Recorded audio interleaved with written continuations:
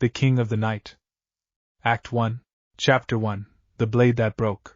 The mission was supposed to be simple. Escort a merchant caravan from the border of the land of rivers to the gates of Konoha. 3 days of walking and nothing more dangerous than bandits too poor to own real steel. That was what the scroll said. The scroll was wrong. Naruto felt the first kunai graze his cheek before he heard the whistle of its flight. Kakashi was already moving, a blur of silver hair and grim focus, but the ambush had been laid with a precision that spoke of hired hands, not opportunists.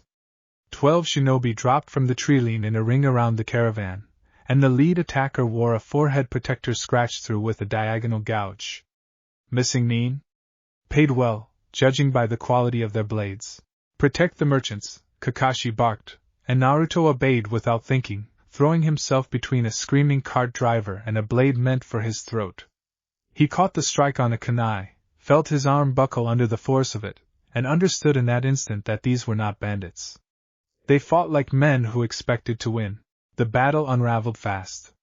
Sakura was pinned behind an overturned cart, chakra scalpel useless against 3 opponents at once. Kakashi had 2 enemies locked in a taijutsu exchange too fast for Naruto to track. And Naruto himself found his back against the supply wagon, facing a broad-shouldered man with a butcher's cleaver of a sword, no room left to retreat. The man swung. Naruto ducked, felt the wind of the blade pass a hair above his scalp, and drove a kunai up into the gap beneath the man's ribs. It should have ended there. It did not. The missing nin barely flinched, closed the scarred hand around Naruto's wrist, and slammed him into the wagon hard enough to splinter the wood. Pain exploded through his skull. For a moment the world tilted sideways, sound turning to a dull roar, and somewhere beneath his navel something that had slept for 12 years opened one eye. Interesting. The voice was not the fox's low, familiar growl. It was smoother, older, and it carried an amusement that had nothing to do with comfort. Naruto had spent enough nights sitting cross-legged in front of a great iron cage to know every texture of Kurama's presence, and this was not that. This voice arrived like a draft under a locked door, cold and certain that the lock would not hold much longer. You are about to die, little vessel. Shall I let you? Naruto did not have breath to answer. The cleaver was already falling toward his collarbone, and his body, battered and slow, would not move fast enough to save him. It moved anyway, not because Naruto commanded it. Something else reached through him, borrowed the shape of his arm, and caught the blade barehanded. Steel met flesh and steel lost, the cleaver's edge shattering against skin that had, for one heartbeat, stopped being merely human. Naruto watched his own fingers close around the broken hilt with a strength that did not belong to a 12-year-old genin's arm, watched his own mouth open in a smile that did not feel like his. The missing nin took a step back. It was the wrong instinct, and he seemed to know it even as he did it, the way prey knows a fraction of a second before the trap closes. Naruto's vision sharpened at the edges, colors bleeding into a deeper, wetter red, and for the first time in his life he became aware of a hunger that had nothing to do with ramen. It sat low in his chest, patient, ancient, delighted to finally be awake. Ask, and I will show you how it ends. Naruto did not ask. He did not need to. His body was already moving, and somewhere very far away, as though watching through glass, he felt himself drive the broken cleaver hilt into the missing nin's throat with a precision no academy had ever taught him. The man crumpled. He did not get back up. Something small and dark, no larger than a moth, rose from the fallen man's chest and dissolved into the air a few inches from Naruto's outstretched palm, and Naruto felt it settle into him the way a hell breath settles once it is finally released. He did not understand what had happened. He only knew that he felt, for one terrible instant, less alone than he had ever felt in his life, and the feeling frightened him more than the fight had. Kakashi found him a minute later standing over a corpse, eyes bleeding from blue to a color that did not exist in any bingo book description of him, and for the first time since he had taken on a loudmouth orphan as a student, the copy nin did not know what to say. Naruto. His voice was careful, the way one speaks to something that might still be dangerous. Look at me. Naruto blinked, and the red drained slowly out of his eyes, and when he looked down at his own hands they were shaking. The two remaining enemy shinobi were already fleeing through the trees, whatever payment they'd been promised clearly not worth what they had just witnessed. Sakura was staring at him with her hands still half raised in a defensive stance she no longer needed. The merchants would not meet his eyes. "I don't know what that was," Naruto said, and his voice cracked on the last word, small and young again. "Kakashi-sensei, I don't know what that was." Kakashi crouched in front of him, put a steady hand on his shoulder, and did not let his own unease show on his face. "We're going to find out," he said. "Together. I promise you that." Behind his ribs, low and patient, something that had waited 12 years to be noticed settled back into stillness, and smiled. Chapter 2: The King in the Cage. The walk back to Konoha took 2 days longer than it should have, because Kakashi kept them moving at half pace, watching Naruto out of the corner of his visible eye like a man watching a kettle he suspected might be cracked. Naruto noticed. He noticed everything now, in a way that unsettled him more than the fight had.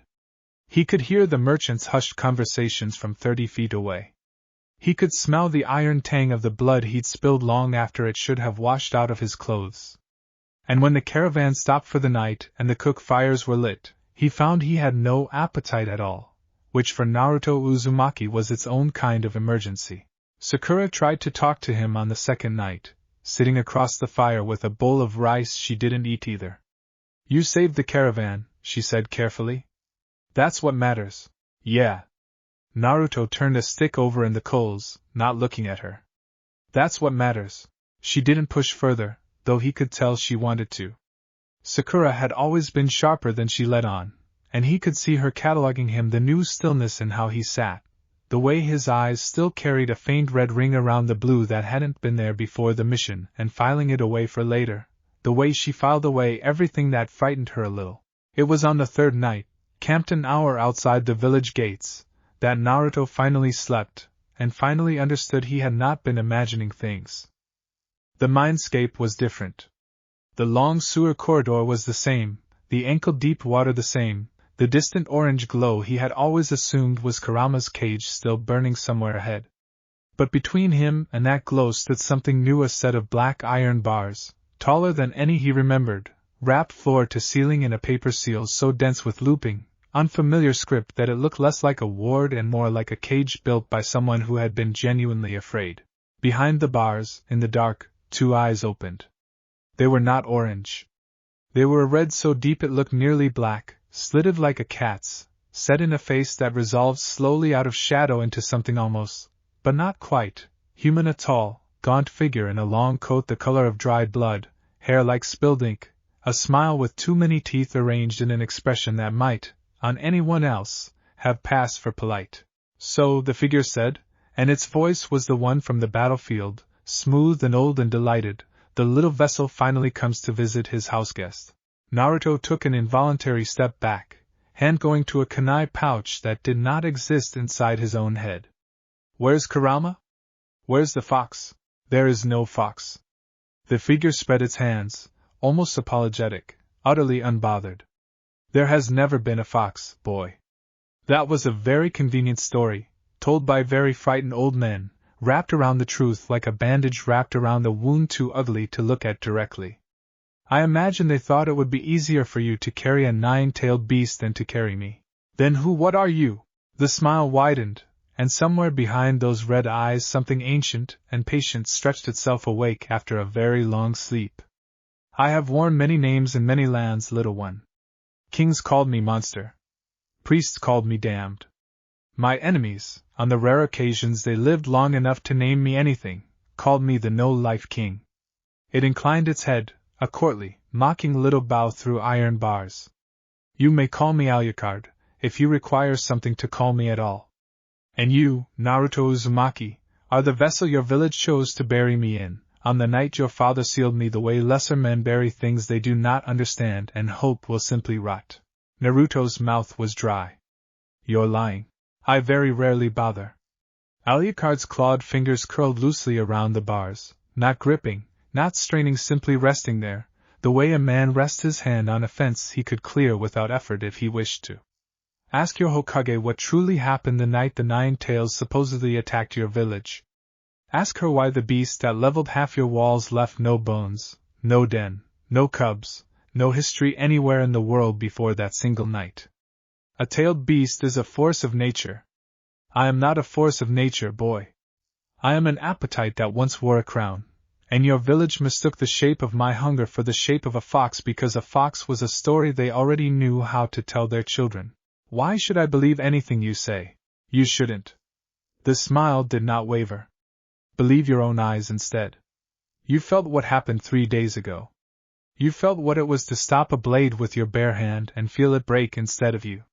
You felt something rise out of a dying man and settle into your palm like a bird coming home to roost, and you have not stopped feeling it since, because it is a piece of you now, small and quiet and yours.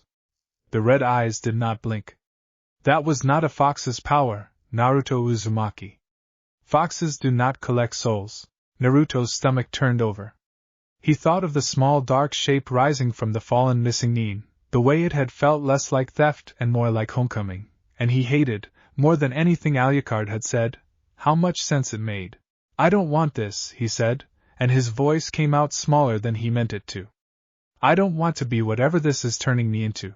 No one ever does at first. For just a moment something almost gentle moved behind those ancient eyes, gone before Naruto could be certain he had seen it at all. But you were dying on that road, little vessel, and I chose to lend you enough of myself to live. The debt runs both ways now, whether either of us wished it to. We will speak again. You will have questions I am, for once, inclined to answer. The tall shape began to recede back into shadow, unhurried, utterly unafraid of the bars that were meant to hold it. Sleep now. Your teacher is watching you sleep, and he is even more frightened than you are. It would be a kindness to wake looking ordinary. Naruto woke, with a gasp, heart hammering, and found Kakashi sitting exactly where Alucard had said he would be, watching him across the dying fire with an expression the boy had never once seen on his teacher's face before. It looked, unmistakably, like fear. Chapter 3. What the Seal Truly Holds. Tsunade's office smelled like sake she wasn't supposed to be drinking during business hours and the particular tension of a Hokage who had just been handed a problem she did not have a scroll for. Kakashi had given his report standing at attention, clinical and precise, the way he always was when he was actually terrified. Naruto sat in the chair across the desk with his hands folded in his lap, trying to look like a boy and not like a vessel, and failing, judging by the way Tsunade kept glancing at him between sentences. Bring him in, she said finally, and it took Naruto a moment to realize she was speaking to the ANBU station by the door, and another moment to realize who she meant when Jiraiya stepped through it looking like he hadn't slept. You already knew, Naruto said before anyone else could speak. It wasn't a question. Something in the old man's face told him everything he needed. Jiraiya's jaw tightened.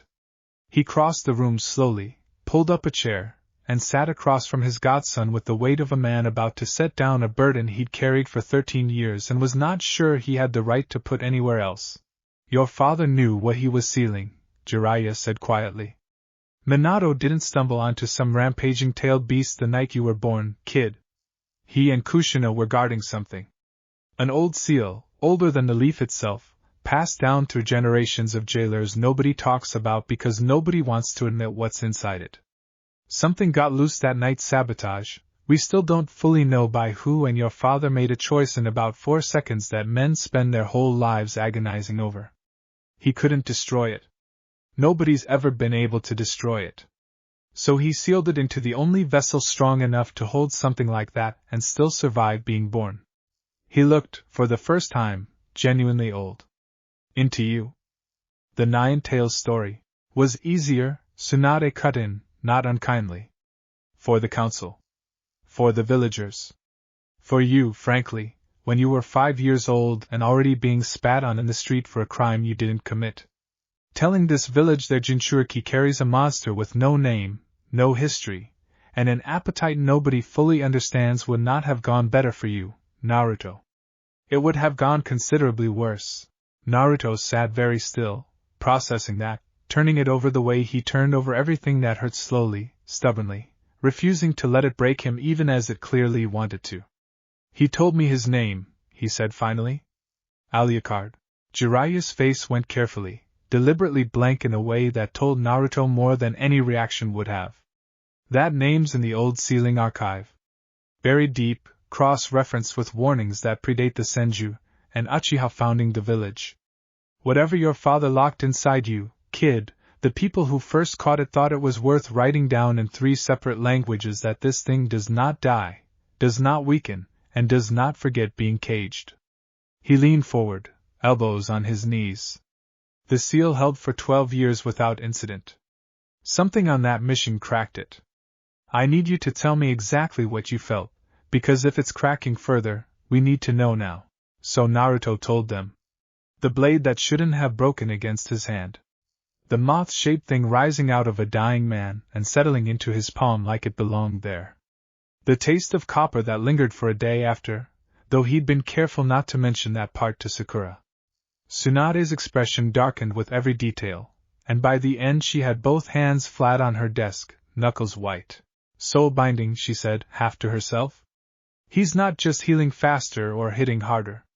The seal's letting something through that consumes on contact. She looked up at Naruto with an expression he'd never seen her wear before, somewhere between clinical fascination and genuine dread. I need to examine the seal directly. Today. If it's degrading, I want to know how fast, and I want to know whether we're looking at years or days before it fails completely. And if it fails completely? Naruto asked. His voice was steadier than he expected it to be, given the question. Nobody answered him right away, which was its own kind of answer. We're not going to let that happen, Jiraiya said finally, gripping his shoulder hard enough to hurt. You hear me, kid? Whatever's in there, we manage it.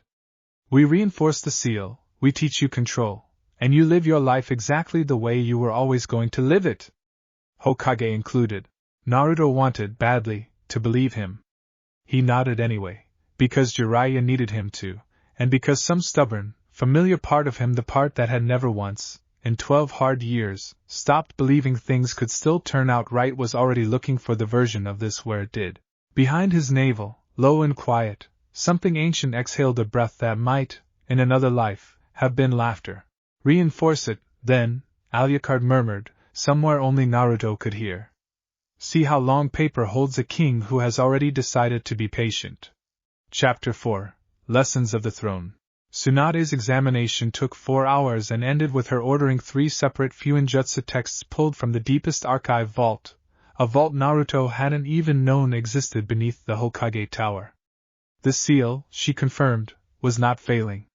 It was evolving, settling into a new equilibrium the way a wound settles into a scar, and whatever had cracked it on that mission road had also, in the process, opened a permanent, narrow channel that had not existed before. Not a flood. A tap left slightly open. I can reinforce the outer layers, she told him, rubbing her temples in the lamplight of her office long after the sun had gone down. I can't close what's already open without risking a full seal failure, and I am not willing to gamble your life on a theory from a scroll older than the village. Which means you're going to have to learn to live with a tap that doesn't fully shut, kid. The good news is a tap you understand is a tap you can control. Control it how? Naruto asked. I don't even know what it does yet. Tsunade's eyes flicked, meaningfully, toward his stomach. Then I'd suggest you ask him. So that night, cross-legged on his apartment floor with the window cracked to let in the cool air, Naruto closed his eyes and went looking for the conversation he'd been avoiding since the mission. The mindscape had changed again. The corridor was drier now, the black bars closer, and Alucard was waiting for him this time without needing to be summoned, seated in the shadows on what looked, absurdly, like an ornate wooden throne that had no business existing inside a 12-year-old's subconscious. You came back, Alucard said, sounding genuinely, mildly pleased. Faster than I expected. Your Hokage is a competent woman. She's bought us both some time. I need you to teach me, Naruto said before he could talk himself out of it. Whatever this is. I need to understand it, because I'm not going to let it turn me into something I don't recognize. Something shifted behind those red eyes, not quite respect, not yet, but the early shape of it, the way a teacher looks at a student who has just asked the one question that actually matters. Good, Alucard said. That is, in fact, the only correct answer. Sit. There was nowhere to sit. Naruto sat anyway, and found, to his mild alarm, that a second wooden chair had simply appeared beneath him without either of them summoning it. You are not becoming something else, Alucard said, leaning forward, elbows on his knees, the picture of a patient instructor. You are becoming more of what you already were, with a second nature layered beneath the first like a second skin. The blood in your veins will still run warm, in daylight, among friends. But you carry a hunger now that most men never have to name, and pretending it does not exist is how men like your father's generation get themselves killed by things they refuse to understand. He held up one clawed hand, counting off points with an almost professorial precision. First, the soul taking. What you felt on that road was not theft, whatever guilt your human conscience wishes to attach to it. A creature's essence, once its body has failed past saving, does not simply vanish. It disperses, wasted, into nothing. What you did was catch it before it scattered, and in catching it, you gained a servant, not a slave in chains, but a fragment of will, bound to yours, that will answer when called. A servant, Naruto repeated flatly. Like a summon? Cruder and far more honest than a summon. A familiar does not require a scroll or a contract signed in blood. It requires only that its original owner die by your hand, in a fight it did not have to lose, against odds it understood and accepted. The red eyes narrowed, sharp with a warning Naruto hadn't expected. This is not a power to be used carelessly, boy. I did not survive as long as I have by collecting the souls of every farmer who ever raised a pitchfork against me. You will take only what is offered in true combat, from those who came to kill you and meant it. Anything less makes you no better than the men who once hunted me for sport. Naruto swallowed. And the rest of it? The strength, the eyes, the reflection thing Kakashi-sensei mentioned? Small gifts, compared to what waits if the seal ever opens fully. A ghost of something colder passed behind the red eyes, there and gone. You will heal from wounds that would kill an ordinary shinobi. Sunlight will not harm you. That particular old story was never true of me, whatever tales men told to feel braver in daylight. Your senses will sharpen past anything the academy prepared you for. And when you are gravely wounded, truly at the edge of dying, the tap will open a little wider on its own, and I will lend you what I can to keep you breathing. That is the debt between us, little vessel. I keep you alive. In exchange, you carry me, and someday, not today, not soon, I am a patient creature. You decide what that means for both of us. Naruto sat with that for a long moment, the throne room dissolving slowly back into corridor and shadow around them as the dream began to loosen its grip. Why are you helping me at all? He asked, quiet now, genuinely uncertain. You could have just let that blade land. For the first time, Alucard's smile faltered into something that looked almost, impossibly, like honesty. Because I have spent 12 years in this cage listening to a boy talk to a fox that was never here, he said. 12 years watching you decide, over and over, in a village that gave you every reason not to become someone worth being. I have outlived kings, Naruto Uzumaki. I have watched empires I once feared collapse into dust and be forgotten by everyone but me. I find, to my own considerable surprise, that I am curious to see what you become. The shadows swallowed the throne, and his voice followed Naruto up out of the dream, dry and almost fond. Do try not to disappoint me. It has been a very long time since anything has. Naruto woke to morning light and the distinct, unfamiliar sensation of having slept without a single nightmare, for the first time since the mission road. Chapter 5, The Outpost Road. 3 weeks passed before Naruto's next real test, and he spent every one of them training with a discipline that surprised everyone who thought they already knew his limits. Kakashi drilled him on chakra control until his coils ached. Tsunade ran him through medical checkups twice a week, tracking the seal's slow, stable equilibrium with the wary attention of a woman watching a bridge she wasn't certain would hold its rated weight. And in the quiet hours after training, in the space behind his own eyes, Alucard taught him things no scroll in the village archive could have. He learned to call the hunger forward on purpose instead of waiting for it to rise unbidden in a crisis, and more importantly, he learned to put it back down again, a discipline Alucard drilled into him with more patience than Naruto expected from something that called itself a king. He learned to read the faint pull of a familiar presence at the edge of his awareness. There was one now, small and quiet, the soul of the missing Nin from the caravan road, bound to him in a way that felt less like ownership and more like an old debt quietly being kept. He did not summon it. He wasn't ready for that yet, and some part of him suspected he might never be entirely comfortable with it, no matter how long he carried it. The test came on a routine border patrol with Kakashi and Sakura, 3 days out from the village, when a Chunin runner intercepted them with a message scrawled in a hand too shaky to be anything but urgent. A small trading outpost 2 hours south had gone dark. No check-in, no signal flares, nothing. Kakashi split the team without hesitation, sending the runner back for reinforcements while the 3 of them moved to investigate. The outpost, when they reached it, was a smoking ruin.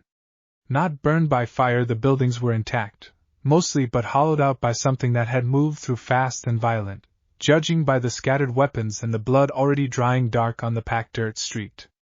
Sakura found the survivors huddled in a root cellar, terrified and half-starved after 2 days of hiding, and it was one of them, an old grain merchant, who told them what had happened. Rogue Chunin.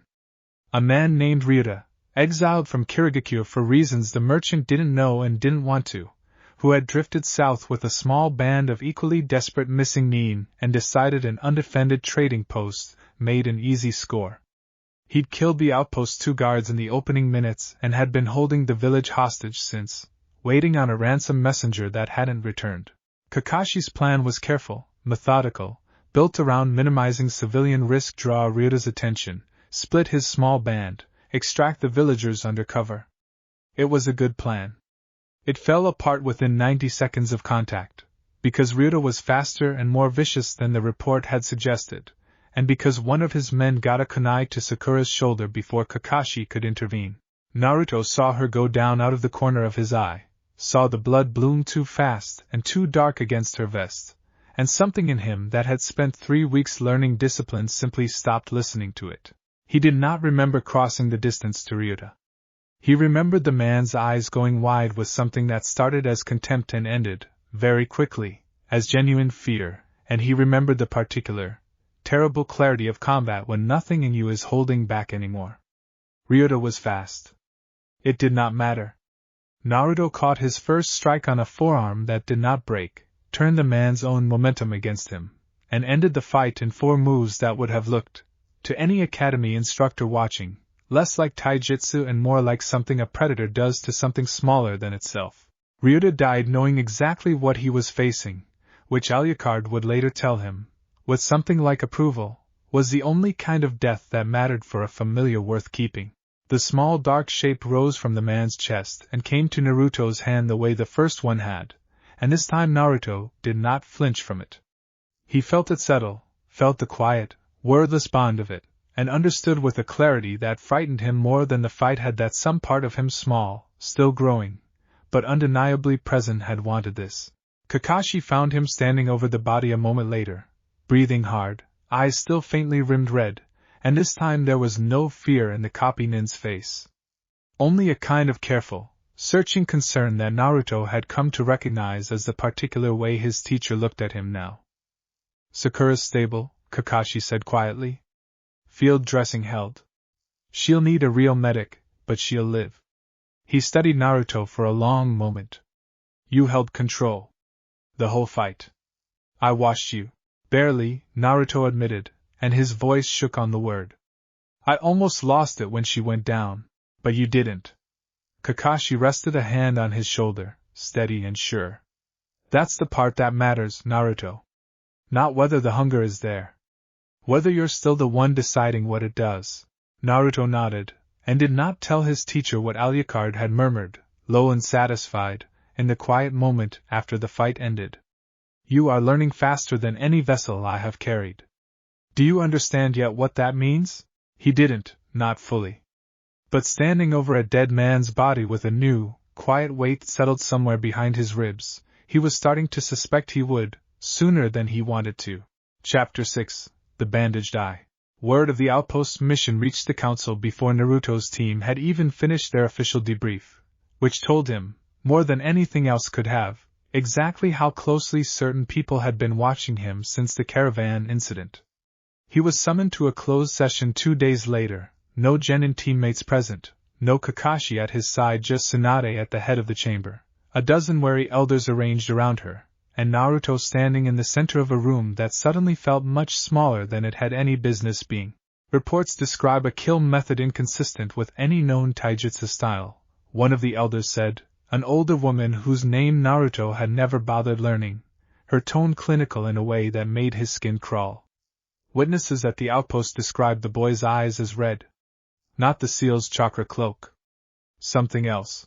Something else the Hokage and I are already monitoring. Jiraiya cut in from his place near the wall, arms crossed, tone flat enough to close the subject. It didn't work.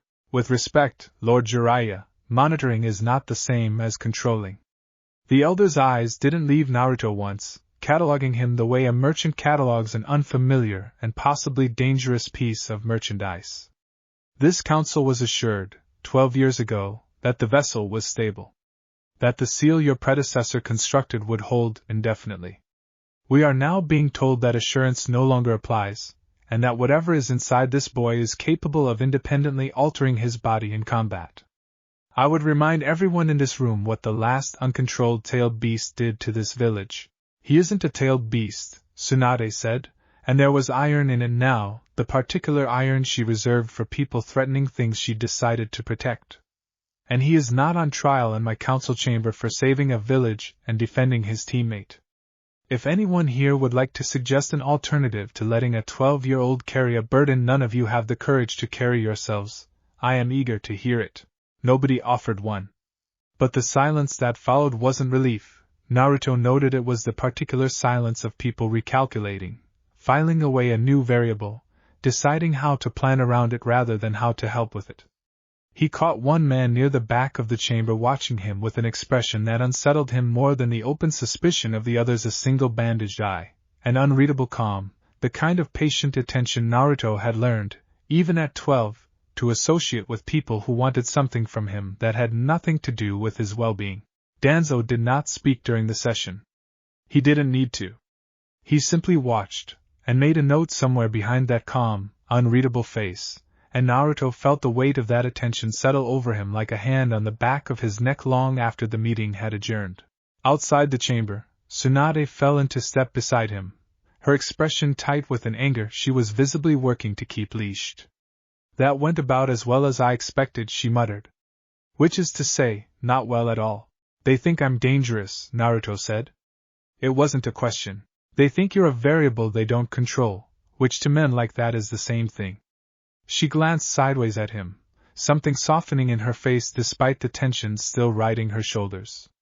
I'm not going to lie to you and tell you it doesn't matter what they think. It does. Danzo especially. That man has spent 30 years collecting variables he doesn't control and finding ways to make them controllable. And I would very much prefer he never gets the chance to look at you and see an opportunity. She stopped walking, turned to face him fully, her voice dropping into something more private, more genuinely worried than the council room had allowed. Whatever's happening to you, Naruto, I need you to keep training with it in private. Not for the council's comfort. For yours.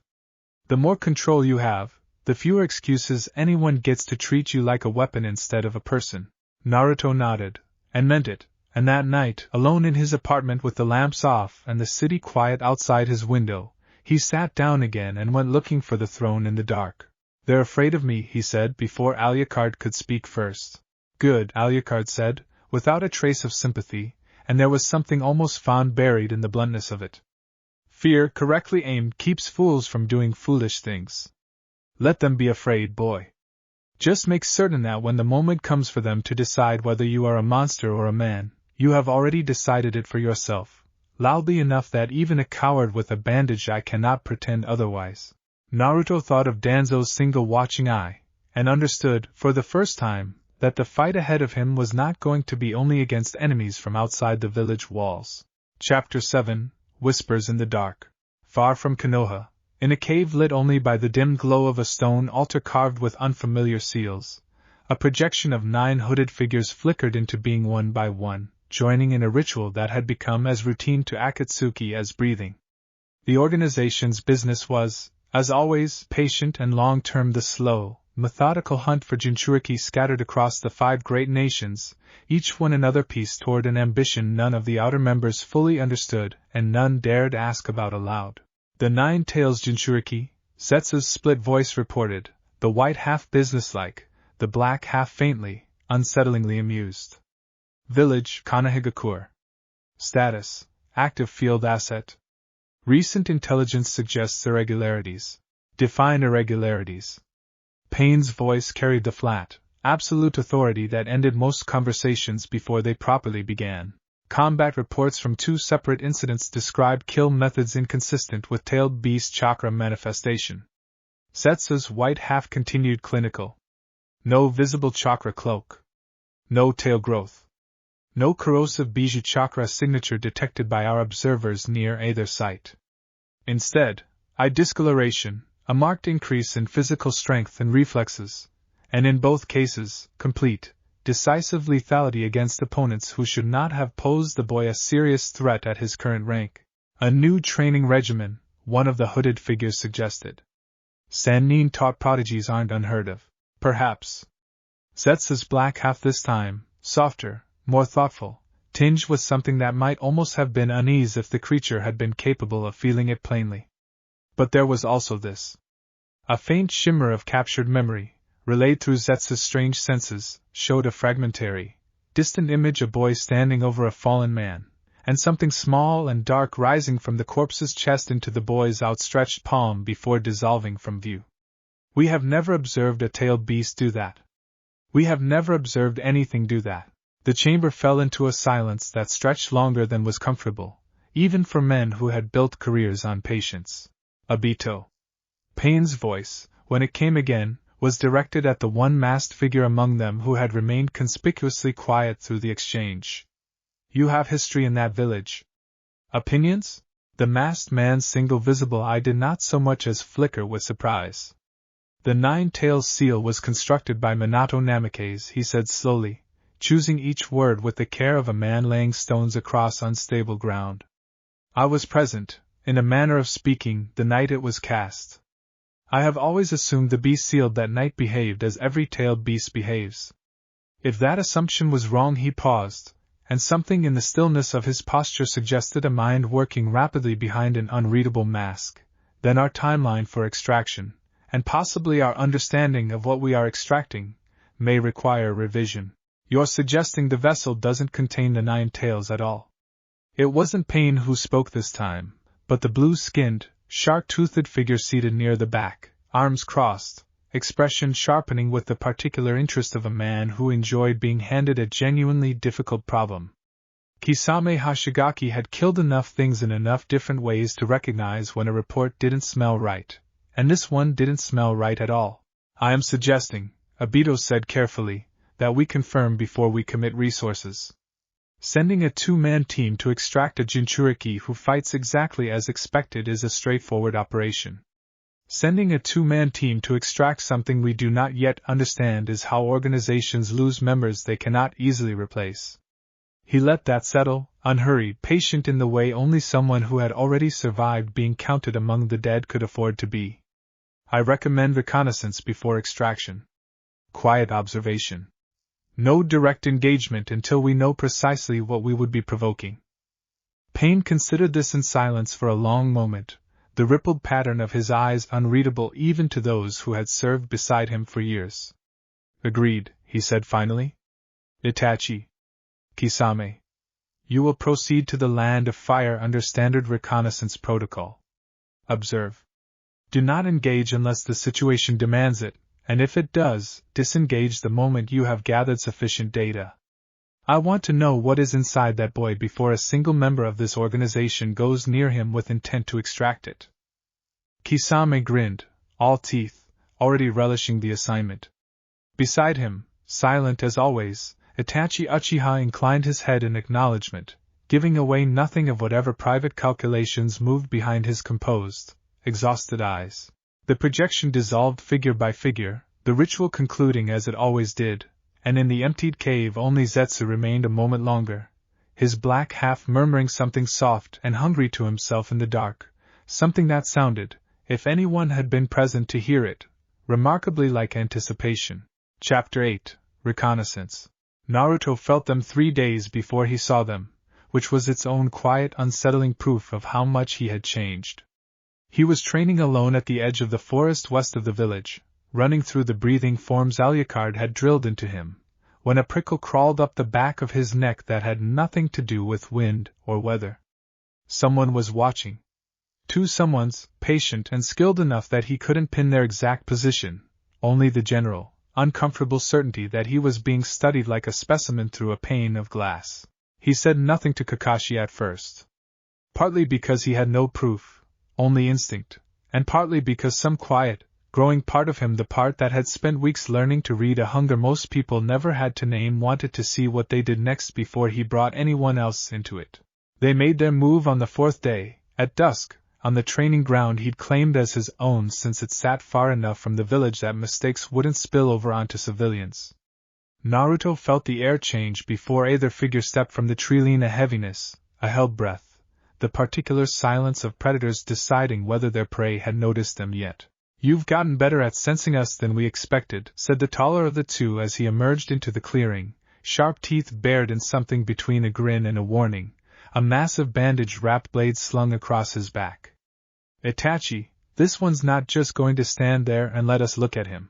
The second figure stepped out beside him, calm and still in a way that unsettled Naruto more than the shark-toothed man's open aggression did.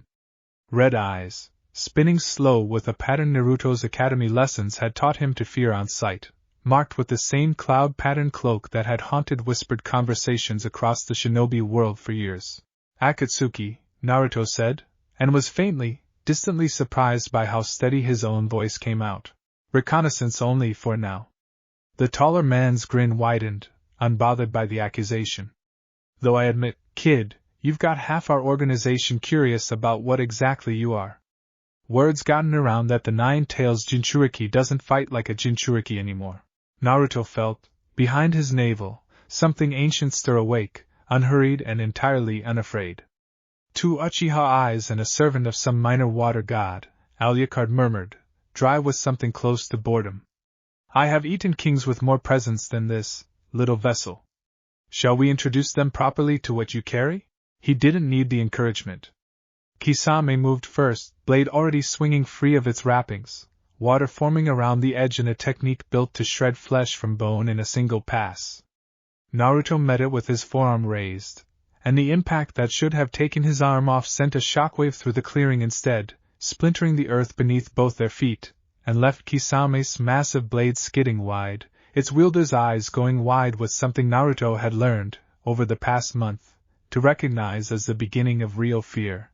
"That shouldn't be possible," Kisame said, and for the first time his grin faltered. It got worse for him from there. Naruto's eyes bled to red at the edges, his senses sharpening until he could track the water in the air around Kisame's blade before it fully formed, and he closed the distance between them with a speed that no gen in his rank should have possessed, driving a strike into Kisame's ribs hard enough to crack bone through a defense built over years of genuine battlefield experience. The larger man staggered back, coughing, real alarm replacing his earlier confidence entirely. Itachi had not moved. He stood at the tree-lean's edge, Sharingan spinning, watching with an intensity that had nothing to do with combat readiness and everything to do with genuine, careful study, cataloging every impossible detail of what he was seeing the way a man catalogs a discovery he suspects will matter far more than the mission that uncovered it. "Kisame. Fall back." Itachi's voice was quiet, but it carried absolute authority, and the shark-toothed man obeyed without argument despite every instinct in him clearly screaming to finish the fight and salvage his pride. "You're not even going to try?" Naruto called across the clearing, breathing hard, red still bleeding at the edges of his vision, something ancient and patient coiled just beneath his skin waiting to be released fully if the moment demanded it. "No," Itachi said simply. "We came to observe, not to engage something we do not yet understand." "You have already answered every question we came here to ask." His Sharingan swept once more over Naruto, unreadable, and something that might, on a less composed man, have looked almost like sorrow flickered behind those red eyes before vanishing entirely. Whatever you carry, Naruto Uzumaki, it is not what our organization believes it to be. I would advise you to be very careful who else discovers that before you are ready for what it means. And then they were gone, retreating into the deepening dusk with a speed that spoke of men who had gotten exactly what they came for and no longer had any reason to risk staying, leaving Naruto alone in a splintered clearing with his heart hammering and a warning ringing in his ears that felt, somehow, less like a threat and more, unsettlingly, like genuine concern. Well, Alucard murmured, settling back into stillness with the satisfied quiet of a predator who had thoroughly enjoyed the last 5 minutes. That should give the rest of their little organization something interesting to argue about. Chapter 9. The Warning Nobody Wanted. The debrief, when Itachi and Kisame delivered it, unsettled the gathered projections of Akatsuki in a way few field reports ever had. Kisame, still favoring the ribs Naruto had cracked despite 3 days of healing, gave his account with none of his usual bravado, and the absence of it said more than the words themselves. He hit like something that's never lost a fight in its existence, Kisame admitted, arms crossed, expression grim. Not chakra-enhanced strength. Not a cloak. Something under the skin, like the boy's body itself had been rebuilt around a different set of rules. He glanced sideways at his silent partner. Itachi saw more than I did. Asked him. All eyes, or their projected equivalents, turned toward Itachi. He was quiet for a long moment, choosing his words with the same deliberate care he brought to everything. The eyes shifted color under stress. Not the whisker marks deepening, not chakra visibly cloaking him. The scara itself darkened, the iris brightened to a red with no chakra signature my Sharingan could parse as bijou in origin. He paused. And there was a presence in the clearing that I could not fully account for. Not the boy's own chakra. Something older layered beneath it, that I felt more than saw, patient, aware, and entirely unbothered by our presence, as though it had already decided we posed no meaningful threat regardless of what we did. You're describing a second entity, Pain said slowly, cohabiting the seal alongside or instead of the 9 tails. I am describing something I do not have a category for, Itachi said, with the plain, careful honesty that had made him valuable to the organization despite everyone's private uncertainty about where his true loyalties lay. Whatever is sealed inside that boy, it does not behave like any tailed beast our intelligence has ever documented. It does not manifest as visible chakra. It does not corrupt the vessel's mind the way bijou chakra typically does under stress. If anything, the boy appeared more controlled during the engagement than most Jinchuriki I have observed drawing on their beast's power. And when he struck Kisame, something in the air changed. A hunger, briefly present, gone the moment the fight ended, as though it had been called and then deliberately, consciously put away again. Silence settled over the chamber, heavier than usual, as 9 minds that had spent years planning around a known, well-documented set of 9-tailed beasts tried to recalculate around the possibility that one of their targets did not belong to that category at all. Recommendations, Pain said finally. Full withdrawal from active extraction planning on this target, Itachi said without hesitation. Indefinitely, until we understand precisely what we would be attempting to remove and what removing it might trigger. If this is not a tailed beast, our current extraction methodology may not function on it at all, or worse, may function in ways we cannot predict. That is a significant delay to the timeline, one of the other hooded figures objected. We have 8 other Jinchuriki to account for. If Konoha's asset proves too costly to pursue, our plan can proceed without him. 9 is not a strict requirement if the alternative is losing members to an unknown threat. Agreed for now, Pain said, cutting off further debate with characteristic finality. The 9 tails Jinchuriki moves to lowest extraction priority, under continued passive observation only. No further direct engagement without my explicit authorization. His rippled eyes swept the projected chamber, settling last, and longest, on the silently attentive figure of Obito, still masked, still giving away nothing. You have unusually detailed history with that village and that seal, and you have said remarkably little tonight. I would value your assessment before we adjourn. The masked man was quiet for a long moment, and when he finally spoke, his voice carried a stillness that unsettled even Kisame, who had spent years assuming very little could unsettle him anymore. My assessment, Obito said slowly, is that we have all just been given a very rare and very valuable warning, and I would strongly advise this organization to take it seriously rather than treat it as an inconvenience to a schedule. Whatever Minato Namikaze sealed inside that child 13 years ago, he clearly believed it required more than a fox's cage to hold safely. I would like to know why, before any of us stake our lives on the assumption that he was wrong. He said nothing further, and the meeting adjourned without resolution, each hooded figure retreating from the ritual chamber with a private unease that none of them, not even Pain, fully admitted aloud. Alone in the emptied cave, Zetsu's two halves murmured quietly to each other in the dark, the black half's voice low and hungry with an anticipation the white half did nothing to discourage. Something old has woken up in that boy, the black half whispered, almost fondly. I wonder if he knows yet how many of us used to be afraid of things wearing exactly that shape. Chapter 10. A Weight Not Carried Alone. Hinata Hyuga had noticed the change in Naruto long before most people did, though she would not have called what she felt observation so much as simple, quiet attention, the kind she had always paid him, half from admiration and half from a shyness she never fully learned to master. What she noticed now, though, worried her in a way admiration alone never had. He laughed less easily. He sat with his back to walls, a habit she was fairly certain Kakashi had drilled into him, but that seemed, on Naruto, less like caution and more like a new and permanent wariness. And there was a stillness to him sometimes, in unguarded moments, that reminded her uncomfortably of the way her own clan elders carried themselves, the particular quiet of people who had learned to hold something dangerous behind their eyes and never quite relaxed the habit again. She found him one evening at the edge of the training grounds where the Akatsuki encounter had happened, sitting alone on a fallen log, staring at nothing in particular. She almost turned back twice before finally making herself walk over and sit down beside him, close enough to matter, far enough to be easy to ignore if he needed the silence more than company. You don't have to tell me anything, she said, when he glanced over at her with faint surprise. I noticed you've been alone a lot. I thought maybe you shouldn't have to be tonight. Naruto was quiet for a long moment, and when he finally spoke, his voice carried an exhaustion she hadn't expected from him. I killed 2 people in the last month, Hinata. Not enemy shinobi in some big battle where it's easy to tell yourself it doesn't count.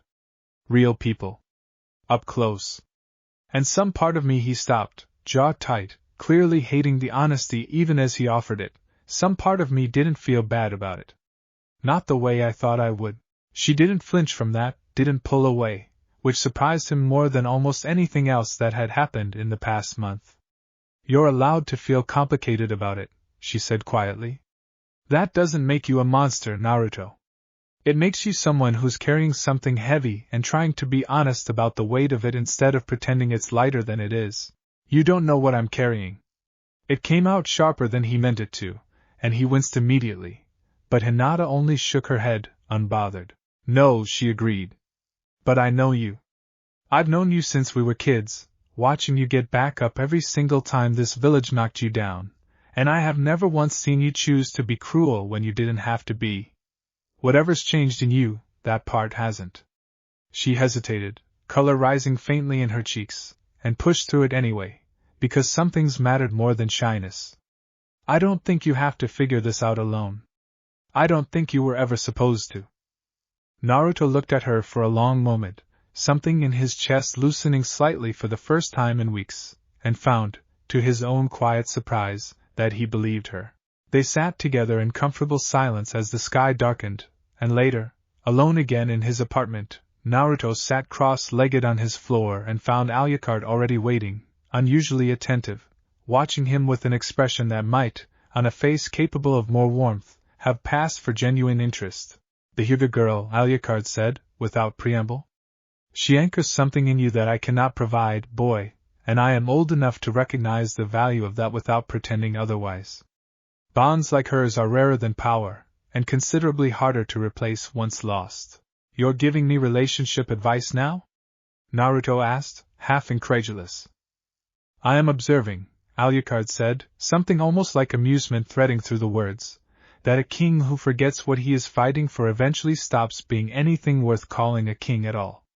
I have watched that happen to better men than either of us, across more centuries than you would believe if I told you the number. Keep her close, little vessel. Keep all of them close. The hunger I carry does not require you to carry it alone, and it will serve you far better if you never let it convince you that isolation is the price of strength.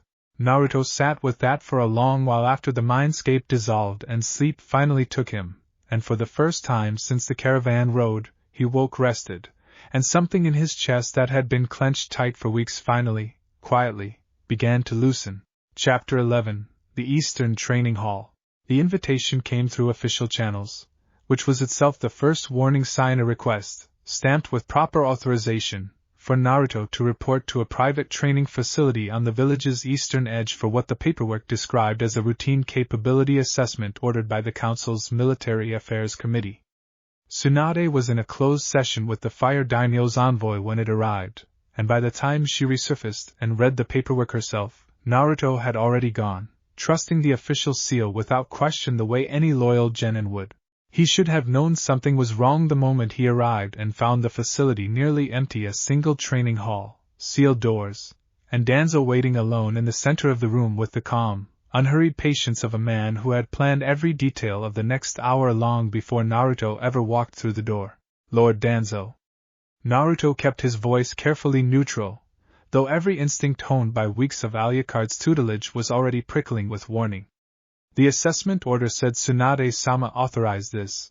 The Hokage authorizes a great many things she never personally reviews, Danzo said mildly, his single visible eye unreadable, his bandaged eye somehow more unsettling for being hidden. I found it more efficient to simply proceed. I trust you'll forgive an old man's impatience, given the stakes. He gestured, unhurried, toward a set of seals etched into the floor around the training hall's perimeter, faint and clearly recent. Chakra suppression wards. Standard precaution for assessing an asset of uncertain classification. I'm sure you understand. Naruto's blood went cold. I'm not an asset.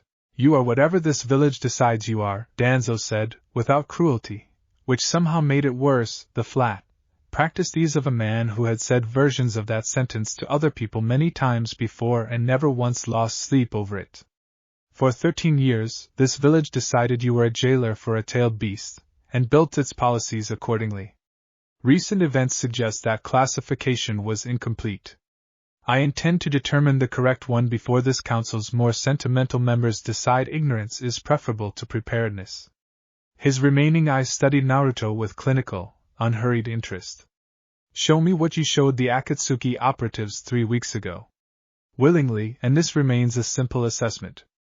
Otherwise, I have already accounted for the alternative. Root operatives emerged from the shadows along the hall's edges, 6 of them, masked and silent, moving with the disciplined, joyless precision Naruto had heard whispered about but never witnessed directly. He counted exits without meaning to, a habit Alucard's training had etched into him without his fully noticing, and found none that didn't require going through at least 2 of them. He means to provoke you into revealing everything, and record it for his own purposes, Alucard murmured, low and cold, an anger in the voice that Naruto had not heard from him before, old and precise and entirely without mercy. This is the coward with the bandaged eye you told me about. Shall I show him exactly why cowards should learn to leave sleeping kings undisturbed? Naruto didn't answer aloud. He didn't need to. Something in his stance shifted, and Danzo's single eye narrowed with the first flicker of genuine attention Naruto had seen from him, watching the change with the focus of a man who had, after all, gotten precisely what he came for. The root operatives moved as one. Naruto met the first 2 without breaking stride, catching a strike meant to disable and turning it back with a force that sent the operatives skidding across the sealed floor, unconscious before he stopped moving. The second came in low, faster, better trained, and Naruto felt the hunger rise at the edge of his control, patient and ready, and made the deliberate, careful choice not to let it fully off its leash. He didn't need to kill anyone in this room. He only needed Danzo to understand, completely and unambiguously, that he wasn't going to be a specimen for anyone's private study.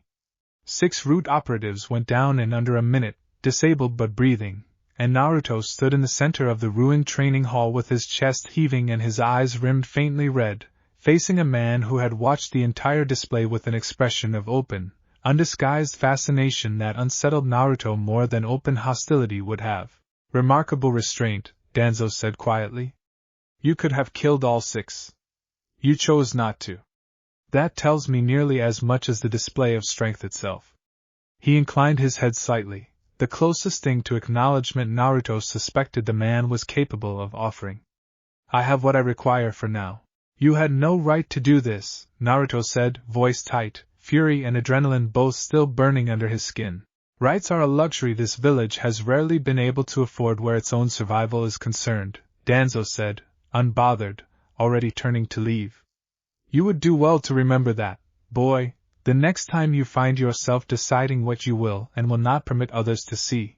He left without further ceremony, root operatives gathering themselves and retreating in his wake, and Naruto stood alone in the wrecked training hall for a long moment before Tsunade burst through the doors 20 minutes later, having finally traced the forged authorization to its source, fury written across every line of her face. He's not going to stop, Naruto said quietly, before she could speak. Is he? Tsunade's jaw tightened, and for once she didn't offer him false comfort. No, she admitted. He isn't. But neither am I, kid. Whatever it costs, I'm not handing you over to a man who thinks children are acceptable collateral in whatever war he's planning in that head of his. Behind Naruto's ribs, low and patient, something ancient settled back into stillness with the particular quiet of a predator who had simply been waiting to see how the encounter resolved, entirely unsurprised by any of it, and not remotely finished watching. Chapter 12, The Red Cloud. In the weeks that followed the incident at the Eastern Training Hall, something in Naruto settled into a new and steadier shape, the way a blade settles once it has finally been properly tempered. Tsunade formally reprimanded Danzo before the full council, stripping Root's access to any facility not under her direct oversight, though both of them understood the gesture for what it was, a warning shot, not a solution, against a man who had survived 3 Hokage administrations by always leaving himself another angle to work. Naruto trained harder in the weeks that followed, not out of fear now but out of something closer to purpose.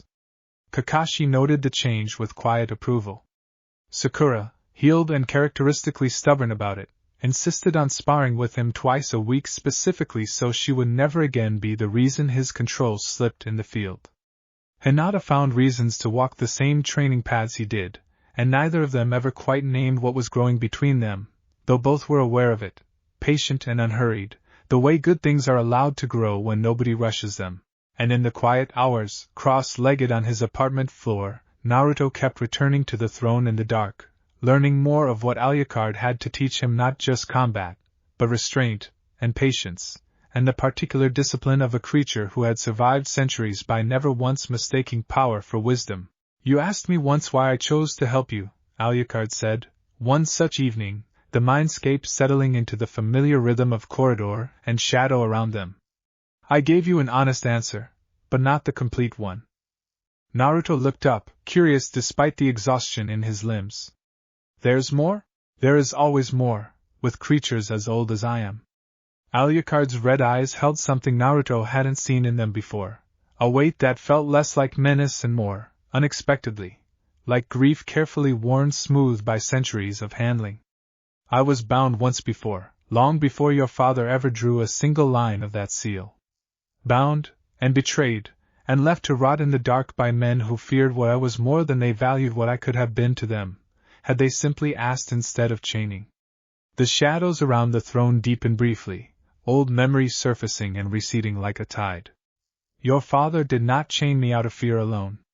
He asked something of me first, in the last moments before the sealing, that no jailer before him ever thought to ask. What did he ask? Whether I would consider, given the chance, choosing differently than I had before. Alucard's smile, when it came, held none of its usual sharp amusement, something quieter, older, almost human. I did not answer him then. I was still too angry, too certain the offer was a trick dressed in kindness. But I have had 13 years now, little vessel, watching you grow into someone worth the wager he made on my behalf.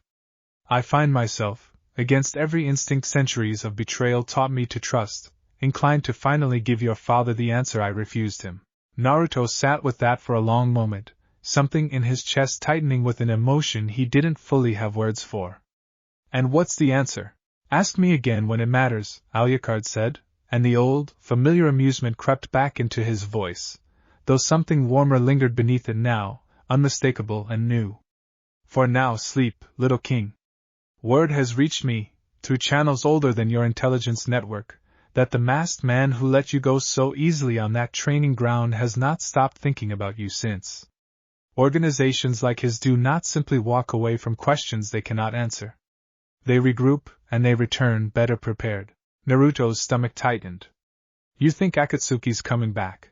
I think, Alucard said, the shadows beginning to swallow the throne as the dream loosened its hold, that a masked man carrying a stolen Uchiha eye and considerably more history with this village than he has admitted to his own organization has just spent several weeks reconsidering everything he thought he understood about the price of loss. Men like that do not stay quiet for long, little vessel. Rest while you can. I suspect the next visit will not be reconnaissance. Naruto woke before dawn, the apartment cold and quiet around him, and lay staring at the ceiling for a long while, turning the warning over in his mind. Outside, Konoha was waking slowly into another ordinary day, vendors opening shutters, the distant sound of the academy bell, a village that had no idea how close it had already come, twice now, to a war fought on terms none of its shinobi had ever trained for. 2 days later, the answer arrived in the form of a single ANBU messenger, breathless from a hard run, bearing word from a border outpost 30 miles east that had gone dark overnight. No distress signal, no survivors reporting in, only a scorched perimeter, and a single symbol burned into the outpost gate that every shinobi in the room recognized on sight. A red cloud, stitched in black. Somewhere behind his ribs, low and ancient, and no longer entirely surprised, Naruto felt Alucard stir, fully awake for the first time since the seal had first cracked, and understood, with a certainty that settled cold and clear through every part of him, that whatever quiet the village had been allowed these past weeks had just, decisively, run out. Act 2, Chapter 1, The Ashes of Stonewatch. The outpost had been called Stonewatch, a modest garrison of 11 Chunin stationed on Konoha's eastern border to monitor trade routes and flag anything unusual moving toward the Land of Fire. When Naruto's team arrived at dawn, escorted by 2 additional Jonin, Tsunade had insisted on sending given the circumstances. There was very little left to monitor anything with at all. The gate hung open on a single hinge, scorched black along one edge. Inside the perimeter, the ground told a story none of them wanted to read closely. Long gouges torn through packed earth, weapons abandoned mid-swing as though their owners had simply stopped existing between one heartbeat and the next, and the red cloud symbol burned into the gate itself, precise and deliberate, less a mark of battle damage than a signature. No bodies, Kakashi said quietly, crouched beside a smear of dried blood that had clearly belonged to someone. 11 Chunin stationed here. We're not finding 11 bodies. Taken, one of the Jonin escorts said grimly. Or something worse. Naruto walked the perimeter slowly, senses stretched further than any academy training had ever taught him to extend them, and felt Alucard stir at the edge of his awareness, unusually focused, unusually quiet. This was not carelessness, the old king murmured, low enough that only Naruto could hear. Whoever did this wanted it found exactly as it looks. A message, little vessel, and I suspect it was not intended for your Hokage. You think it was meant for me, Naruto said under his breath. I think an organization that sent 2 scouts to study you and came away with more questions than answers does not simply walk away satisfied. This is provocation. They mean to see what crawls out of its den when its territory is threatened. Sakura found the first real clue an hour later. Buried at the base of the outpost's collapsed watchtower, a single scrap of black cloth patterned with a stylized red cloud, snagged on splintered wood as though torn free in a struggle rather than left deliberately. Kakashi examined it with the particular stillness he reserved for genuinely bad news. This wasn't reconnaissance, he said. Whoever came through here fought. Fought hard, against defenders who knew what they were doing, and still didn't leave enough of a trace for us to know whether Stonewatch's garrison is dead or captured. He looked up at Naruto, something grim settling into the line of his jaw. This is Akatsuki declaring they're done being quiet about you. The return journey to Konoha was tense in a way none of the previous weeks had prepared Naruto for. Alucard remained unusually alert throughout, a low hum of vigilance that Naruto had come to recognize as his passenger taking a threat seriously rather than treating it as an amusing diversion, and by the second hour on the forest road, Naruto understood why. They were being followed. Not the careful, distant reconnaissance of Itachi and Kisame weeks before, but something closer, more patient, content to let the gap between hunter and hunted narrow with every mile. Kakashi-sensei, Naruto said quietly, falling into step beside his teacher. We're not alone out here. Kakashi's visible eye flicked sideways, sharp and immediately alert. How certain are you? Very.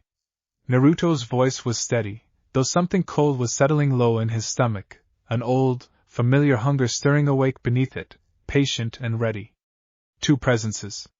Moving parallel to us, about 400 meters east. They've been pacing us since we left the outpost. Kakashi didn't ask how Naruto knew that with such precision. He had stopped questioning the particulars of what the seal had granted him weeks ago, in favor of simply trusting the results. He signaled the two Jonin escorts with a series of quick hand gestures, tightening their formation without breaking stride, and Sakura's hand drifted, unhurried but ready, toward the pouch at her hip. If it's another reconnaissance team, Kakashi said low enough that only their group would hear, we do not engage first. We get everyone back to the village walls and let Tsunade decide how to respond to an act of war. Naruto nodded, though beneath his ribs, ancient and patient, something disagreed with the plan quite thoroughly. They are not here to watch this time, little vessel. Alucard's voice carried an edge Naruto hadn't heard from him before, something almost eager beneath the warning. I would suggest your teacher's caution is well-intentioned and entirely insufficient. Whoever destroyed that outpost wanted your attention badly enough to leave a trail a child could follow. I do not believe they intend to let you walk the rest of the way home without introducing themselves properly. The forest around them had gone unnaturally quiet, no birdsong, no rustle of small game moving through the underbrush, the particular held-breath silence that every shinobi learned, sooner or later, to recognize as the moment before violence. Somewhere ahead, in the deepening shadow between two ancient trees, something round and clay-formed detonated against a boulder with a percussive crack that sent birds scattering for a quarter-mile in every direction, and Kakashi's shout of warning came half a second too late to matter. Contact! Chapter 2: The Puppet and the Bomber. The explosion tore a crater into the forest floor 20 feet from where Naruto had been standing a heartbeat earlier, and only Alucard's borrowed reflexes had gotten him clear in time, hauling Sakura with him by the back of her vest as splinters and dirt rained down around them both. Sorry to interrupt your evening stroll, a voice called from somewhere in the smoke, young and mocking and entirely too pleased with itself, but my partner and I have been very curious about you, and curiosity's not something either of us are known for letting sit unsatisfied, yeah? A figure dropped from the canopy in a spiral of blonde hair and wide, manic grin, landing atop a small clay bird that shifted and grew even as Naruto watched, wings unfurling into something large enough to carry a grown man. Deidara of Akatsuki. Naruto recognized the description from the bingo book excerpts Kakashi had made him study, and behind his ribs Alucard's attention sharpened into something focused and cold. Kisame and Itachi came to look, Naruto called back, forcing steadiness into his voice even as his pulse hammered. You came to fight. Itachi's methods have never much interested me. Deidara's grin widened, and small clay shapes began forming and multiplying in his palms with unsettling speed. Sasori's more the patient type, content to let you wear yourself down first. Me, I prefer art that makes an immediate impression. A second figure emerged from the tree lean at ground level, unhurried, wrapped in a heavy cloak that did nothing to disguise the segmented, mechanical joints visible at the wrists. Sasori of the red sand, moving with the particular deliberate calm of something that had stopped being entirely human a very long time ago, and had made an uneasy peace with what remained. The boy is faster than the reports suggested, Sasori observed, voice dry and clinical, addressing his partner without ever looking away from Naruto. Kisame's account may have understated the threat considerably. I would recommend caution. Caution's boring. Deidara's clay birds scattered skyward, dozens of them now, small and precise and clearly deadly. Let's see what he's really made of first, and decide about caution after. Kakashi moved to intercept, Sharingan already spinning, but Sasori's tail lashed out from beneath the cloak with a speed that belied the puppet's bulky frame, forcing the copy Nin into a defensive retreat that pulled him away from Naruto's side at exactly the moment Deidara's aerial swarm began its descent. Naruto, get clear! Sakura's warning came a half-second too late. The first wave of clay detonated in a ring around him, close enough that even Alucard's borrowed durability couldn't fully absorb the concussive force, and Naruto felt himself thrown backward through splintering underbrush, ears ringing, vision swimming with smoke and dirt. He got up anyway. He had learned, over the past month, that getting up anyway was very nearly the entire discipline Alucard had been teaching him. Good, the old king murmured, low and satisfied despite the chaos. Now let us show the bomber why patience is generally the wiser art. Naruto's eyes bled to red at the edges as he rose from the crater, and the hunger that had been sitting patient and coiled since the outpost's ruins finally, deliberately, was allowed to stretch fully awake. He felt his senses sharpen past the ringing in his ears, felt the individual heat signatures of Deidara's remaining clay swarm resolve clearly against the cooler forest air, and moved before conscious thought could slow him down, closing the distance to the nearest cluster of airborne bombs and shredding them from the sky with strikes too fast for the human eye to properly track. Deidara's grin faltered for the first time. That's not in any report I read. Reports age quickly around this one, Sasori said, and for the first time genuine caution entered his clinical voice, poise and tipped tail retracting slightly, weighing options with the patience of something that had survived centuries by never underestimating a genuine threat twice. I believe we have found our answer regarding whether the earlier assessment was accurate. It was not. This is no ordinary Jinchuriki, Deidara. I recommend we gather what we can and withdraw before this becomes a battle we did not come prepared to win. Withdraw? We just got here. We came to test him, not to die proving a point. Sasori's tail lashed out one final time, not toward Naruto but toward the forest canopy overhead, and the resulting shower of poison needles forced Kakashi and the Jonin escorts into evasive cover long enough for both Akatsuki operatives to put real distance between themselves and the fight. Remember this feeling, boy, Sasori called back, already retreating into the deepening shadow of the trees, voice carrying an edge of something that might, on a less composed being, have sounded almost like respect. It is rare that I encounter something worth remembering after so many decades. Do try to survive long enough for a proper rematch. And then they were gone, the forest falling back into an uneasy, ringing quiet, smoke still curling up from a dozen small craters scattered across the clearing, and Naruto stood in the center of it all breathing hard, red slowly draining from his eyes, understanding with a cold certainty that the outpost's destruction had never been a warning meant to frighten him away. It had been an invitation. And he had, without entirely meaning to, just accepted it. Chapter 3. Recalculating the Threat. Tsunade listened to the full report in silence, hands folded on her desk, expression darkening with every detail. Kakashi laid out the outpost, the missing garrison, the ambush on the return road, 2 confirmed S-rank Akatsuki operatives engaging her shinobi in what amounted to an open act of war on Fire Country soil. They tested him, she said finally, when Kakashi had finished. Deliberately. Not an extraction attempt, not reconnaissance. A live fire assessment of exactly what he could do under real pressure. And they got their answer, Kakashi said grimly. Sasori called the retreat himself. Whatever they saw out there, it convinced 2 S-rank shinobi that continuing the engagement wasn't worth the risk. Tsunade's gaze shifted to Naruto, who stood near the back of the office with his arms crossed, still faintly bruised from the explosion despite hours of healing that had already closed wounds an ordinary genin would have carried for weeks. How are you holding up? They came at us to kill people, Ba-chan. His voice was steady, but something tight sat behind it, the particular exhaustion of a boy who had spent the past month discovering, again and again, how much bigger the world's dangers had suddenly become. 11 Chunin are missing or dead because Akatsuki wanted to see what I'd do about it. That's not a training exercise. That's not a bandit ambush. That's a war I didn't ask to be the reason for. You're not the reason for it, Tsunade said sharply, cutting through his guilt with the same iron she'd used against the council weeks earlier. Akatsuki wanted Jinchuriki long before your seal ever cracked, Naruto. Whatever's changed is that they now understand you're not the easy target they assumed you'd be. That's not your fault. That's them recalculating a plan that predates you entirely. Jiraiya, quiet until now, leaned forward from his place near the window. It does change our posture, though.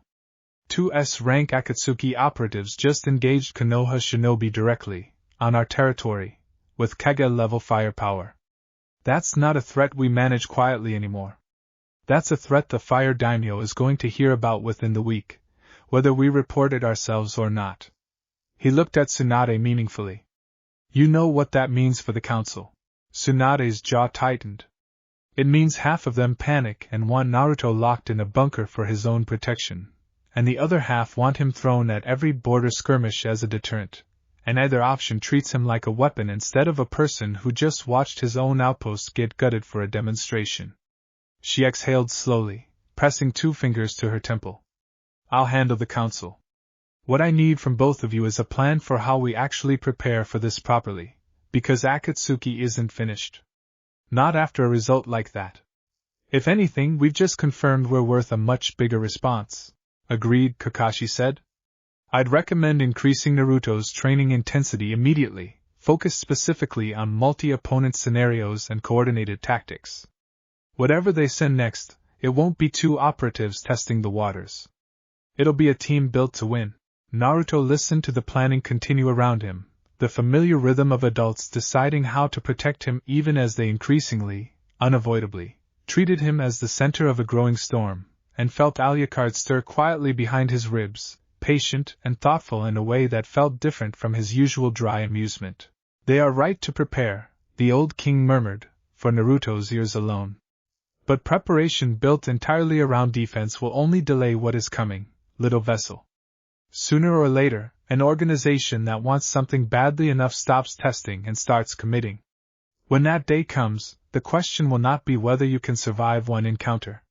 It will be whether you have grown enough, in every sense, to end the threat outright rather than simply outlasting it. That's not exactly comforting, Naruto murmured back, low enough that no one else in the room noticed him speaking. I did not say it to comfort you. Something almost gentle threaded through the old king's usual dry precision. I said it because you deserve honesty more than comfort, and because I intend to make certain that when that day arrives, you are more than ready for it. Rest tonight. Tomorrow, we begin training in earnest, no more careful half measures. If Akatsuki intends to escalate, so, little vessel, must we. Naruto nodded slightly to himself, and across the room, Tsunade's sharp eyes caught the small motion, cataloging it with the same careful attention she gave everything about her godson these days, saying nothing, but filing it away all the same. Chapter 4, A Door Best Left Closed. Sasori's report to the assembled Akatsuki projections was delivered with the clinical precision he brought to everything, though even his carefully measured tone carried an undercurrent that several of the gathered members had rarely heard from him before, something close, in its own strange way, to genuine unease. The boy's capabilities exceed Itachi and Kisame's initial assessment by a significant margin, Sasori said, standing beside Deidara's projection, the younger man uncharacteristically subdued after the encounter.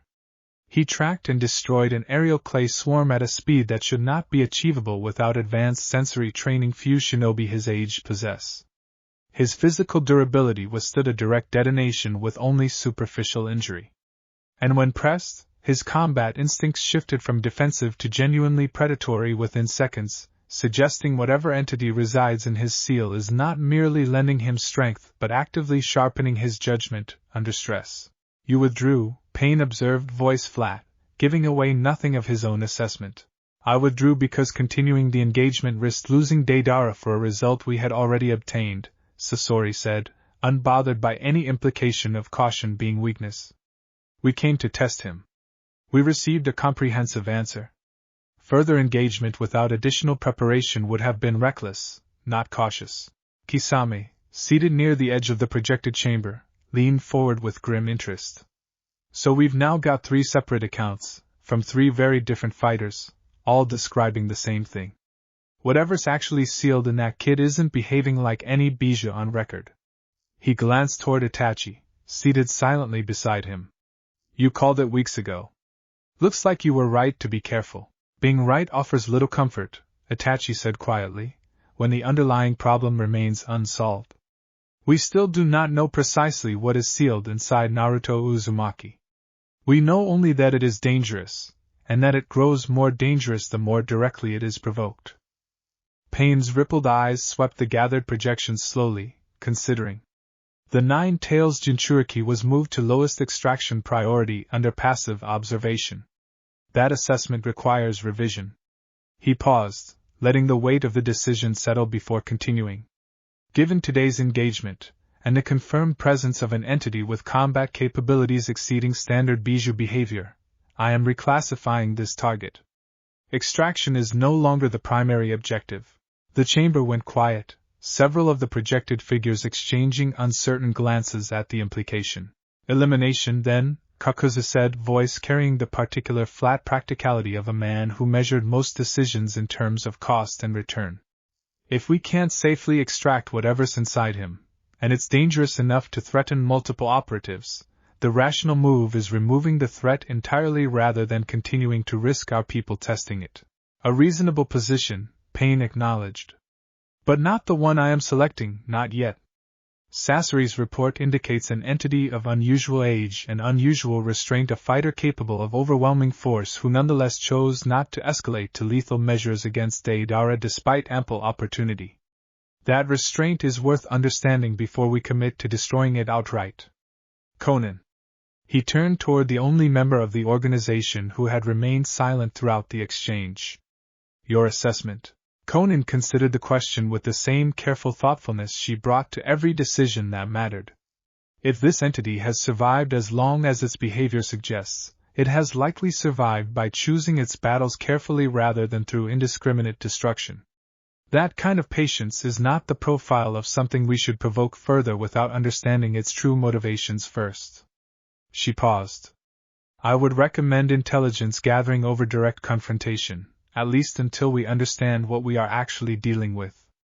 An enemy we do not understand is far more dangerous than one whose capabilities are simply larger than expected. Pain nodded slowly, weighing the counsel. Agreed. Sasori, Deidara, no further direct engagement without explicit authorization. Zetsu will continue passive surveillance, focused specifically on understanding the entity's nature and limitations rather than provoking further displays of its capability. His gaze settled last, and longest, on the silent, masked figure who had said almost nothing throughout the entire session. You have been unusually quiet again. I would value your input, given your history with that village. The masked man was silent for a long moment before finally speaking, his voice carrying a weight that unsettled even the most composed members of the gathered projections. My input, Obito said slowly, is that this organization is treating a warning as a puzzle to be solved through careful study, when I believe it may in fact be a door we should seriously consider not opening at all. I have begun to suspect that Minato Namikaze did not simply seal a dangerous creature into his son 13 years ago. I suspect he made a very deliberate choice about who was worthy of eventually inheriting what he sealed, and I do not believe any of us have yet reckoned with what that might mean if we push this much further.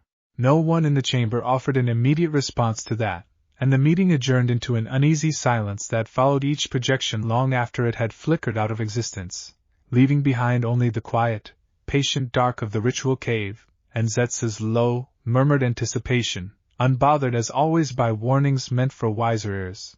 Chapter 5. The Weight of a New Name. News of the Stonewatch attack and the subsequent ambush spread through Konoha faster than Tsunade's office could control, the way significant things always did in a village built on generations of shinobi trained to notice what others tried to hide. Within 3 days, most of the village knew an Akatsuki team had engaged Team Kakashi directly on the eastern road. Within a week, the Fire Daimyo's formal inquiry arrived, exactly as Jiraiya had predicted, demanding a full accounting of Konoha's readiness against an organization apparently willing to strike Fire Country territory without warning. Tsunade responded the only way she knew how, decisively, and with considerably less patience for anyone who wasted her time. Border patrols doubled. Chunin rotation schedules tightened. A standing alert order went out to every outpost within 2 days' travel of the Eastern Road, and for the first time since the war years, Konoha's gates carried a visible increase in ANBU presence that even civilians noticed and quietly whispered about over market stalls. Naruto felt the shift most in how people looked at him now. It wasn't the old fear, the wary sideways glances he'd grown up navigating since before he could properly remember why. This was different, a new, uncertain calculation in people's eyes, the particular look reserved for something that had recently proven itself capable of far more than anyone had previously accounted for. Shopkeepers who'd known him for years were politer now, and stiffer. Academy students pointed and whispered when he passed, no longer mocking, but something closer to awe mixed uneasily with unease. "It's weird," he admitted to Sakura, the two of them sharing a quiet lunch at their usual ramen stand a week after the ambush. "I spent my whole life wanting people to actually see me. Now they see me, and I don't know if I like what they're seeing." Sakura considered that for a long moment, stirring her broth thoughtfully. "I think what they're seeing," she said slowly, "is that you're not the kid who used to prank the academy anymore. That doesn't mean they see something bad. It just means they see something they don't fully understand yet, and people are always a little careful around things they don't understand." She glanced sideways at him. "For what it's worth, I still see the same idiot who used to challenge me to eating contests he always lost. That part hasn't changed, whatever else has." Naruto managed a real smile at that, small but genuine. "Thanks, Sakura-chan. Don't get used to the compliments," she said, though her tone carried none of its old sharpness. "You still owe me for that shoulder, by the way. I had to sit through 2 weeks of physical therapy because you couldn't keep a rogue Chunin's kunai off me." "That's fair," Naruto admitted, wincing. "I'm working on it. Faster reflexes. Better positioning. Alucard's been drilling me on," he caught himself, glancing around out of old habit before remembering Sakura was one of the very few people who already knew that particular name. "How's that going, by the way?" she asked, quieter now, genuine curiosity replacing her earlier teasing. "The training. Is he actually helping, or is it more complicated than that?" Naruto considered the question honestly, the way he'd learned to over the past weeks rather than deflecting with a joke the way he might have before all this started. "Both," he said finally. "He's helping. Genuinely. But it's not simple, Sakura. Every time I get stronger because of what he teaches me, I feel the hunger get a little louder too, and some days I'm not entirely sure where the line is between using his strength and starting to actually need it." He stared down at his half-finished bowl. "I don't want to become something people are right to be afraid of." Sakura reached over and put a hand briefly on his arm, an old, familiar gesture between teammates that meant more than either of them usually said aloud. "You won't," she said, with a certainty that surprised him. "I've watched you make the harder choice every single time it mattered, Naruto. That's not luck. That's just who you are, whatever else you're carrying alongside it." She pulled her hand back, expression turning faintly teasing again, easing the moment's weight before it could settle too heavily. "Besides, if you do start turning into some brooding ancient vampire king, I reserve the right to smack some sense back into you personally." "Deal," Naruto said, laughing despite himself for the first time in what felt like days, and for a little while, sitting in the familiar warmth of the ramen stand with one of the people who'd known him longest, the growing weight of everything else felt, briefly, almost bearable. Chapter 6: The Old Man's Ledger?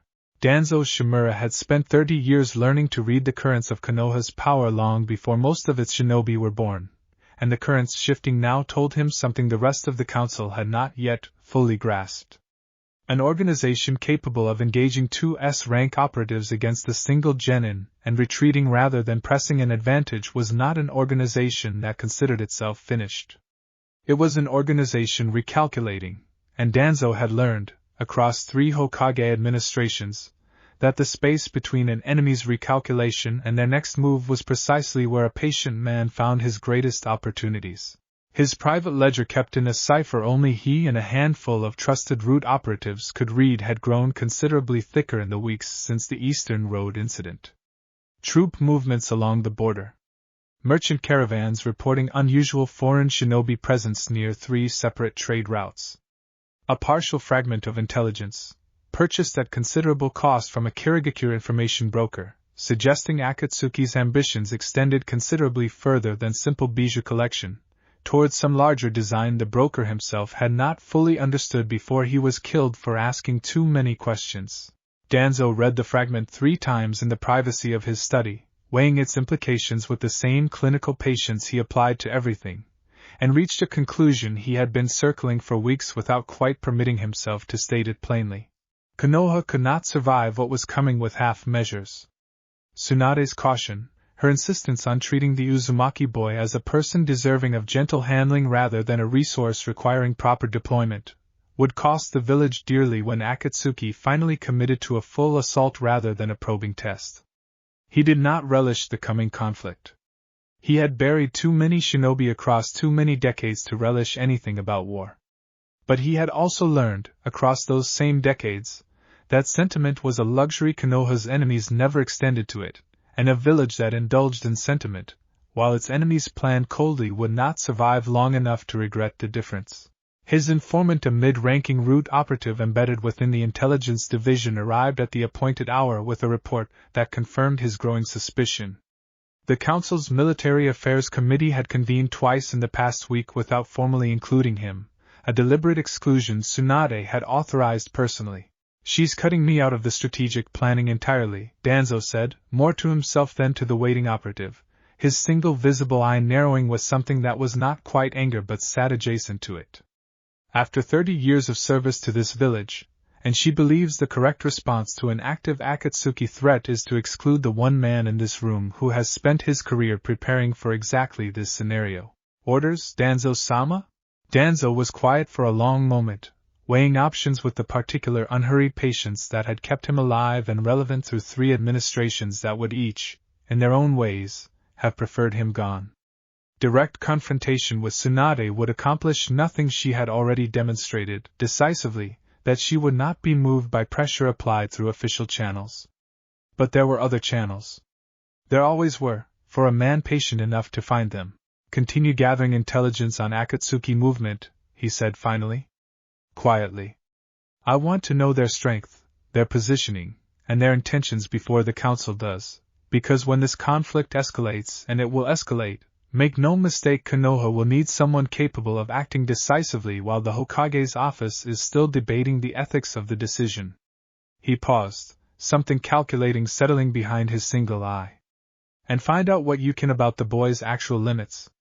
Not through provocation. Through observation. I do not need another incident like the training hall to draw Tsunade's attention further. I need to understand precisely what this village is sitting on, before someone less patient than myself decides to use it recklessly and gets us all killed in the process."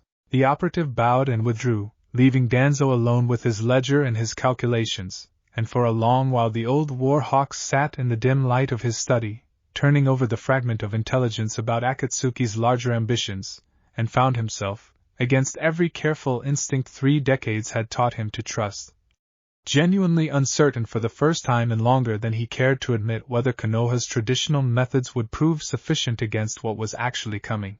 It was not a comfortable thought.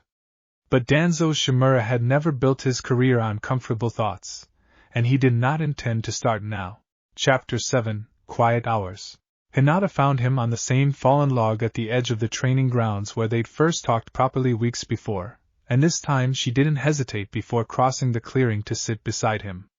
Something had shifted between them since that first quiet conversation, unhurried and unspoken but undeniably present, the particular ease of 2 people who had decided, without ever formally discussing it, that they mattered to each other in a way worth protecting. "You've been distracted all week," she said, studying him with the careful attention that had always been one of her quiet gifts, seeing things other people missed simply because she took the time to actually look. "More than usual, I mean. Even for someone who just survived an Akatsuki ambush." Naruto huffed a small, tired laugh. "Is it that obvious?" "Only to someone paying attention." She smiled, small and warm, and some of the tension in his shoulders eased just from having her beside him. "What's going on?" He was quiet for a moment, weighing how much to say, and found, as he usually did with her now, that the honest answer came easier than he expected. Alucard thinks Akatsuki's going to escalate. Not test, not probe, actually commit to taking me out, one way or another. And the council's split between wanting to lock me away for safety, and wanting to throw me at every border skirmish like I'm some kind of weapon they finally get to use properly. He stared out at the darkening treeling. I keep thinking about those 11 Chunin from Stonewatch. Nobody's found them yet. Nobody knows if they're alive. And it happened because of me, whether Ba-chan wants me to believe that or not. Hinata was quiet for a long moment, and when she spoke, her voice carried a quiet firmness he'd come to recognize as entirely her own, gentle but unwilling to let him carry a guilt that wasn't fully his to carry. Akatsuki attacked that outpost because they wanted to see what you could do, Naruto. That's a choice they made, not a debt you owe them. You don't have to accept blame for the cruelty of people who decided hurting others was an acceptable way to gather information. She hesitated, then reached over and took his hand, an act of quiet courage that still, even now, brought faint color to her cheeks. I know you carry things most people never have to think about. But you don't carry them because you chose this. You carry them because the world handed you something heavy and you decided, over and over, to be someone who could bear the weight without letting it change who you actually are. Naruto looked down at their joined hands, something in his chest loosening in the particular way it always did around her, not the absence of fear, exactly, but the sense that the fear no longer had to be carried entirely alone.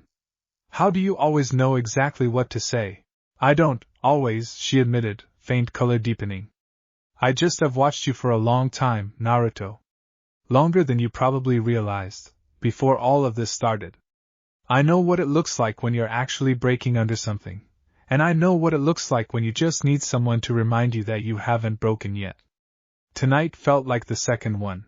They sat together as the sky darkened fully into evening, hands still joined, either of them in any particular hurry to end the moment, and for a little while the weight of Akatsuki, of Danzo's watching eye, of an entire village recalculating what it thought and knew about him, receded into something that felt, briefly, almost manageable. Later, alone in his apartment, Naruto found Alucard waiting with unusual quiet in the mindscape's familiar dark, and something in the old king's expression, when it finally resolved out of shadow, carried a warmth Naruto hadn't expected. The Hyuga girl, Alucard said, without preamble, continues to prove herself worth every ounce of trust you place in her. A pause, thoughtful, almost wistful. I have watched many mortal bonds form and fade across the centuries, little vessel. Most do not survive contact with power such as what you now carry. Hers is proving to be a rarer sort, the kind that does not shrink from what you are becoming, but simply insists on standing beside it anyway. His red eyes glinted faintly in the dark, something almost approving in the set of them. Guard that carefully. I have learned, at considerable cost, precisely how much a king can lose when he forgets to. Naruto didn't ask what Alucard meant by that. Some part of him understood the old king would tell him, eventually, when he was ready to hear it. For now, he simply nodded, and let the weight of the day settle into something more bearable, carried, as Hinata had reminded him, by more than himself alone. Chapter 8. What Jiraiya's Spies Found. Jiraiya's spy network had taken him the better part of 2 decades to build, threaded quietly through every major port city and shinobi nation on the continent, and in all that time he had rarely called in favors as urgently as he did in the days following the Stonewatch attack. What his contacts brought back, over the course of a tense and exhausting week, painted a picture considerably darker than even his own well-practiced cynicism had prepared him for. He delivered the findings to Tsunade's office late one evening, the room lit only by lamplight, the two of them alone save for Shizen keeping watch at the door. Akatsuki's not just collecting Jinchuriki for ransom or bargaining leverage, Jiraiya said without preamble, dropping a small stack of coded reports onto her desk. Every contact I have who's gotten close enough to their operations describes the same pattern. They're not interested in negotiating with villages over their captured Jinchuriki. They're interested in the beasts themselves, extracted and sealed into something considerably larger than anything currently on record. Tsunade's expression tightened as she scanned the reports. A combined seal. All 9 bijou. That's the working theory, and it's not a comforting one. Jiraiya rubbed a hand across his face, exhaustion evident in every line of it. If they're right, and they manage to complete whatever they're building, we're not looking at a regional threat anymore. We're looking at something that could reshape the entire Shinobi world, and every village currently guarding a Jinchuriki needs to understand that their tailed beast isn't just a strategic asset anymore. It's a piece of a puzzle someone else is actively trying to complete, which puts Naruto in a very different category than we've been treating him, Tsunade said slowly, the implications settling over her with visible weight. Not because of what's actually sealed inside him. Akatsuki still doesn't know the truth about that, but because their intelligence still lists him as a nine-tails Jinchuriki. They're going to keep coming after him for the same reason they're pursuing every other Jinchuriki, regardless of what Sasori and the others actually witnessed on that road. Worse than that. Jiraiya's expression darkened further. If they eventually confirm what's actually in that seal, and given how thoroughly they've already tested him, I wouldn't bet against that happening sooner than we'd like. They may decide he's either too valuable or too dangerous to leave unaddressed, whichever conclusion they land on. Either way, the outcome for Naruto looks the same. Sustained, serious attention from an organization that doesn't lose interest easily. Tsunade set the reports down carefully, pressing both hands flat against her desk, the particular controlled stillness she adopted when the alternative was letting her temper show through in front of someone she trusted enough not to need the performance. I need actionable intelligence, Jiraiya. Not just the shape of the threat. Numbers, locations, timelines, something I can actually plan around instead of reacting to whatever they decide to throw at us next. I'm working on it. My best lead right now is a contact inside Amagekyo who claims to know something about their leadership structure, someone code-named Pain, apparently coordinating operations from somewhere in the Rain country. It's thin, and it's dangerous to chase, but it's the closest thing to a real lead I've got. He met her eyes steadily. I'd also recommend we start reaching out, quietly, to the other villages. If Akatsuki's genuinely after all 9 bijou, this isn't a Konoha problem anymore. It's everyone's problem, and the sooner the other Kage understand that, the sooner we might actually get real cooperation instead of everyone independently trying to protect their own Jinchuriki and hoping the others manage on their own. Tsunade considered that for a long moment, the political weight of it settling visibly across her shoulders. 5 great villages, each with their own histories of rivalry and mistrust, being asked to set that history aside for a threat most of them had barely begun to take seriously. That's not going to be an easy conversation, she said finally. But you're right that it needs to happen. I'll draft something for the fire daimyo to carry to the other daimyo through proper channels. It'll take time we might not have, but it's the only path that doesn't end with every village fighting Akatsuki alone and losing one at a time. Jiraiya nodded, gathering the reports back into their careful order, and paused at the door before leaving, something older and more worried than his usual easy humor settling into his features. For what it's worth, Tsunade, whatever's actually sealed inside that kid, I think it might end up being the reason any of us survive what's coming. I just hope we figure out how to use that without losing him in the process.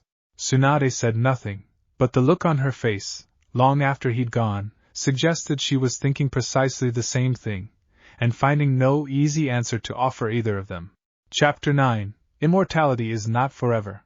The second attack came without warning, 3 weeks after the Eastern Road ambush, while Naruto was returning alone from an evening training session at the edge of the village's northern perimeter. He felt them before he saw them, 2 presences, heavier and colder than Sasori and Deidara's had been, radiating an intent that carried none of Deidara's manic enthusiasm or Sasori's clinical detachment. This was purpose, blunt and absolute, the particular quiet of hunters who had already decided the outcome, and were simply walking through the motions required to reach it. Kakuza says you're worth more alive, a voice called from the tree-line, rough and eager in a way that set every instinct Naruto had learned over the past month on edge. But Jashin-sama's been thirsty for a proper sacrifice, and I figure a boy carrying something this interesting ought to make for a real satisfying offering. Haiden stepped into the clearing first, triple-bladed scythe resting casually across his shoulders, a grin stretched across his face that carried nothing resembling sanity in it. Behind him, Kakuzu emerged with considerably more restraint, masked and stitched and radiating the particular patience of something that had survived far too many decades by never rushing into a fight it hadn't already calculated the odds of. The boy's bounty is substantial regardless of his condition, Kakuzu said flatly. Try not to damage him past the point of usefulness before I've confirmed what he's actually worth. No promises. Hayden's grin widened, and he lunged without further preamble, scythe carving a wide, brutal arc that Naruto barely cleared, feeling the wind of the blade close enough to raise the hair on his arms. Behind his ribs, Alucard's presence sharpened into something cold and immediate, all trace of the earlier evening's warmth gone entirely. Careful with this one, little vessel. I recognize the particular flavor of his madness. He does not fear death the way ordinary men do, and that lack of fear will make him considerably more reckless than the artist and the puppet master combined. Great, Naruto muttered, ducking a second strike and driving a retaliatory blow into Hayden's ribs that should, by every law of ordinary combat, have ended the exchange decisively. It didn't. Hayden staggered back, laughing, a wound blooming dark across his side that visibly failed to slow him at all. Oh, now that's interesting, Hayden said, delighted, wiping blood from his mouth with open enjoyment. You hit like something that actually means it. I like that in an offering. He pressed the attack again, faster now, and Naruto found himself giving ground for the first time since the training hall confrontation with Danzo, forced onto full defense against an opponent who genuinely did not care what damage he sustained in pursuit of landing a single decisive strike. It was Kakuzu who nearly ended things, closing the distance while Naruto's attention remained fixed on Hayden's reckless assault, dark threads erupting from beneath his cloak with a speed that caught Naruto half a second too slow, wrapping around his arm and yanking him off balance directly into Hayden's next swing. The scythe caught his shoulder. Pain exploded white-hot through his vision, and for the first time in weeks Naruto felt genuine, cold fear not for himself, exactly, but for the sudden understanding that these two opponents, unlike the previous pair, were not testing him. They intended to end this fight decisively, one way or another, and his careful weeks of controlled restraint suddenly felt like a luxury he could no longer afford. Then stop affording it, Alucard said, and this time there was no dry amusement in the old king's voice at all, only cold, absolute focus. You have spent a month learning restraint because restraint was the correct lesson for the fights you were facing. This is not that fight, little vessel. Let me show you what true immortality actually costs the men who chase it carelessly. Something shifted. Naruto felt the tap Tsunade had described weeks ago open wider than it ever had before, deliberate and controlled rather than the frightened, involuntary crack of the caravan road, and the world sharpened around him with a clarity that bordered on violence. He turned inside Hayden's next reckless swing, caught the scythe's haft with a grip that did not yield, and drove his other hand into the man's chest with a force that cracked ribs, and sent him skidding 30 feet across the clearing floor. Kakuzu's threads lashed out again, and this time Naruto caught them, followed them back to their source with a speed that left the older shinobi genuinely, visibly startled, and answered with a strike that tore one of the dark, mask-bound faces from beneath his cloak entirely, an unnatural shriek of expelled chakra marking a piece of whatever ancient technique kept the man alive across decades finally, permanently, extinguished. That's Kakuzu's remaining masks hissed in unison, something between fury and genuine alarm. That should not be possible. You'd be surprised, Naruto said, voice carrying an edge that did not entirely sound like his own, red bleeding fully across his eyes now, how much isn't possible until someone actually tries it. Hayden hauled himself back upright across the clearing, ribs visibly cracked but grinning wider than ever, delighted rather than deterred by his own injuries. Kakuzu, I take back what I said about him being worth more alive. I want to see what happens when I actually kill him. You're not going to get the chance, Kakuzu said, and for the first time genuine calculation entered his voice, weighing losses against gains with the same clinical precision he'd have applied to any business transaction. Fall back. We've lost the element of surprise, and I am not spending another mask confirming what we already know. You're kidding. I am not in the habit of joking, and I am especially not in the habit of losing assets I cannot easily replace. Kakuzu was already retreating, dark threads withdrawing, calculating losses with the flat efficiency that had kept him alive across decades other men hadn't survived. We have confirmed the target's threat level exceeds acceptable risk for a two-man engagement. Report to Pain. Recommend reassessment. Haiden cursed loudly but followed, retreating into the treeline with visible reluctance, and Naruto stood alone in the ruined clearing, chest heaving, shoulders still bleeding freely despite the accelerated healing already working to close it, understanding with a cold certainty that had settled somewhere deep and permanent that the days of Akatsuki treating him as a curiosity worth testing carefully had ended entirely. Whatever came next, it would not be another careful assessment. Chapter 10, The King of the Night. The bingo book entry updated within days, copies circulating through every major shinobi nation with the particular speed reserved for information every village considered too important to sit on. Naruto Uzumaki, age 13, Kanahigakure. Threat classification, revised upward, twice, in the span of a single month. And beneath the official classification, in the looser, unofficial shorthand that spread faster through tea houses and border checkpoints than any formal document ever could, a new name had begun attaching itself to the reports, whispered first among the shinobi who'd survived encounters with him and spreading outward from there. The King of the Night. Naruto heard it for the first time from a merchant at the village market who hadn't recognized him without his headband, chattering excitedly to a companion about rumors moving through trade caravans a Konoha shinobi, barely more than a child, who'd reportedly fought off two S-rank Akatsuki operatives twice in a single month and walked away both times. The merchant's companion had laughed, calling it exaggeration, the kind of story that grew taller with every retelling along the trade roads. Naruto had said nothing, paid for his ramen, and walked home with something heavy and strange settling in his chest that he couldn't quite name. It's just a nickname, Kakashi said later, when Naruto brought it up during their evening training session, more unsettled by the reaction than the actual words. Shinobi collect them. You'll have 3 more by the time you're 20, and most of them won't stick. It's not the nickname, Naruto said, frustration bleeding into his voice. It's that people are already telling stories about me like I'm not actually a person anymore. Like I'm just this thing that happened to 2 Akatsuki members twice. He kicked at the dirt, restless. I didn't want to be famous for being scary, Kakashi-sensei. I wanted people to actually see me. Kakashi considered that for a long moment, settling onto a nearby boulder with the unhurried patience he brought to conversations that mattered more than his usual lazy demeanor let on. You remember when you first started at the academy, he said finally, how badly you wanted anyone in this village to look at you and see something other than the fox they were afraid of. Naruto's jaw tightened. Yeah, names have a way of getting ahead of the truth, kid.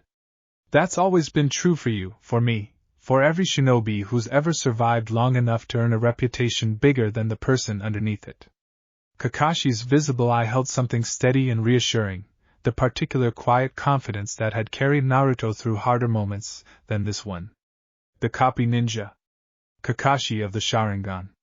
People built stories around those names for years before they ever bothered learning anything true about the man wearing them.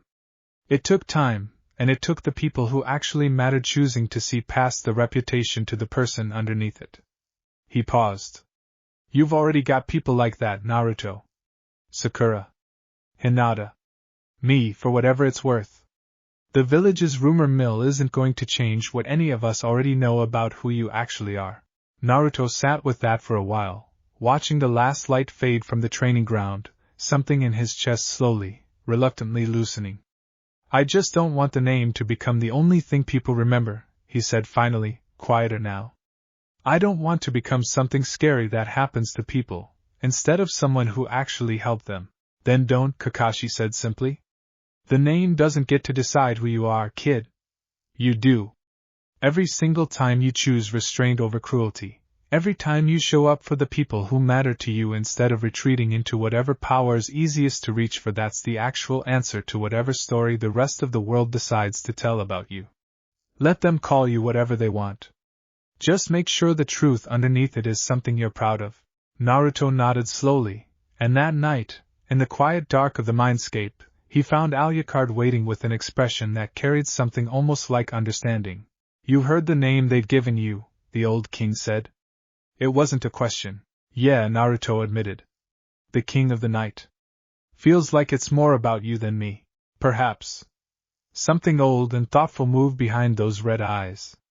Or perhaps, little vessel, it is finally an accurate description of what the two of us have become together, not a boy carrying a monster, and not a monster wearing a boy's face, but something neither of us could have built alone. A faint, genuine smile touched the old king's expression, rare and unhurried. Names carried enough kings to ruin across enough centuries that I long ago stopped placing much value in them. What matters is what you choose to do with the fear they carry, Naruto Uzumaki. I find myself, once again, rather curious to see what you choose.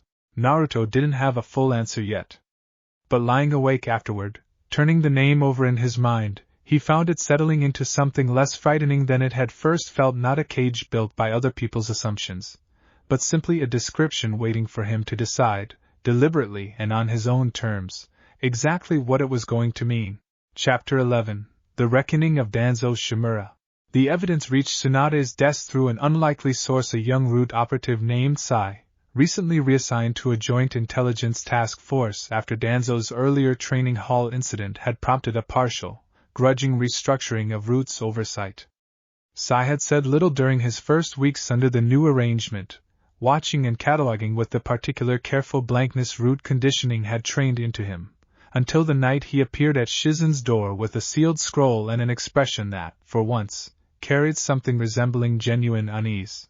Danzo-sama has been compiling detailed surveillance on Naruto Uzumaki's movements, training patterns, and combat capabilities, Sai reported flatly, once Tsunade had read enough of the scroll's contents to understand the scope of what she was looking at. The stated purpose in his private notes is contingency planning, in the event Konoha's council determines more direct utilization of the Uzumaki boy's abilities becomes necessary for the village's survival. Tsunade's expression went very still, the particular controlled stillness that preceded genuine fury in her far more reliably than any raised voice ever did. Define more direct utilization. Sai hesitated, which was itself unusual enough that Tsunade felt her stomach turn cold before he even answered.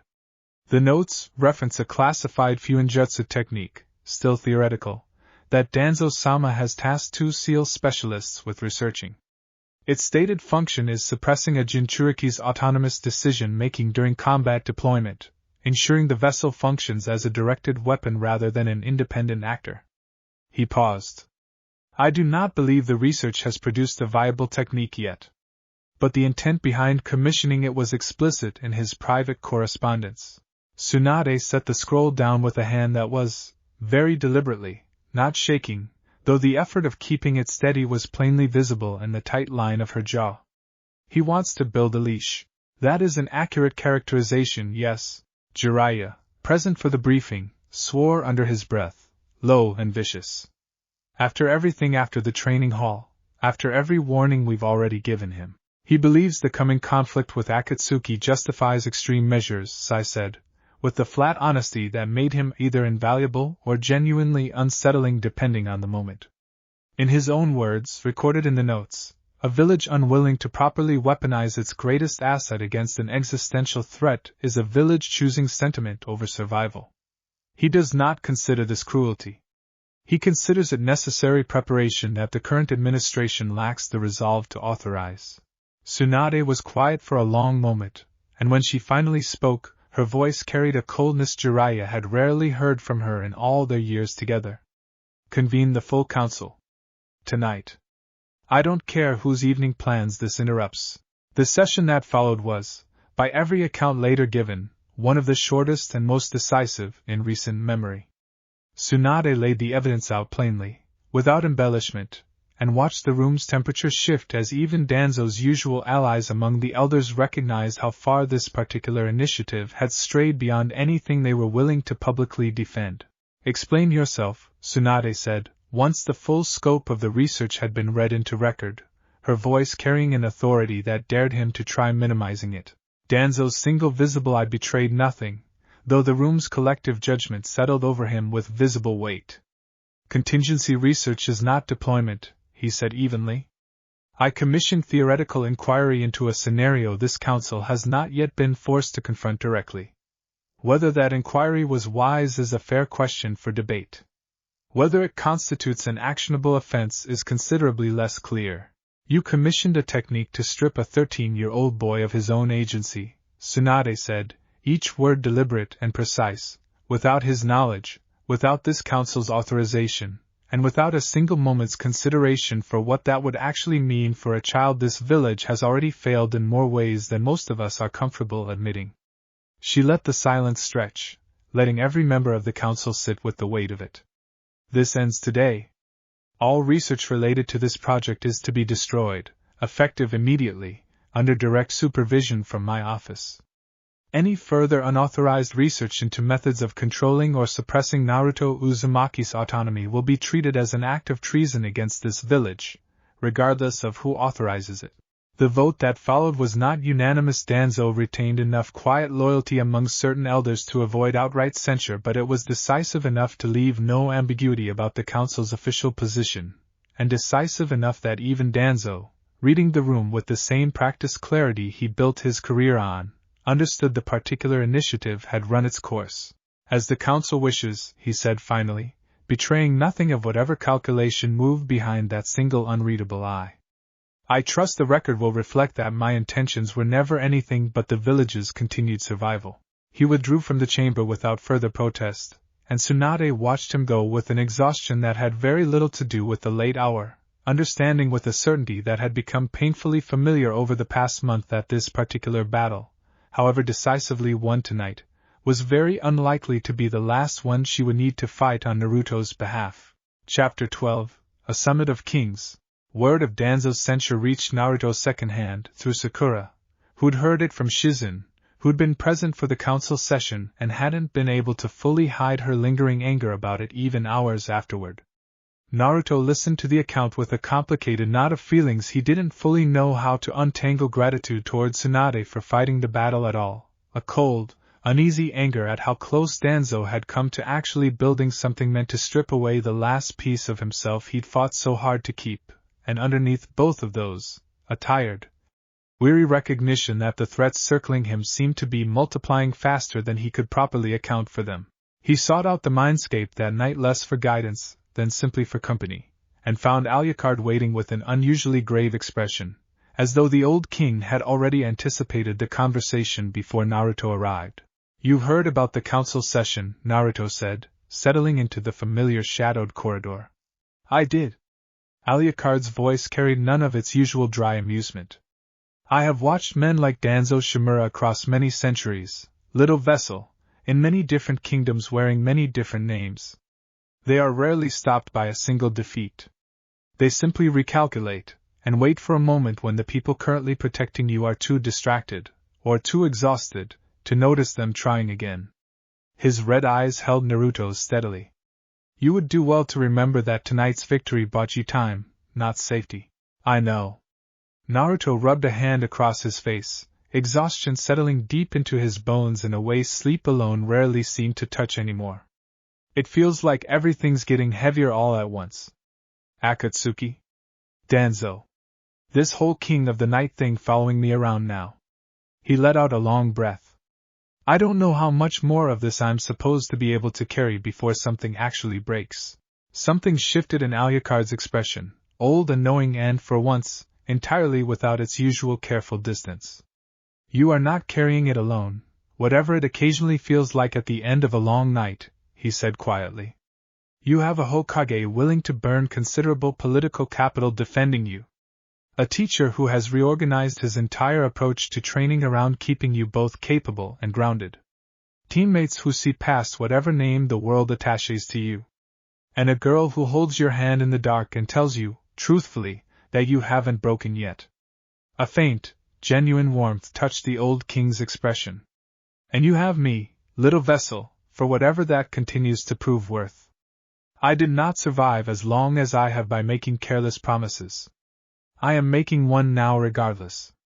Whatever comes next, you will not face it with less than everything I am capable of giving you." Naruto managed a tired, grateful smile at that, some of the night's heaviness easing slightly under the weight of the old king's uncharacteristic sincerity. "Thanks," he said quietly. "I mean it. I know you do." The mindscape began its familiar slow dissolve back toward waking. Rest now. I suspect, given how quickly this month has moved from one crisis into the next, that you will need whatever strength sleep can still offer you. Alucard's instinct proved correct faster than either of them expected. 3 days later, an urgent summons arrived at the Hokage Tower, not from Konoha's own intelligence network, but relayed through the Fire Daimyo's office, carrying news that had clearly traveled through official diplomatic channels with unusual speed. Tsunade called Naruto, Kakashi, and Jiraiya into her office within the hour, her expression grave in a way that told them all, before she'd said a single word, that whatever news had arrived carried weight beyond the ordinary. The other 4 great villages have agreed to Jiraiya's proposal, she said without preamble, sliding the formal correspondence across her desk. A joint summit, all 5 Kage in attendance, to address the Akatsuki threat directly as a unified coalition rather than 5 separate villages independently managing the same growing danger. She looked up, meeting Naruto's eyes directly. It's being held in 3 weeks, at a neutral location still being finalized. And given the scope of what's actually sealed inside you, and the fact that you're the single most tested and most discussed variable in every village's current threat assessment, my presence there is going to require some very careful thought about whether and how you're involved in these discussions.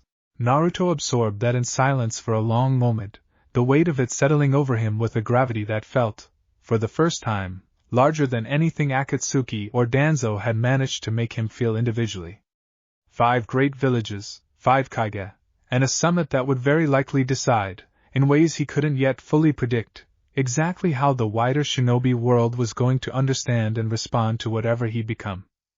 Behind his ribs, ancient and quiet and entirely unsurprised, Alucard stirred once, thoughtful and watchful, already turning his considerable attention toward whatever waited for them at the gathering to come. A summit of kings, the old king murmured, dry amusement finally returning, edged now with something sharper and more attentive beneath it.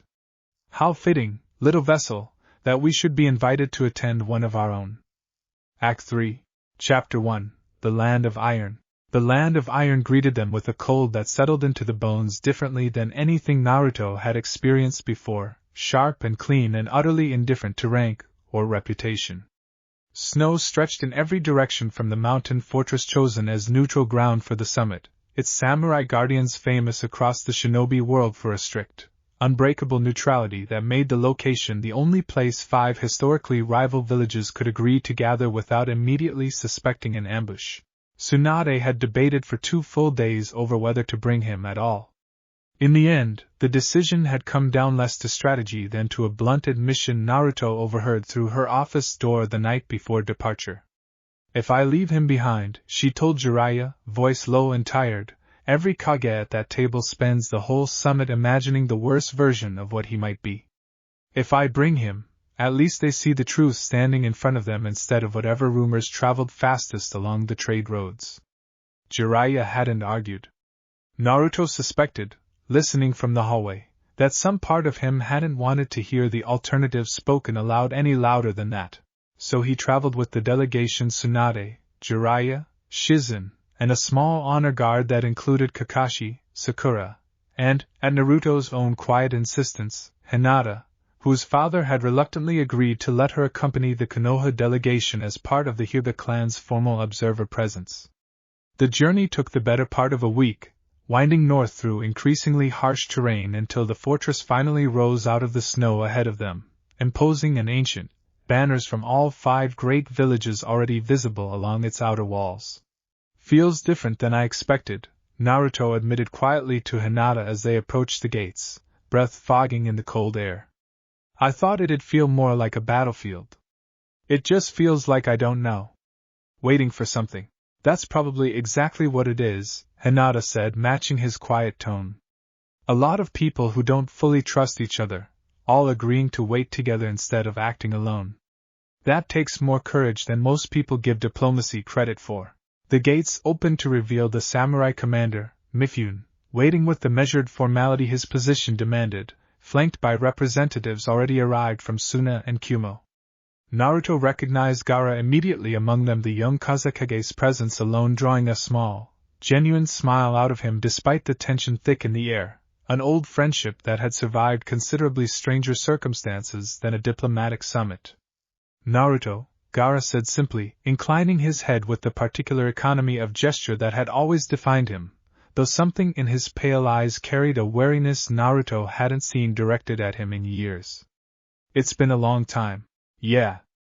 Naruto studied his old friend for a moment, reading the careful distance in his posture. You've heard the stories too, huh? I've heard several versions, Gaara admitted.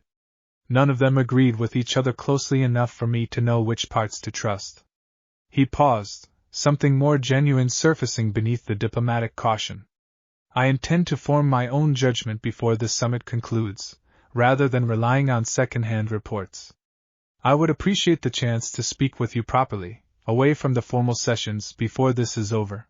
I'd like that, Naruto said, and meant it, some of the tension in his shoulders easing at the small, familiar kindness of it. Inside the fortress, the atmosphere sharpened considerably. Naruto felt the weight of unfamiliar eyes settling on him the moment their delegation crossed into the main hall. Shinobi from 4 other villages, each sizing him up with varying degrees of open curiosity, professional caution, or outright suspicion. A tall, broad-shouldered man near the Kumo delegation caught Naruto's attention longest, studying him with an intensity that carried none of the polite restraint the others managed, arms crossed, expression unreadable beneath a heavy fur-lined collar. That's the Raikage, Kakashi murmured, low enough for only Naruto to hear. He lost his brother to Akatsuki's methods some years back.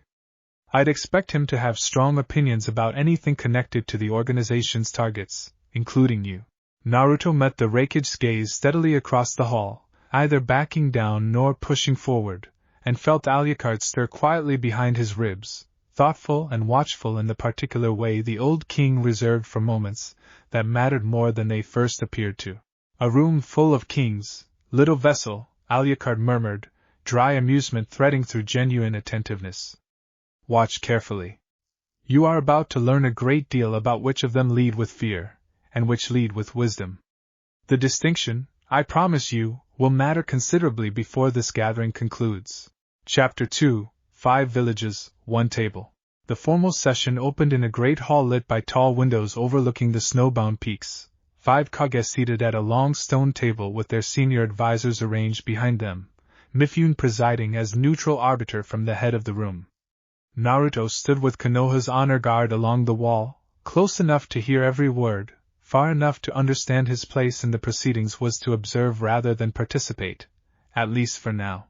Tsunade opened with a full account of Akatsuki's confirmed activity: the destruction of Stonewatch, the missing garrison, 2 direct assaults on a single Konoha shinobi, and Jiraiya's intelligence regarding the organization's suspected endgame of collecting all 9-tailed beasts into a single combined vessel.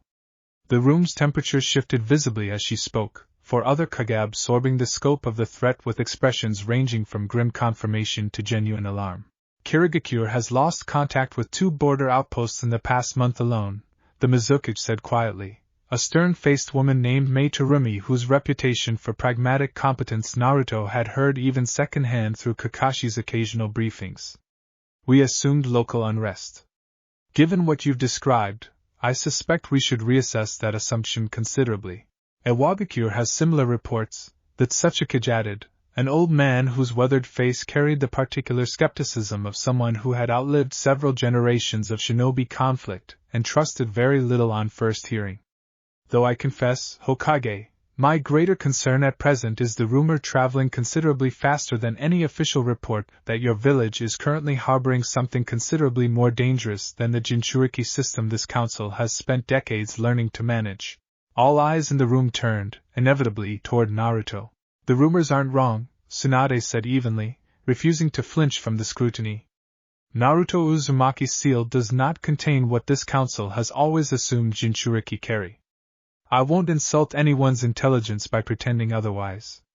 What it does contain is something my predecessor sealed 13 years ago under circumstances none of us fully understand yet, and what I can tell you with absolute confidence, having overseen his training and monitored the seal's stability personally, is that the boy standing in this room has consistently chosen restraint over destruction, every single time circumstances gave him ample justification to choose otherwise. Consistently, in your judgment, the Reikage said, voice carrying the particular bluntness Naruto was already learning to associate with him. Forgive me, Hokage, if I require more than one village's word before accepting that an entity capable of repelling 4 separate S-rank Akatsuki operatives poses no broader risk to the rest of us. I'm not asking anyone to simply accept my word, Tsunade said, unbothered by the challenge. I'm asking this council to consider the evidence honestly, rather than reacting to a rumor that's grown considerably larger with every retelling along the trade roads. Naruto has had ample opportunity, across multiple encounters, to escalate toward lethal force against opponents who gave him every justification. He hasn't. That restraint is not an accident, and it is not luck. It reflects deliberate, consistent choices made by a 13-year-old boy under circumstances most adults in this room would struggle to handle with equal composure. Mei Terumi studied Naruto thoughtfully from across the hall, something more curious than hostile in her expression. May I ask him directly? Tsunade glanced back at Naruto, a silent question in her eyes, and he stepped forward before he could second-guess the impulse, some old, stubborn part of him refusing to let other people speak entirely on his behalf about something this personal. Ask me anything, he said, meeting Mei's gaze steadily, working to keep his voice level despite the weight of 5 villages' worth of scrutiny settling over him at once. What is it, exactly, that you carry? Mei asked, direct and unhurried. Not rumors. Not second-hand reports. In your own words. Naruto took a slow breath, feeling Alucard's quiet, steadying presence behind his ribs, and answered as honestly as he'd answered anyone since the truth had first been explained to him. His name is Alucard. He's older than any of the villages in this room, from what I understand. He was sealed into me the night I was born, not the 9 tails, because whatever he actually is, my father judged him too dangerous to leave loose in the world and too important to simply destroy. He held Mei's gaze steadily. I didn't ask for this. I spent most of my life believing a story that turned out to be a cover for something nobody wanted to explain to a scared kid. But I've had a month now to learn what he actually is, and what I've learned is that he's chosen, over and over, to help me hold on to restraint instead of pushing me toward the kind of power that would make me exactly what everyone in this room seems afraid I already am. Silence settled over the hall, heavy and considering, and it was the Tsuchikage, unexpectedly, who broke it first, his weathered voice carrying a grudging note of respect he clearly hadn't intended to offer so quickly. That is either an extraordinarily convincing performance, he said slowly, or an extraordinarily honest answer. At my age, boy, I've learned to recognize the difference more often than not. He glanced toward Tsunade. I am inclined cautiously toward the latter. The Reikage said nothing further, but Naruto noted, with quiet relief, that some of the open hostility in his expression had shifted into something more measured. Not trust, not yet, but the beginning of a willingness to withhold final judgment until the evidence had a fuller chance to speak for itself. Chapter 3, The Reikage Stout. The session broke for the evening with no formal resolution, the 5 Kage agreeing only to reconvene the following morning after private consultation with their respective advisors, and Naruto found himself standing alone on a fortress balcony overlooking the snowbound mountains as the last light faded from the sky, still turning over the weight of the day's scrutiny. You handled that better than I expected, a voice said from behind him, and Naruto turned to find the Reikage himself approaching, arms crossed, expression still carrying its familiar bluntness though something in his posture had eased slightly since the formal session's end. Didn't figure I had much choice, Naruto said honestly. Seemed better to just tell the truth than let everyone keep guessing at a worse version. I studied his face for a long moment, weighing something Naruto couldn't quite read. I lost my brother to an Akatsuki technique, he said finally, bluntly, without preamble. Watched him die slow, from something that reached inside him and took what it wanted while the rest of us could do nothing but watch. I have very little patience left for anything connected to that organization, or for anything that reminds me of losing control to a power I couldn't stop. I'm sorry, Naruto said quietly, meaning it. I can't imagine what that was like. No, I agreed, you can't. And that's precisely why I pushed as hard as I did today. Not because I think you're lying, boy. Because I've watched good men lose themselves to power they couldn't fully control, and I have buried enough of them across enough years to distrust anyone who claims otherwise until they've proven it under real pressure. He paused, something shifting in his weathered expression. Your Hokage vouches for you strongly. The Tsuchikage, who trusts almost nothing on first hearing, seems inclined to believe you as well. I am not yet convinced. But I am willing to watch, and to judge you by what you actually do rather than what I fear you might become. That's fair, Naruto said. That's all I really want, honestly. A chance to actually prove it instead of just being judged for what I might do. I studied him a moment longer, something almost approving settling into the set of his jaw. You remind me a little of my brother, at that age, he admitted, gruff and unexpected. Stubborn. Too honest for your own good, most days. He'd have liked you, I think, whatever complicated thing you're carrying underneath it all. He turned to leave, then paused at the balcony's edge, glancing back. Watch yourself in these halls, boy. Not every village here shares Konoha's patience for taking risks on unproven variables. Some of the delegations brought people with considerably less restraint than I'd shown you tonight. He left without further explanation, and Naruto stood alone in the cold a while longer, turning the warning over carefully. He is not wrong to warn you, Alucard murmured, quiet and thoughtful behind his ribs. I have felt at least 2 presences among the gathered delegations who regard you with considerably less openness than the Raikage has shown. Whether they intend simple caution or something more deliberate, I cannot yet say with certainty. But I would advise sleeping lightly tonight, little vessel, regardless of how exhausting today's diplomacy has already proven. Naruto found Kakashi waiting near the entrance to Konoha's assigned quarters, and relayed both the Raikage's conversation and Alucard's warning without hesitation, trusting his teacher's judgment over his own uncertain read of a room full of strangers he'd known for less than a day. Iwabakure's delegation includes at least one member who's made no secret of his suspicions since we arrived, Kakashi said grimly, considering the information. And there's an unaccounted for gap in Kirigakure's roster compared to their formal registration, 2 names listed that I haven't actually seen present in any of today's sessions. He exhaled slowly. I'll increase our watch rotation tonight. If something's being planned, better we notice early than get caught reacting. You think someone might try something here? Naruto asked. In a place that's supposed to be neutral ground? I think, Kakashi said, that a summit bringing this many rival powers together in one place, discussing a threat this significant, is exactly the kind of opportunity an organization like Akatsuki would find very difficult to resist disrupting. His visible eye held Naruto's steadily. Stay close tonight. Whatever's coming, I'd rather face it with my team together than scattered across an unfamiliar fortress. Naruto nodded, and as he settled in for an uneasy rest that night, the cold mountain air pressing thin and sharp against the windows, he found himself hoping, without much real confidence, that both Kakashi and Alucard's instincts had, for once, overestimated the danger waiting in the dark beyond the fortress walls.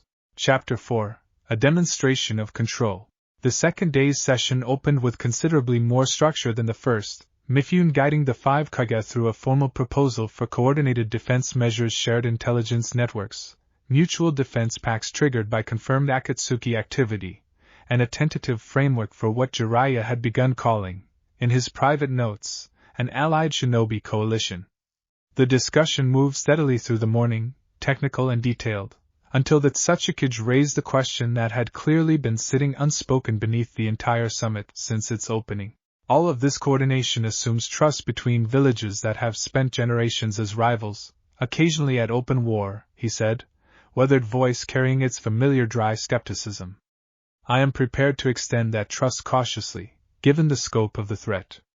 But I would feel considerably more confident in this arrangement if I'd better understood the actual capabilities of the asset everyone in this room keeps discussing without directly addressing. His sharp eyes settled on Naruto. A demonstration, perhaps. Controlled. Supervised. I would like to see, with my own eyes, precisely what level of threat and capability we are actually discussing before I commit Iwagakure's forces to a coalition built partly around managing him. The request landed heavier than its careful phrasing suggested, and Naruto felt the weight of every gathered delegation's attention shift toward him at once. Tsunade's jaw tightened, clearly weighing the risk of the request against the diplomatic cost of refusing it outright. I'll do it, Naruto said, before the debate could stretch any further. If it helps convince everyone here we're actually on the same side, I don't mind showing what I can do. Mifune considered the proposal with careful neutrality. The training grounds within the fortress walls would serve, under full samurai supervision, with strict limitations agreed upon in advance. I would suggest a controlled sparring exchange against a volunteer, rather than any demonstration involving lethal intent. I'll volunteer, Gaara said immediately, before anyone else could offer, drawing surprised glances from several delegations. Naruto and I have sparred before, under considerably less controlled circumstances. I trust both his restraint and his judgment more than most people in this room currently do. The demonstration was arranged within the hour, the fortress's central training yard cleared and ringed by observers from all 5 delegations, snow packed hard beneath their feet as Naruto and Gaara faced each other across the yard's open space, the weight of 5 villages' scrutiny settling over both of them. Ready when you are, Gaara said quietly, sand already stirring restlessly at his feet. The exchange that followed unfolded with a precision that surprised even Naruto, years of old friendship translating into an unspoken rhythm neither of them had to think through consciously. Gaara's sand moved with the deceptive fluidity of something that had spent years mastering absolute control, testing Naruto's speed and reflexes without ever committing to a strike meant to genuinely wound. Naruto matched him step for step, drawing on exactly enough of Alucard's borrowed strength to demonstrate real capability without ever tipping into the fuller, more frightening intensity he'd shown against actual Akatsuki opponents. He caught Gaara's sand mid-strike more than once, redirected momentum with a fighter's instinct sharpened well beyond his rank, and when the exchange finally ended in a careful, mutually acknowledged draw, both of them breathing hard but neither seriously harmed, a murmur of genuine surprise moved through the gathered observers. Controlled, that Tsuchikage observed, studying the exchange's aftermath with visible reassessment. Considerably more controlled than the reports led me to expect.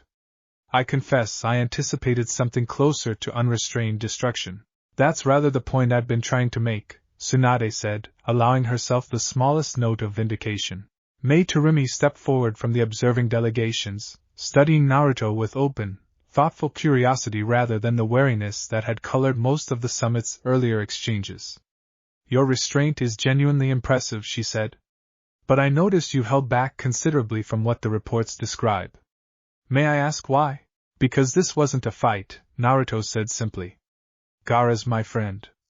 I don't need to prove anything to him that fighting him seriously would actually accomplish.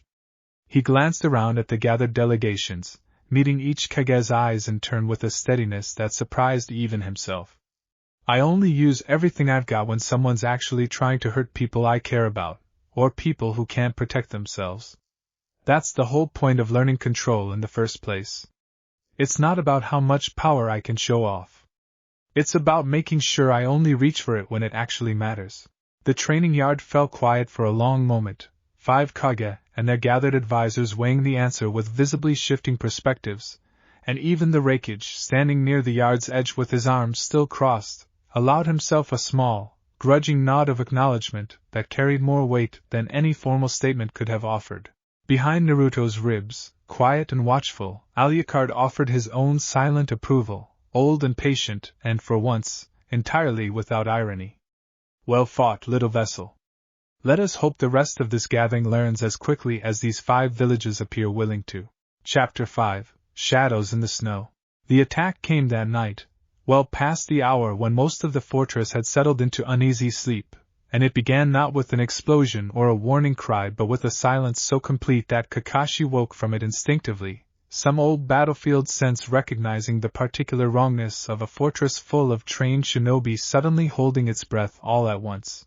Something's wrong, he said, already moving, rousing Sakura and Hinata with quiet urgency while sending a hand signal toward Naruto's adjoining quarters. Everyone up. Now. Naruto was already awake, Alucard's low, insistent warning having reached him half a second before Kakashi's signal, and the 4 of them moved into the fortress's central corridor to find similar activity spilling out from the other delegations' quarters, shinobi from every village converging toward the main hall with the tents, controlled urgency of people who sense danger without yet knowing its exact shape. The first true sign of trouble came from the direction of the Mizuki's assigned wing, a muffled crash followed by Mei Terumi's voice raised in sharp command, and Naruto's group arrived to find 2 of her personal guards down, unconscious but breathing, and a dark, unsettling presence retreating into the shadows of an adjoining corridor that made every instinct Alucard had sharpened in him scream in immediate alarm. "Zetsu," the old king murmured, cold and certain. "The white and black creature that serves Akatsuki as its eyes and ears. This was not meant as an assassination attempt, little vessel. This was reconnaissance, and it has just been caught in the act. There." Sakura's shout drew their attention toward a flicker of movement along the fortress's outer wall, and the group gave chase through corridors rapidly filling with alarmed shinobi from every delegation, samurai guards moving to seal exits with the disciplined speed Mifyune's forces were famous for. They cornered the intruder in a narrow storage passage near the fortress's eastern wall, a strange, half-formed figure with mottled black and white coloring, features unsettlingly plant-like beneath a torn Akatsuki cloak, backed against a dead end with an expression that carried more calculation than fear despite the obviously hopeless position. Impressive reflexes, the creature's white half said, almost conversational despite the circumstances, for a gathering that claims to trust its own neutral ground so thoroughly. "You're here spying on the summit," Kakashi said, Sharingan already spinning, blocking the only clear exit from the passage. "On behalf of an organization that just declared, by its own actions, exactly how seriously it takes threatening every village currently discussing how to stop it. Merely gathering information," the creature's black half added, tone carrying a darker, hungrier edge than its counterpart. "Though I confess, this particular excursion has already proven considerably more informative than expected."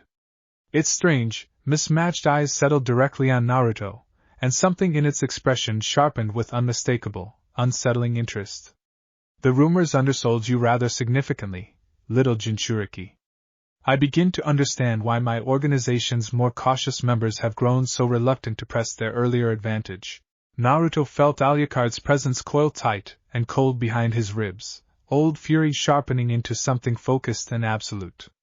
"You attacked a neutral summit," Naruto said, stepping forward despite Kakashi's warning hand on his shoulder. "You hurt people who came here trying to actually stop a war before it gets worse. That's not reconnaissance. That's exactly the kind of thing that proves every warning about your organization right." "Perhaps," the creature said, entirely unbothered, "though I suspect this conversation will prove far less productive than you're hoping." Without further warning, its form began dissolving into the storage passage's stone walls, sinking away with an unnatural fluidity that no conventional shinobi technique should have permitted, escaping through solid rock as though the barrier simply didn't apply to whatever it actually was. After it, Kakashi's order came too late. By the time the passage's far wall had been located and searched, the creature had vanished entirely, leaving only a faint, unsettling residue of chakra that made every sensor among the gathered shinobi visibly uneasy. The summit reconvened in emergency session within the hour, the attack's implications settling heavily over every delegation present. Mei Terumi's guards would recover, though both had been left disoriented and unable to offer useful details about the encounter. And across the gathered Kage, a new, sharper consensus began forming out of what had, until that night, remained cautious and unresolved diplomacy. Akatsuki has just confirmed, decisively, that they consider this summit enough of a threat to violate the Land of Iron's neutrality directly, that Tsuchikage said grimly, addressing the assembled delegations.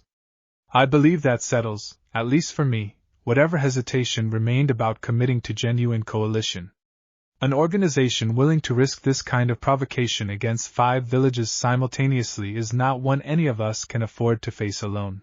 Around the table, one by one, the other Kage nodded their agreement, and Naruto, standing quietly among Konoha's honor guard, felt something shift in the room's atmosphere. Not trust, not fully, not yet, but the first genuine, shared resolve he'd witnessed since the summit's opening, forged, however grimly, out of an enemy's own overreach.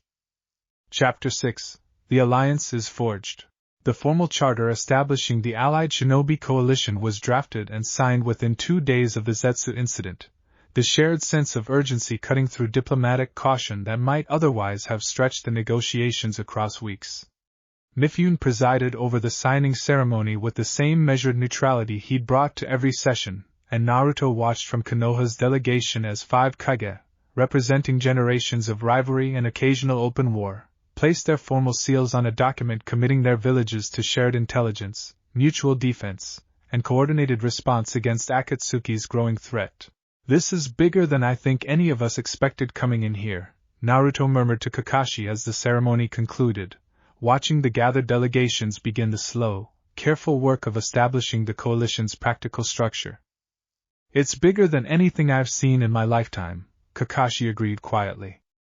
5 great villages committing to genuine cooperation isn't something that's happened since long before either of us was born. Whatever else comes out of this summit, that alone is worth the risk of bringing you here. The coalition structure took shape gradually over the following days: shared border monitoring protocols, standardized threat classification systems, and a rotating council of senior shinobi from each village tasked with coordinating rapid response to confirmed Akatsuki activity. And woven through every practical detail, a question that had clearly been building since the summit's earliest sessions finally surfaced directly during a closed strategic meeting Naruto had been specifically invited to attend. The coalition needs assets capable of meeting Akatsuki's confirmed operatives on equal footing, the Reikage said, addressing the gathered Kage and their senior advisors with characteristic bluntness. "We've now confirmed, through multiple independent engagements, that the boy standing among us is one of very few shinobi across all 5 villages who has repeatedly demonstrated exactly that capability. I would propose formally designating him a coalition asset, available for deployment wherever the threat proves most acute." Naruto felt his stomach tighten at the phrasing, old, familiar wariness surfacing despite the trust he'd slowly begun building with several of the gathered leaders over the past several days. "With respect," Tsunade said before he could speak for himself, "I would ask this council to consider the difference between requesting Naruto's help as a valued, willing partner in this coalition, and designating him a deployable asset the way you might a strategic weapons cache. Those are not the same arrangement, and I will not sign Konoha onto a framework that treats a 13-year-old boy as the latter." Mei Terumi nodded slowly, something thoughtful crossing her expression. "I share the Hokage's concern. Whatever this coalition becomes, I would prefer it be built on genuine partnership rather than the kind of transactional deployment structure that treats Jinchuriki as interchangeable resources. That approach has already caused considerable harm across multiple villages' histories. I would not like to see this coalition repeat it. A fair distinction, that such a Kage acknowledged, weathered voice carrying grudging agreement. Perhaps the framework should reflect that directly. Willing cooperation, formally acknowledged and mutually agreed, rather than deployment by council mandate." Naruto stepped forward, grateful for the space the discussion had created but determined, as he had been throughout the summit, not to let others speak entirely on his behalf about a decision this personal. "I want to help," he said, meeting each Kage's eyes in turn. "Genuinely. I've seen what Akatsuki's willing to do, and I don't want any other village going through what almost happened to my own outpost, or what nearly happened here 2 nights ago. But I need this to actually be my choice, every time, not something anyone above me gets to decide without asking." He paused. "If this coalition wants my help, I'll give it, whenever and wherever it's actually needed. But I need everyone in this room to understand that I'm agreeing to that as a partner, not accepting an assignment as a weapon." The Reikage studied him for a long, considering moment, something in his expression shifting toward the same grudging respect he'd shown during their private conversation on the fortress balcony days earlier. "Agreed," he said finally, and the word carried more weight coming from him than it might have from any of the others. "I withdraw the earlier framing. Willing partnership, formally acknowledged." He inclined his head slightly toward Naruto, an acknowledgement that carried real significance from a man who'd made no secret of his initial distrust. "You've earned that much, at least, over these past several days." The revised charter language was drafted and formally adopted before the session concluded, and as the gathered delegations began the slow work of dispersing back toward their own quarters, Naruto felt something settle in his chest that had been absent since the summit's tense opening. Not full trust, not yet, from every village present, but something real and hard-won all the same, built on evidence rather than fear, and entirely, deliberately, his own choice to have earned. Chapter 7: The Masked Man Returns. The visit came on the summit's final night, long after the coalition's closing formalities had concluded and most of the fortress had finally settled into genuine, exhausted rest. Naruto woke without quite understanding why at first, some instinct sharpened well past ordinary human senses registering a presence in his quarters that hadn't been there when he'd fallen asleep, and by the time his eyes had adjusted fully to the dark, a masked figure was already seated calmly in the room's single chair, utterly unbothered by having entered a fortress full of the world's most capable shinobi undetected. Naruto's hand went instinctively for a kunai before some deeper instinct Alucard's cold, immediate certainty pressing against his thoughts stayed the motion. Wait, the old king murmured, quiet and watchful. He did not come to fight, little vessel. I would know it if he had. Listen first. You have good instincts, the masked man said, voice carrying an unhurried calm that felt almost incongruous given how thoroughly he just bypassed every layer of the fortress's considerable security. Better than I expected this early. I imagine your passenger deserves some credit for that. Who are you? Naruto said low and steady, though his heart was hammering despite his outward composure. Akatsuki, obviously. But you're not one of the ones who's come after me directly. No, the man agreed. I've been content, until now, to let others gather the information I needed. Tonight, I decided the information had reached the point where a direct conversation seemed more useful than another report filtered through subordinates, who don't fully understand what they're actually looking at. He tilted his head slightly, the single visible eye behind his mask studying Naruto with an intensity that felt older and heavier than the casual posture suggested. I have a question for you, Naruto Uzumaki, and I find myself genuinely curious what answer you'll give, given everything you've apparently learned about restraint over this past month. Ask it then. If you could build a world where no one ever had to lose someone they loved again, the man said, quiet and deliberate, where grief simply stopped being something people had to carry, would you consider that worth almost any cost required to achieve it? Naruto sat with the question longer than he expected to, sensing, beneath its careful phrasing, something far heavier and more personal than a simple philosophical exercise. That depends entirely on what the cost actually is, he said finally. Because I've lost people. I know what that weight feels like. But I've also learned, this past month especially, that the people who matter to me chose to stand beside me anyway, even knowing what I might become, even with everything scary about what I'm carrying now. That choice, them choosing to stay, and me choosing to be someone worth staying for, that's not something I think you can build a world without and still call what's left worth having. He met the masked man's gaze steadily. Taking away loss sounds like it'd also take away the reason people choose to matter to each other in the first place. I don't think that's mercy. I think that's just a different, quieter kind of loss. The masked man was quiet for a long moment, something unreadable moving behind his single visible eye. That is a more thoughtful answer than I expected from someone your age, he said finally, something in his voice carrying a weight that felt, briefly, almost personal rather than adversarial. I have heard similar arguments before, from people who mattered to me a great deal. I did not find them convincing then. I confess, tonight, I find myself less certain than I once was. Then why are you still doing whatever it is you're planning? Naruto asked, genuinely curious despite the danger of the conversation. If you're not sure anymore. Certainty and commitment are not always the same thing, the man said, rising unhurried from the chair, the conversation clearly reaching its intended conclusion regardless of whatever uncertainty he just admitted to.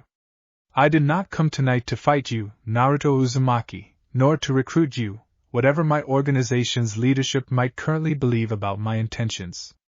I came because I wished to understand, directly, what kind of person the entity in your seal had chosen to help become. He paused at the room's threshold, something almost regretful in his posture. I find the answer more complicated than I expected. That will need to be enough for tonight. Wait, Naruto said, but the masked man was already gone, vanishing through the solid wall with the same unnatural, space-warping technique Naruto had heard whispered about in Kakashi's more guarded briefings, leaving behind only the cold night air and a question that would sit, heavy and unresolved, at the back of Naruto's mind for considerably longer than the summit itself would last. Behind his ribs, Alucard remained quiet for a long moment before finally speaking, something old and thoughtful in his tone. That one carries more grief than anger, little vessel, whatever mask he wears to disguise the difference. I do not know yet whether that makes him more dangerous, or simply more tragic. Perhaps, in time, we will learn which. Chapter 8, A Familiar Echo. Naruto reported the visit to Kakashi and Tsunade the following morning, relaying the conversation as precisely as he could remember it, and watched his teacher's expression shift through several layers of concern before settling into something carefully, deliberately controlled. Describe the technique he used to leave, Kakashi said, voice quieter than usual. Exactly as you saw it. It was like he just folded into the wall, Naruto said, trying to find words for something that hadn't fully made visual sense even as he'd watched it happen. Not through it, exactly. More like the space where he was standing just stopped being solid for a second, and then he was gone. Kakashi went very still, something old and painful moving behind his single visible eye. I need you to think carefully, he said. The mask. Did it cover his whole face, or just part of it? Just one side. His right eye was visible. It looked. Naruto paused, trying to recall the detail precisely. It looked like a Sharingan, actually. Spinning, even when he wasn't using it for anything I could tell. Tsunade and Kakashi exchanged a long, weighted look that carried the particular gravity of two people arriving, independently, at a conclusion neither of them wanted to voice aloud first. I had a teammate once, Kakashi said finally, voice carefully even despite whatever effort the words clearly cost him. A boy named Obito Uchiha. He died on a mission when we were young, buried under rubble, saving my life, and I've carried his eye and his memory for over a decade, believing that was the end of his story. He paused, jaw tight. The technique you're describing, folding through solid matter, is not something I've ever seen another shinobi perform. I only know of it because Obito described a bloodline ability unique to a specific branch of the Uchiha clan, shortly before the mission where he died. Space-time manipulation, tied to a rare Mangekyo Sharingan variant. You think it's him, Naruto said slowly, the implications settling heavily over the room. You think the guy who talked to me last night is your dead teammate? I think, Kakashi said, that I need to consider a possibility I have spent over a decade actively refusing to consider, because the alternative that Obito survived, and became whatever this masked man now represents, is considerably more painful than simply accepting his death was final. His voice carried a rawness Naruto had rarely heard from his composed, controlled teacher. If it is him, Naruto, then whatever conversation you had with him last night wasn't simply an enemy testing you. It was someone who died believing in protecting his precious people, apparently transformed into someone capable of destroying a border outpost's entire garrison for a demonstration.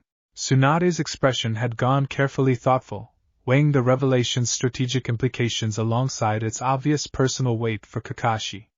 If this is accurate, it changes our understanding of Akatsuki's leadership considerably, she said. An organization built around a philosophy this specific, this personal, isn't simply pursuing power for its own sake. It's pursuing something this man genuinely believes will prevent the kind of loss that shaped his own history.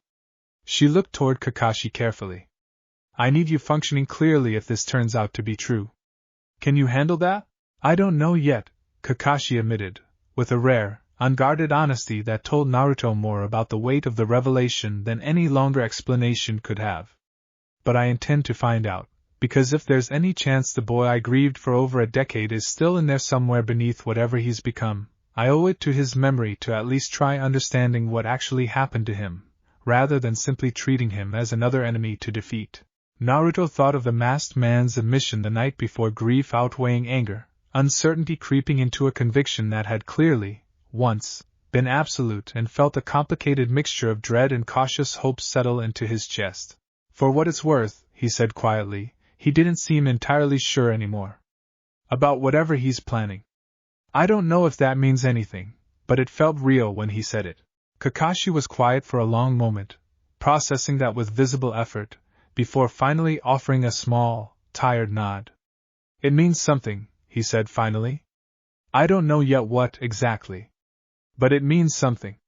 He straightened, some of his usual composure settling back into place despite the clear effort it took. For now, we keep this contained to the three of us, and whoever else genuinely needs to know. If this is Obito, I want the chance to understand what happened before this becomes another piece of intelligence traded across 5 villages' war councils.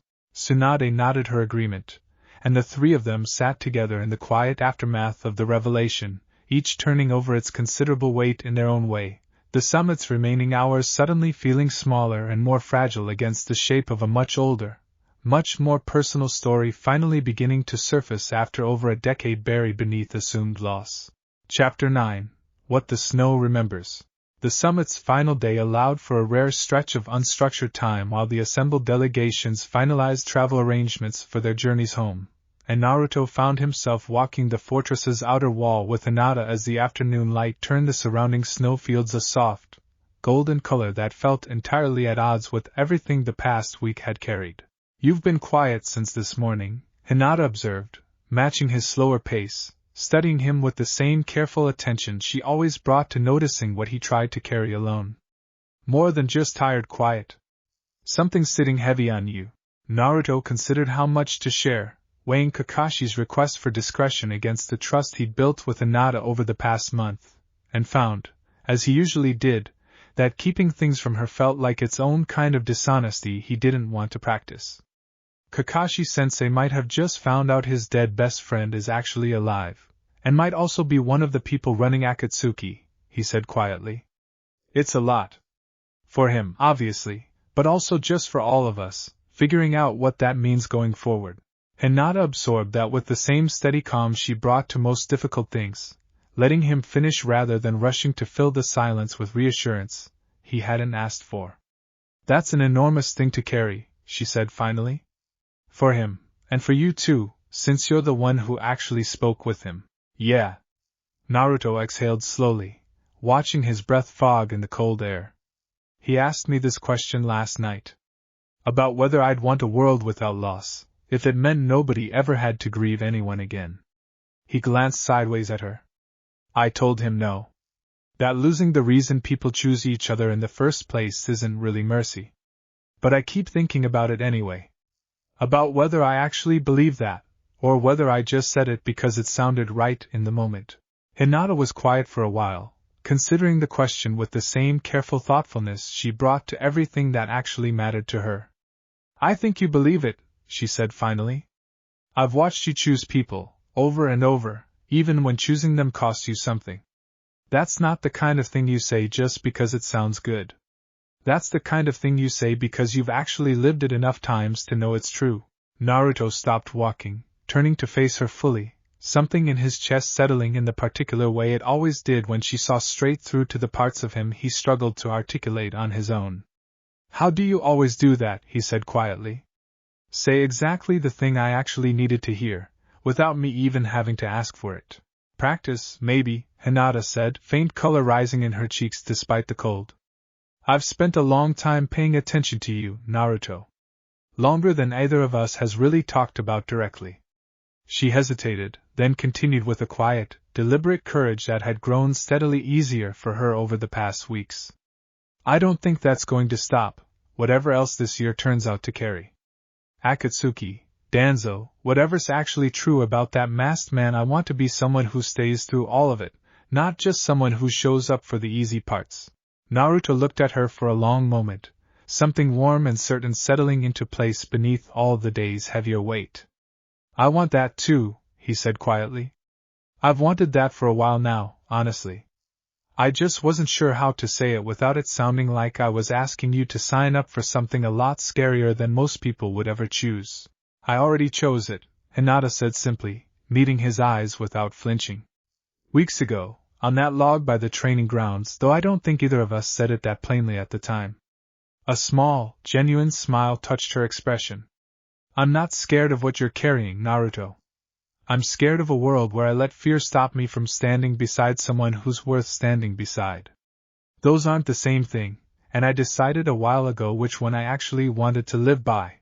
Naruto reached for her hand, and she met the gesture without hesitation, both of them standing quietly together on the fortress wall as the golden afternoon light slowly faded toward evening, the considerable weight of everything still ahead of them feeling, for one unhurried moment, entirely bearable in the company of someone who had already decided, freely and without reservation, to carry it alongside him. Behind his ribs, quiet and watchful as always, Alucard offered no commentary at all, content, for once, to simply let the moment exist undisturbed. Chapter 10. The Coalition's First Test. The message arrived just as the Coalition's delegations were beginning their final preparations to depart the Land of Iron, carried by an exhausted Kumo courier whose horse had clearly been ridden past any reasonable limit to deliver it. The Reikage read the report in the courtyard, in full view of the other departing delegations, and Naruto watched the color drain visibly from the big man's face as he absorbed whatever the message contained. Yujito, a said voice carrying a rawness that startled everyone who'd grown accustomed to his usual controlled bluntness. The Two Tails Jinchuriki. Taken 3 days ago, near the northern border, by a two-man team matching Akatsuki's known operating pattern. He crumpled the report slightly in one large fist, fury and grief warring visibly across his features. 3 days. While we were sitting here signing charters and congratulating ourselves on a coalition that hadn't even finished being ratified before the enemy it was built to stop struck again. The courtyard fell into a tense, immediate silence, 5 delegations worth of careful diplomatic progress suddenly confronted with the brutal reality of exactly how little time their new coalition had actually had to prove itself useful. How is this possible? Materumi said, sharp and urgent. We just spent a week establishing shared intelligence protocols specifically to prevent this kind of isolated loss. Because the protocols aren't operational yet, Tsunade said grimly. We signed the charter. We haven't had time to actually implement rapid response coordination across 5 villages that have spent decades operating independently. This is exactly the gap Akatsuki's counting on striking now, while the coalition exists on paper but hasn't yet built the infrastructure to actually function as one. The Reikage's expression had hardened into something cold and absolute, grief compressing rapidly into focused, dangerous resolve. I am not waiting for infrastructure, he said. My people are mobilizing the moment I return to Kumo. If any of you wish to honor what we just signed, I would welcome the support. But I will not sit still while whatever's left of Yujito's chance at rescue slips further away. You won't be facing this alone, Tsunade said immediately, without hesitation. Konoha's honoring the charter starting now, not after some formal activation period. Kakashi, prepare the team. We're deploying support the moment the Reikage's forces move. Gaara stepped forward as well, pale eyes steady with the same quiet resolve that had defined him since Naruto had first known him. Suna will contribute tracking specialists. If Akatsuki's operatives are moving a captured Jinchuriki across open terrain, my sand can locate their trail faster than most conventional methods. Naruto felt Alucard stir sharply behind his ribs, old and alert, and understood, before he'd even fully processed the decision himself, exactly what he needed to offer. I'm going too, he said, stepping forward to stand beside Tsunade, meeting the Reikage's grief-hardened gaze directly. You said it yourself back on that balcony. You judge me by what I actually do, not what you feared I might become. This is exactly the kind of moment that matters. I'm not going to sit safely back in Konoha while another Jinchuriki gets extracted because our coalition wasn't fast enough to stop it. I studied him for a long moment, something complicated moving behind his grief-stricken expression, old distrust warring visibly against the accumulated evidence of the past week, and finally, visibly, settling towards something closer to genuine trust. Then come, he said simply. And Uzumaki, if what you're carrying can actually help bring her back alive, I will owe you a debt I do not intend to forget. The coalition's first true test began within the hour, 5 villages worth of shinobi mobilizing with an urgency that outpaced even Mifune's carefully neutral fortress protocols, tracking parties forming rapidly around Gaara's sensory capabilities and Kakashi's tactical experience, every delegation abandoning the careful, measured pace of diplomacy in favor of the blunt, immediate calculus of a life still possibly worth saving. Naruto fell into step beside Hinata and Sakura as their combined team prepared to move out, the golden afternoon light of the previous day's quiet conversation already feeling like it belonged to some more peaceful world entirely, and felt Alucard's presence settle into cold, focused readiness behind his ribs, old and patient, and utterly without doubt about what came next. "They have made their move, little vessel," the old king murmured, low and certain. "Let us go remind them precisely why provoking a king's newly formed alliance was never the wisest strategy available to them." Chapter 11: The Mountain Pass. The trail led north and east, away from the land of iron and deep into contested territory along Kumo's outer border, Gaara's sand-based tracking technique picking up faint traces of chakra residue that the combined coalition teams followed through 2 days of hard, grueling travel across increasingly rugged terrain. Naruto ran alongside Hinata and the mixed coalition strike team with a focus he hadn't felt since the Stonewatch investigation, every sense stretched taut, Alucard's quiet vigilance a constant, steadying presence beneath the mounting urgency. Chakra signatures growing stronger, Gaara reported during a brief rest stop on the second night, studying the faint disturbance patterns only his sensory technique could properly read. "Whoever's transporting her isn't moving as quickly as they were initially. I suspect they're encountering resistance, possibly from Kumo border patrols who haven't yet received word of the situation.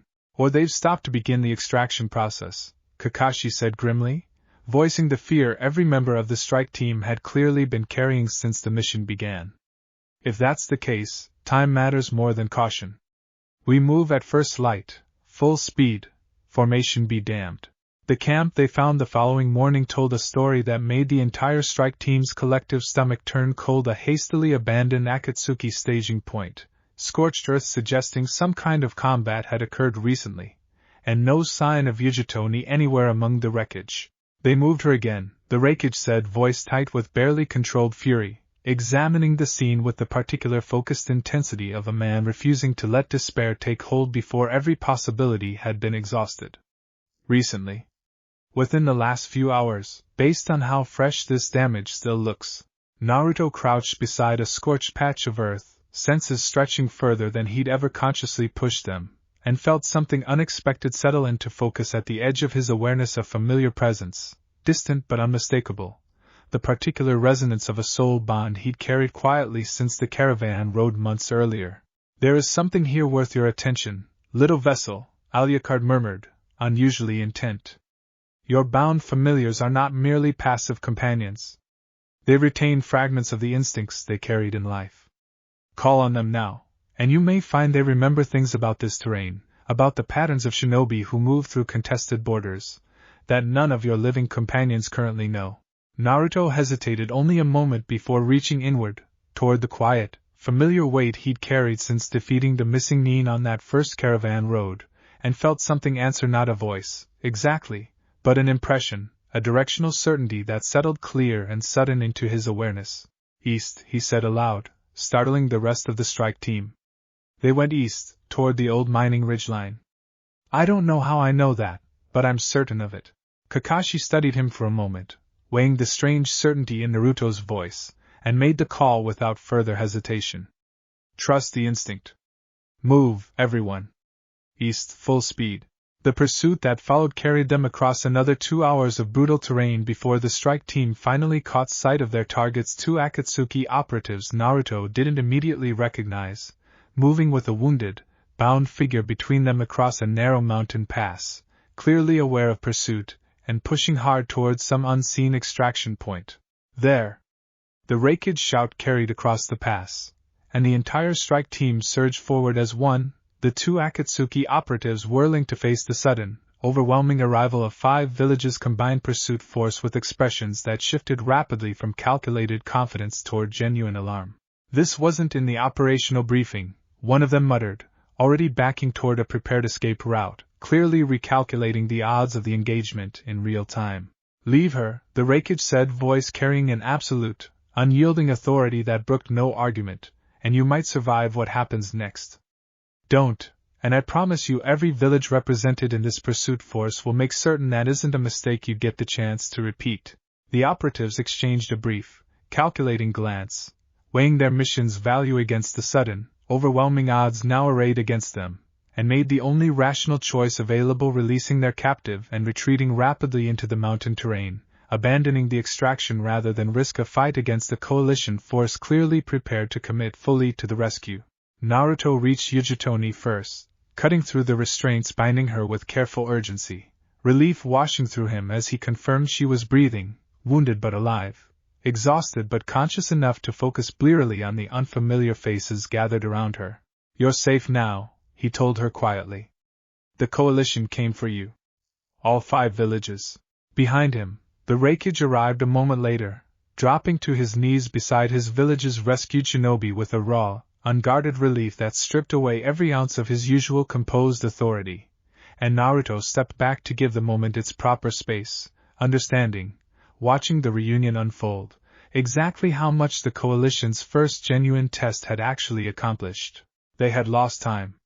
They had lost ground, initially, to an enemy still faster and more coordinated than 5 newly allied villages could yet fully match.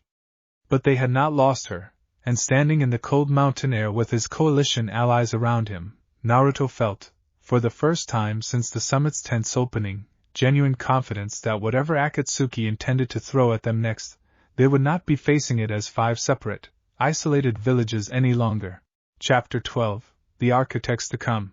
The failed extraction reached Akatsuki's leadership within a day, relayed through the same coded channels that carried every operational report back toward the organization's shadowy command structure, and the resulting emergency session carried attention considerably sharper than any that had preceded it. Explain how a 2-man extraction team lost a secured target to a coalition response force that shouldn't have existed yet, let alone been capable of mobilizing fast enough to intercept, Pain said, voice carrying its familiar flat authority, though something beneath it now carried genuine displeasure that even the most composed members of the gathered projections found difficult to ignore. The 5 villages moved faster than any of our intelligence anticipated, the surviving operative reported, visibly uneasy despite the safety of a projected connection. Full coalition mobilization within hours of the summit's conclusion.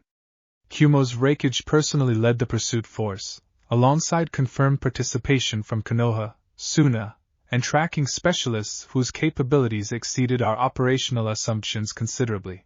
The Uzumaki boy, Zetsu's split voice added, both halves carrying an unusual note of genuine interest beneath the report's clinical framing. Present and directly involved in the pursuit. Our observers noted he appeared to draw on some manner of tracking instinct that does not match any known sensory technique, locating the extraction team's revised route with an accuracy that should not have been possible given the terrain. Payne's rippled eyes swept the gathered projections slowly, weighing the implications with visible calculation. "The summit has produced exactly the outcome I hoped to prevent," he said finally. 5 villages, previously divided by generations of rivalry, now coordinating rapid, unified response against our operations. This changes our strategic position considerably, and requires a corresponding change in approach. "We could accelerate our timeline," Kakuzu suggested, characteristically pragmatic despite his still healing wounds from the earlier encounter with Naruto. "Strike before the coalition's coordination infrastructure fully matures. A narrow window exists between what they signed and what they've actually built the capacity to execute. Or we reconsider our approach entirely," Conan said, quiet but firm, the way she always was when she believed the organization's leadership was moving toward a mistake. This coalition did not simply appear from nothing. It formed specifically in response to our own escalating provocations. Continued aggression risks deepening exactly the unified resistance we should be working to prevent, not accelerate. The chamber fell into a considering silence, and it was, unexpectedly, Obito's projection that finally broke it, his voice carrying a weight that seemed heavier than usual, though none of the gathered members could have guessed at the personal reasons behind it. "I would recommend patience," he said slowly. "Not out of caution alone, but because I believe our current understanding of the situation remains critically incomplete. The Uzumaki boy is not simply a Jinchuriki whose vessel happens to carry unusual capability. Something ancient and considerably more independent resides in that seal, and I do not believe we have yet reckoned properly with what that actually means for any plan built around treating him as an obstacle to simply overpower." "You've said variations of that warning multiple times now," Payne observed, without ever fully explaining the reasoning behind it. "Because I am still working out the reasoning myself," Obito admitted, an unusual honesty entering his voice. I spoke with him directly, at the summit. I do not believe he is our enemy in the way our current operational framework assumes. I believe, given time, he may prove to be something considerably more complicated than a target to extract or eliminate. He paused, weighing his next words carefully. I would ask this organization's patience, while I continue gathering the understanding necessary to determine the wisest path forward. Rushing toward confrontation with an entity none of us fully comprehend strikes me as the same mistake that has already cost us 2 failed engagements, and, now, a failed extraction against overwhelming coalition response. Pain considered the council for a long moment, weighing Obito's unusual insistence against the organization's broader strategic pressures. You will have your patience, he said finally, though not indefinitely. This organization's goals do not pause simply because one target has proven more complicated than initially assessed. Continue your assessment. But understand that if the coalition's growing strength begins to meaningfully threaten our broader operations, patience will no longer be a luxury this organization can continue extending, regardless of your personal insight into the matter. The session adjourned into an uneasy quiet, each projection fading in turn, until only Zetsu remained in the ritual cave's dim light, his 2 mismatched halves murmuring quietly to each other in a private conversation no other member of the organization would have understood even if they'd been present to overhear it. Far to the north, in the fading light of a mountain pass still marked by the previous day's rescue, Naruto stood beside his coalition allies, watching Yujito-ni reunite properly with the Kumo delegation sent to escort her safely home, and felt Alucard's presence settle into quiet, watchful readiness behind his ribs, old and patient, and entirely certain that whatever fragile peace the coalition had won today, it would not last nearly as long as any of them currently hoped. They will regroup, little vessel, the old king murmured, low and certain, already looking past the day's hard-won victory toward whatever waited beyond it. And when they do, I suspect it will not be a 2-man team they send next, nor a careful test meant to gauge your limits. Rest while you can. I believe, before this year concludes, we will finally meet the true architects of everything this organization has been building toward, and I do not believe that meeting will be a gentle one. Act 4, Chapter 1, The True Architects Debate. The failed extraction of Yujito-ni had cost Akatsuki more than a single operation. It had cost them the last shred of confidence, among several member villages' intelligence networks, that the organization could be managed quietly through subtlety and patience, and Payne's emergency session in the days following carried a weight considerably different from any that had preceded it. Subordinate operations have failed 4 consecutive times against this target, Payne said, addressing the assembled projections with a flatness that carried genuine, controlled fury beneath it. 2 reconnaissance engagements. 1 direct assault. 1 extraction interception. Every attempt has confirmed the same conclusion with increasing certainty. The entity sealed within Naruto Uzumaki cannot be reliably countered by anything less than my full personal intervention. You're proposing to lead an assault yourself, Kakuza said, weighing the implications with his usual pragmatic caution. Against a coalition village, directly, with 5 allied nations now committed to mutual defense. That's a considerably larger commitment than anything this organization has previously undertaken. It is, Payne agreed. But this organization's broader ambitions cannot proceed while a single village continues to shelter something capable of repelling every measure short of my direct involvement. The coalition itself makes this more urgent, not less. Every week that passes allows their alliance to mature further, and every failed operation against the boys strengthens their unified resolve. His rippled eyes swept the gathered projections. I intend to end this uncertainty personally, and decisively. Obito's projection remained silent for a long moment before finally speaking, his voice carrying the particular careful weight it always did when he chose to spend it on genuine disagreement rather than passive observation. I would ask you to reconsider, he said. Not out of doubt in your capability, but because a direct assault against Konoha itself, rather than against Naruto in isolation, risks consequences this organization has not fully accounted for. That village will not simply surrender its people to protect one asset, however valuable. You would be committing to a battle against an entire village's defenders, not a single target. I am aware of the scope, Payne said, unmoved. I am also aware that this organization's patience, extended at your specific request following the summit, has produced nothing but further evidence of the boy's growing capability and the coalition's growing cohesion.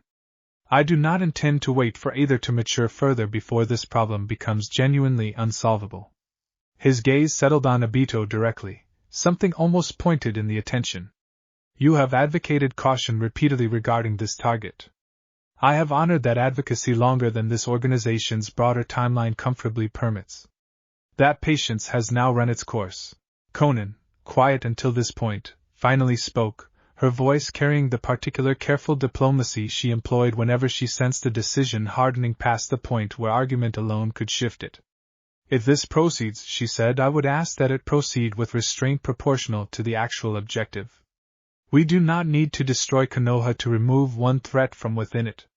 Excessive destruction risks uniting every remaining village against us more decisively than the coalition already has, and accomplishes nothing our actual goals require. Payne considered that for a long moment, something in his expression suggesting the council had landed more meaningfully than most of the session's earlier objections. Noted, he said finally. The assault's objective remains focus, locate, and neutralize the boy, and by extension whatever entity his seal contains. Broader destruction serves no purpose beyond what achieving that objective requires. He paused, weighing his next words carefully. I will lead the assault personally, using the full extent of my capabilities. Conan will accompany me.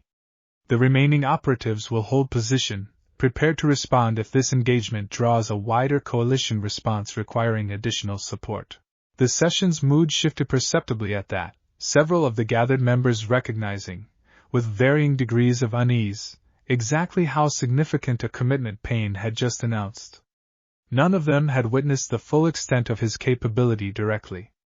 All of them had heard enough, through fragments of Akatsuki's older history, to understand that whatever Payne intended to bring against Konoha would represent something considerably beyond anything the village's defenders had yet faced.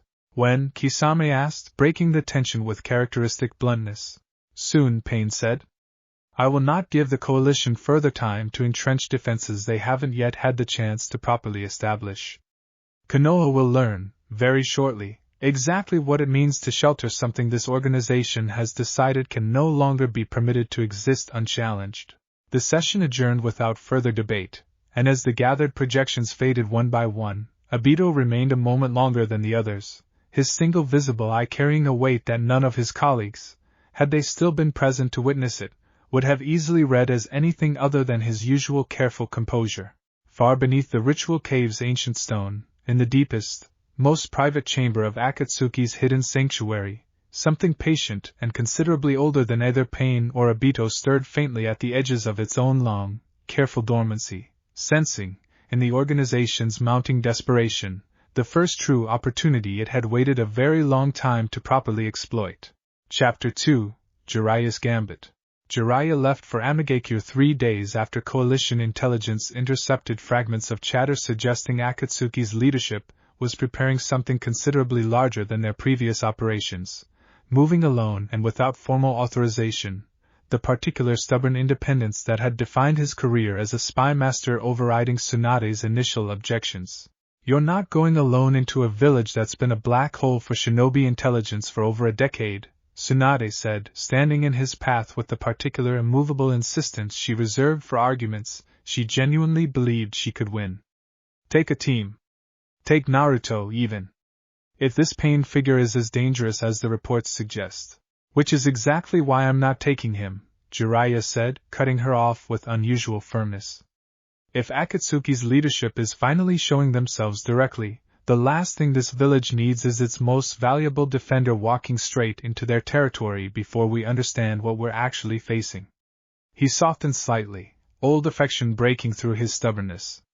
I trained under the Third's methods for longer than either of us wants to admit out loud, Tsunade. I know how to move through hostile territory without being seen. Let me do what I'm actually good at, before we commit anyone else to a fight we don't yet understand. Tsunade's jaw tightened, old worry warring visibly with her respect for his judgment. 3 weeks, she said finally.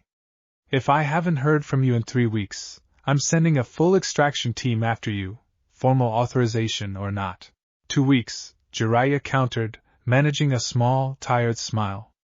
I'd rather you not have to explain to the council why you started a war rescuing an old fool who overstayed his welcome.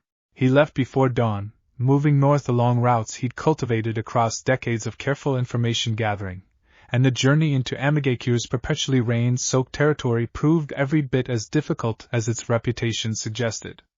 The village itself, when he finally reached its outer approaches under cover of the near-constant downpour that gave the land of rain its name, carried an atmosphere unlike anything he'd encountered in his considerable career, orderly, disciplined, and utterly saturated with a quiet, watchful presence that made every instinct honed across decades of espionage scream caution. He spent 4 days moving through the village's outer districts before finally locating what he'd come for: a network of old contacts, former students of his own teaching decades earlier, scattered throughout Amagakure's civilian population, survivors of the brutal wars that had once devastated the land of rain and left it hungry for whatever stability Paine's leadership had subsequently provided. He calls himself God here, one contact told him, an aging former shinobi who'd fought in Amagakure's civil wars long before Jiraiya had ever set foot in the village, voice low and cautious even in the relative privacy of a shuttered back room. Ended the fighting. Fed people who'd forgotten what a full meal tasted like. Whatever else he's become, the people who lived through what came before don't ask too many questions about the cost. I need to know who he actually is, Jiraiya said. Before whatever he's built. I have reason to believe I may have known him, a long time ago. The old contact studied him for a long, weighing moment before finally, reluctantly, sharing what fragments he knew: a boy orphaned by the same wars that had devastated the village, taken in briefly by a wandering sage who'd once passed through during the worst of the fighting, before vanishing back into obscurity for years until re-emerging, transformed, as the figure who now ruled Amagakure with an authority no one dared openly question. Jiraiya felt something cold settle into his stomach as the details accumulated, old memories surfacing with a dread he hadn't expected to feel this far into a routine intelligence-gathering mission. A wandering sage. An orphaned boy, taken in during the war years, taught the fundamentals of chakra control before circumstances forced a difficult parting. He had trained 3 orphans once, decades ago, in a village not unlike this one, before returning to his own life and losing track of what had become of them in the years that followed. His name, Jiraiya said quietly, already dreading the answer. Do you know his given name? Before he became whatever he is now? The old contact hesitated, glancing toward the shuttered window as though the rain itself might be listening. Nagato, he said finally, barely above a whisper. They called him Nagato, back before the wars finished swallowing whatever was left of who he used to be. Jiraiya sat with the name for a long, silent moment, old grief and dawning horror settling over him in equal measure, understanding with sudden, terrible clarity exactly whose face he might find waiting for him if he pressed his investigation any further into Amagakure's carefully guarded heart. Chapter 3. What Jiraiya Learned. Jiraiya returned to Konoha 11 days after his departure, considerably earlier than the deadline he'd negotiated with Tsunade, moving with a grim urgency that immediately told the assembled council something in his intelligence had shifted their entire strategic calculus. Nagato, he said, once he'd gathered Tsunade, Kakashi, and Naruto into a private briefing room, laying out the details of his investigation with the particular efficient precision he reserved for genuinely urgent reports. One of 3 orphans I trained briefly, decades ago, during my own wandering years before I ever became one of the Sannin properly. I lost track of all 3 of them after circumstances forced me to move on. I never imagined. He shook his head, old grief still visibly raw beneath the professional urgency. He's Pain.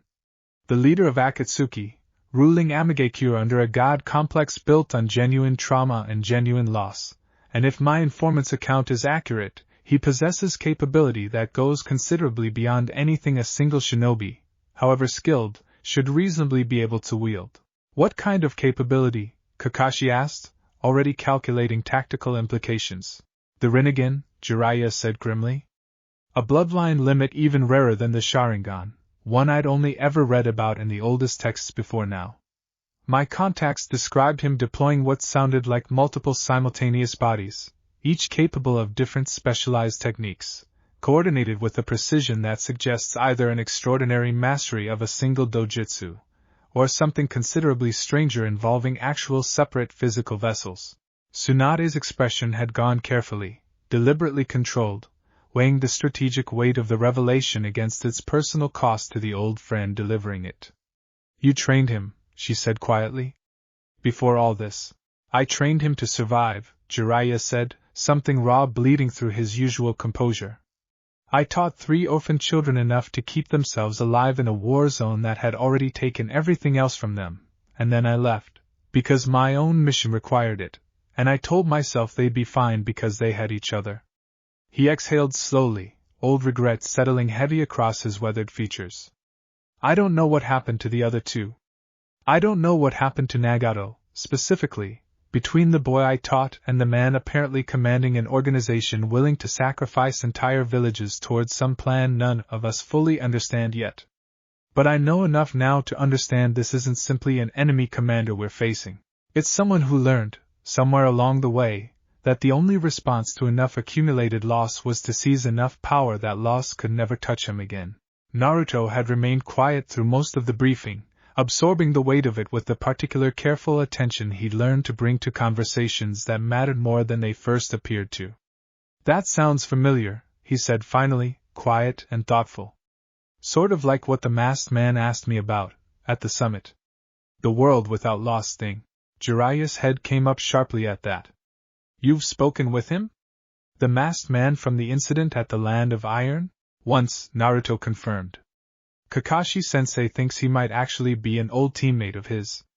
Someone named Obito, who was supposed to have died years ago. He glanced toward Kakashi, who nodded grim confirmation.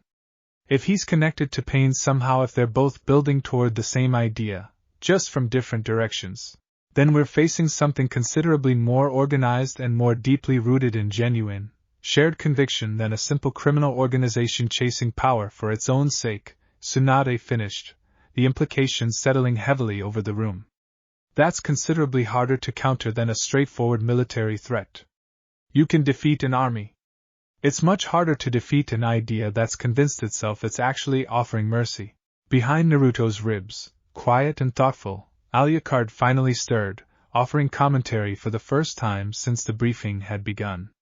I have watched grief curdle into conviction more times across the centuries than I can easily count, little vessel. It rarely responds well to force alone. If this Nagato is coming for you specifically, believing your existence represents an obstacle to whatever mercy he believes he is building toward the world, you may find that ending this confrontation requires considerably more than simply winning the fight in front of you. That's not exactly reassuring, Naruto murmured, low enough only Alucard would hear. No, the old king agreed, something almost gentle beneath his usual dry precision. But it is, I suspect, the truth of what is coming. Prepare accordingly, little vessel. Whatever waits for us, I do not believe it will be a fight we can simply overpower our way through and call finished.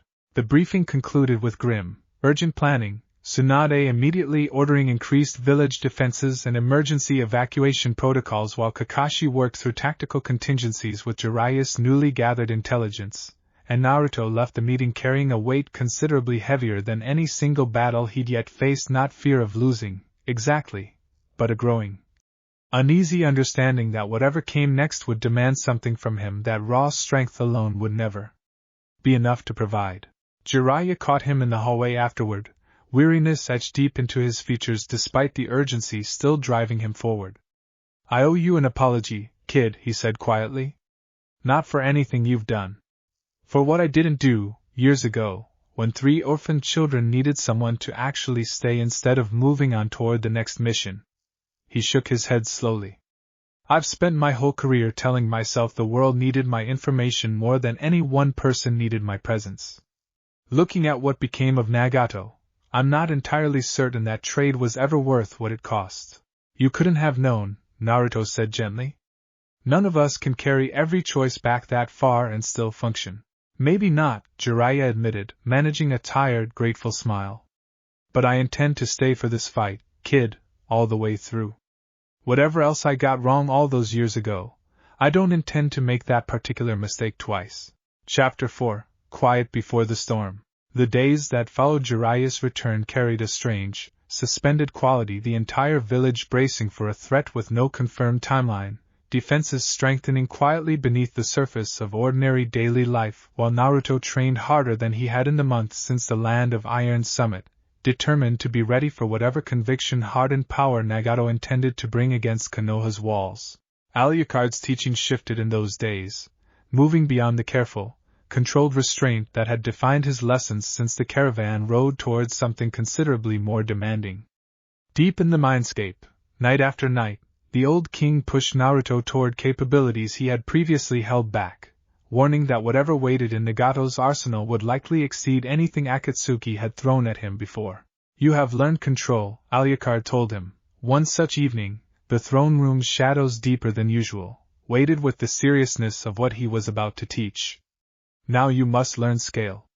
A king who can only fight one battle at a time, however skillfully, will find himself overwhelmed by an enemy capable of dividing his attention across many fronts simultaneously." His red eyes held Naruto's steadily. "Your familiars. You have carried them quietly, using them sparingly, treating them as a resource to be called upon only in genuine necessity. That caution has served you well. It will not serve you against an enemy capable of commanding multiple bodies at once. You must learn to command your own gathered strength with the same coordinated precision, or you will find yourself perpetually one step behind an opponent who has already mastered exactly that kind of division."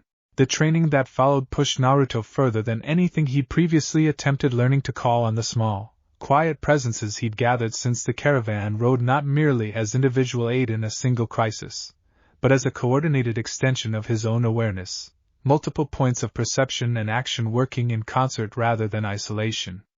It exhausted him in ways physical training rarely had, leaving him drained and hollow-eyed by morning, but by the end of the first week he could feel a new, unfamiliar confidence settling into the discipline, the beginnings of genuine mastery over something that had once frightened him considerably more than it now did.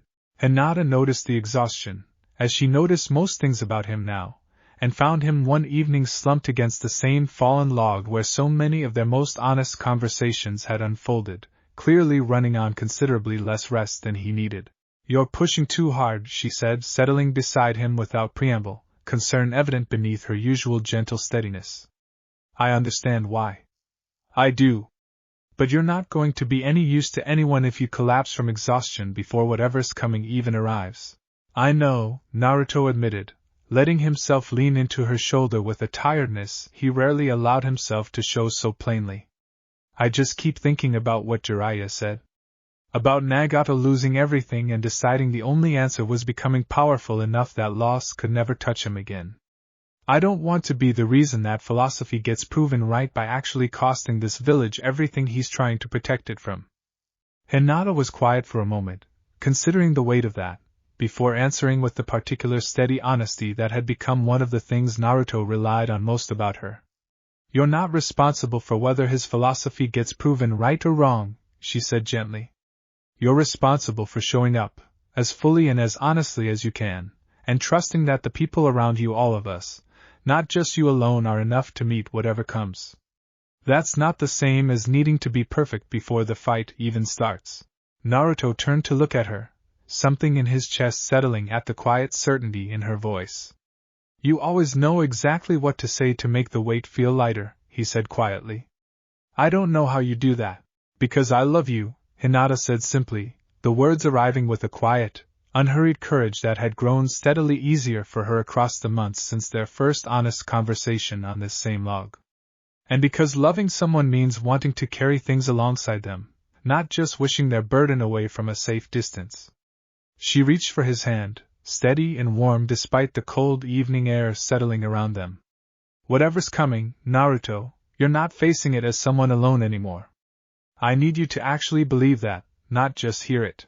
"I love you too," Naruto said, and meant it fully, something in the words landing with a weight and clarity that felt, after everything else the past months had carried, like the one truth he was most certain of in the entire uncertain landscape ahead of them. They sat together as the evening deepened around them, and later, alone in the quiet of his own mindscape, Naruto found Alucard waiting with an expression that carried, for once, no lesson at all, only a quiet, watchful warmth that felt, in its own ancient and complicated way, remarkably like approval. "Rest tonight, little vessel," the old king said softly. "You have earned it. And you will need every ounce of the strength that rest restores, sooner than either of us would prefer." Chapter 5, Danzo's Last Gambit. Danzo Shimura had watched the village's mounting preparations with the particular careful attention of a man who had spent 30 years learning to recognize opportunity in the shape of crisis, and the growing threat of a direct Akatsuki assault presented, in his private calculation, exactly the kind of moment his censored research had originally been designed to address.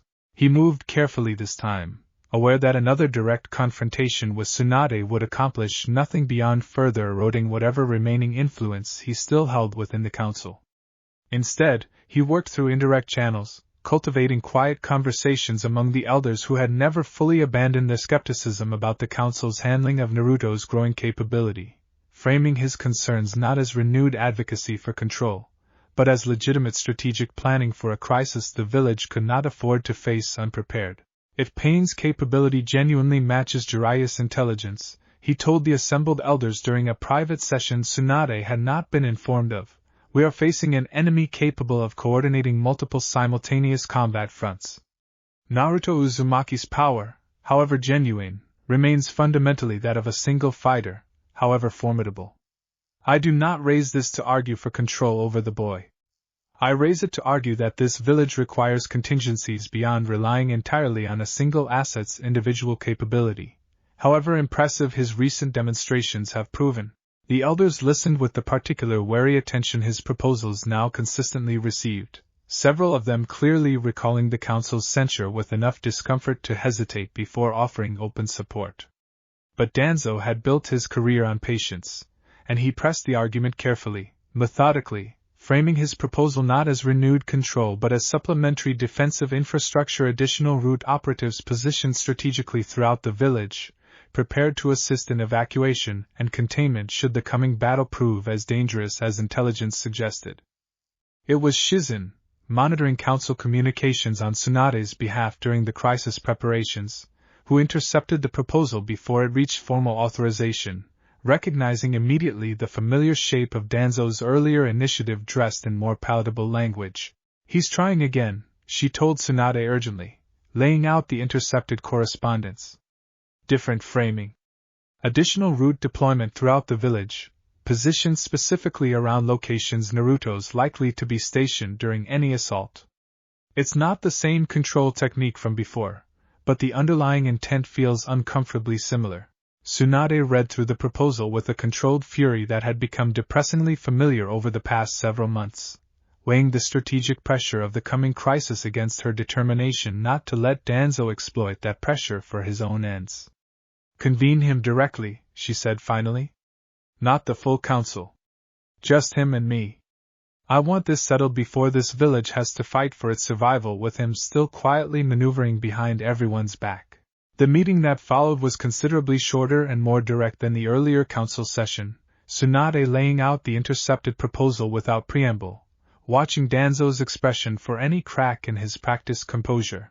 You're using the crisis as cover to rebuild exactly the framework this council already rejected, she said flatly. Additional route operatives, strategically positioned around Naruto specifically. I don't care what language you dressed it in this time, Danzo. I recognize the shape of it regardless. I am proposing defensive infrastructure this village genuinely requires, Danzo said, unmoved by the accusation. Whether you choose to interpret that as renewed control or legitimate strategic necessity is, ultimately, your prerogative. But I would ask you to consider, Hokage, whether your personal trust in one boy's restraint is truly sufficient contingency planning for a threat capable of overwhelming an entire village's defenses simultaneously. My trust in him has been earned repeatedly, across multiple genuine crises, Tsunade said, her voice carrying an edge that left no room for further negotiation. Your proposal doesn't get authorized. Not now, not during this crisis, not under any framing you manage to construct around it. And if I discover you've moved forward with deployment regardless of this conversation, the censure this council issued previously will look considerably gentler than what follows next. She held his gaze steadily, unflinching. This village is facing a genuine threat in the coming days, Danzo. I need you focused on actual defense, not on maneuvering for control you've already been denied twice. Choose which one you're actually prepared to contribute, because I don't have patience left to manage both simultaneously. Danzo studied her for a long, measuring moment, something calculating settling behind his single visible eye before he finally, grudgingly, inclined his head. As you say, Hokage, he said, giving nothing further away. I trust the village's survival remains our shared priority, regardless of our disagreements about method. He withdrew without further argument, and Tsunade watched him go with the particular weary vigilance that had become a permanent fixture of her dealings with him, understanding, with grim certainty, that whatever ground she'd held in this exchange, it would not be the last time she needed to hold it against him. Chapter 6. The Assault Begins. The assault began at midday, without warning, without the customary probing reconnaissance that had preceded every previous Akatsuki engagement, and the suddenness of it caught even Konoha's heightened defenses off guard in the critical first minutes. A single figure descended from the sky above the village's central district, orange-haired and pale-eyed, the strange rippled pattern of his gaze visible even at considerable distance, and the massive shockwave that followed his landing tore through the surrounding buildings with a force that sent every shinobi within a quarter-mile scrambling for their lives. Evacuate the district, Kakashi's voice cut through the chaos, already directing nearby Chunin toward organized withdrawal routes even as the ground continued shuddering beneath the aftershocks. Get civilians clear. Now. Naruto felt the impact before he consciously registered its source, Alucard's presence surging alert and immediate behind his ribs, and he was already moving toward the epicenter before Tsunade's emergency summons had fully reached him, some old, stubborn instinct refusing to let the village absorb this alone, while he stood safely elsewhere. He arrived to find the scene considerably worse than he'd braced for. Not one figure, but 5, each bearing the same pale eyes and orange hair, each radiating the same absolute, otherworldly presence, spread across the district with a coordinated precision that made immediate, chilling sense of Jiraiya's warning about divided fronts. Multiple bodies, Naruto breathed, understanding settling cold and immediate. He's not fighting alone. He's fighting as 5 people at once. 6, in truth, though I do not yet see the 6th among them, Alucard murmured, grim and focused. Each body specialized, little vessel. This is precisely the scale of coordination I warned you to prepare for. Do not fight this as a single engagement. Fight it as the coordinated defense it actually requires. The nearest of the 5 figures turned toward him with an expression of clinical, unhurried recognition. Naruto Uzumaki, it said, voice carrying an eerie, layered quality that suggested the same consciousness speaking through multiple bodies simultaneously. You have proven considerably more difficult to remove than our earlier assessments suggested. That difficulty ends today. It moved with a speed that belied the calm of its announcement, and Naruto barely cleared the resulting technique some manner of gravitational pull that tore through the surrounding street with devastating force, uprooting stone and shattering windows across an entire block. He caught his balance against a half-collapsed wall, senses stretching to track all 5 bodies simultaneously, understanding with mounting urgency exactly how outmatched conventional tactics would prove against an opponent capable of this kind of coordinated assault. Kakashi arrived at his side moments later, Sharingan already spinning, taking in the scene's full scope with visible, controlled alarm. 5 separate combatants, coordinated as one, he said grimly. This isn't a fight we win through raw strength alone, Naruto. We need to separate them, force them to fight as individuals rather than a coordinated whole. I can help with that, Naruto said, feeling the weight of Alucard's earlier training settle into readiness behind his ribs. But I'm going to need room to actually do it properly. Around them, Konoha's defenders were rallying with the discipline of shinobi who had spent the past weeks preparing precisely for this eventuality. Evacuation teams pulling civilians clear with practiced urgency, Jonin and Chunin forming defensive lines to contain the fighting's spread, and BU squads moving to intercept the outlying pained bodies before they could reach the village's more populated districts. But even with the coordinated defense, the sheer scope of what Nagato had brought against them was staggering. One body tore through the eastern district with devastating gravitational force. Another moved with unnatural, animalistic speed, cutting through defenders with a taijutsu style that left even experienced jonin struggling to track its movements. A third summoned enormous, mechanical constructs that leveled entire buildings with methodical, unhurried destruction. "This isn't a fight," Naruto said, watching the devastation spread with mounting horror. "This is an execution. He's not trying to fight this village. He's trying to erase it, piece by piece, until there's nowhere left for me to hide." Behind his ribs, ancient and utterly resolved, Alucard's presence sharpened into something Naruto had never fully felt from him before, not the careful, measured guidance of their earlier training, but something closer to a king's own long-buried fury finally, fully, awakening. "Then let us show him," the old king said, cold and absolute, precisely why a village sheltering a king should never have been mistaken for an easy target. Chapter 7: The Village Burns. The battle for Konoha unfolded across the following hour in a chaos of collapsing buildings and desperate, coordinated defense, the village's shinobi fighting with a discipline that held, barely, against an assault whose scale exceeded anything most of them had trained to counter. Tsunade herself entered the fighting directly, meeting the mechanical construct summoning pain body in a devastating exchange of raw strength that leveled an entire block, her medical expertise allowing her to sustain the fight considerably longer than the injuries she absorbed should reasonably have permitted. Naruto moved through the chaos with a focus that surprised even himself. Alucard's full training finally deployed in earnest, calling on his gathered familiars not as isolated aid but as a genuinely coordinated extension of his own senses, tracking multiple threats across the battlefield with a clarity that had been impossible before the past week's intensive preparation.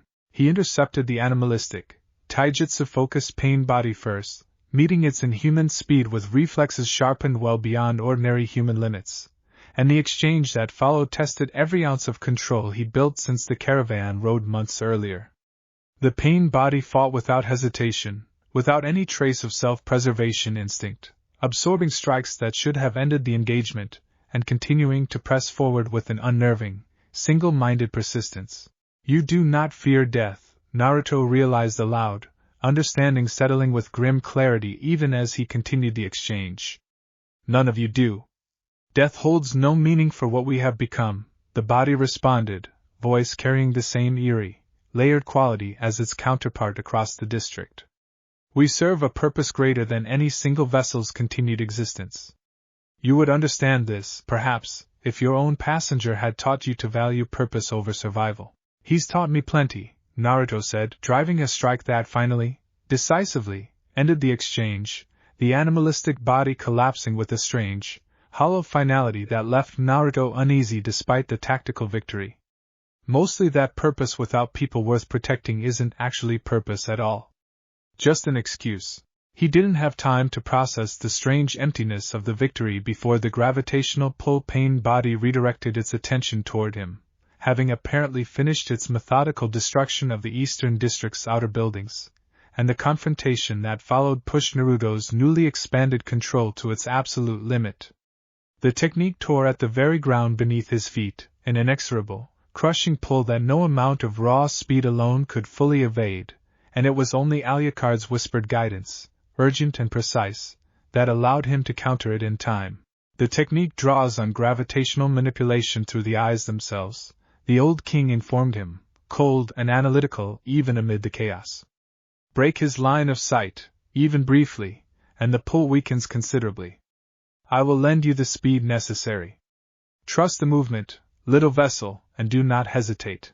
Naruto trusted it fully, closing the distance with a burst of speed that blurred his own vision, and the resulting strike shattered the gravitational technique's focus long enough to end that engagement as decisively as the first, leaving him breathing hard amid the district's ruined streets, 3 of the 5 confirmed pain bodies now fallen, and an uneasy, mounting dread building steadily beneath the tactical progress.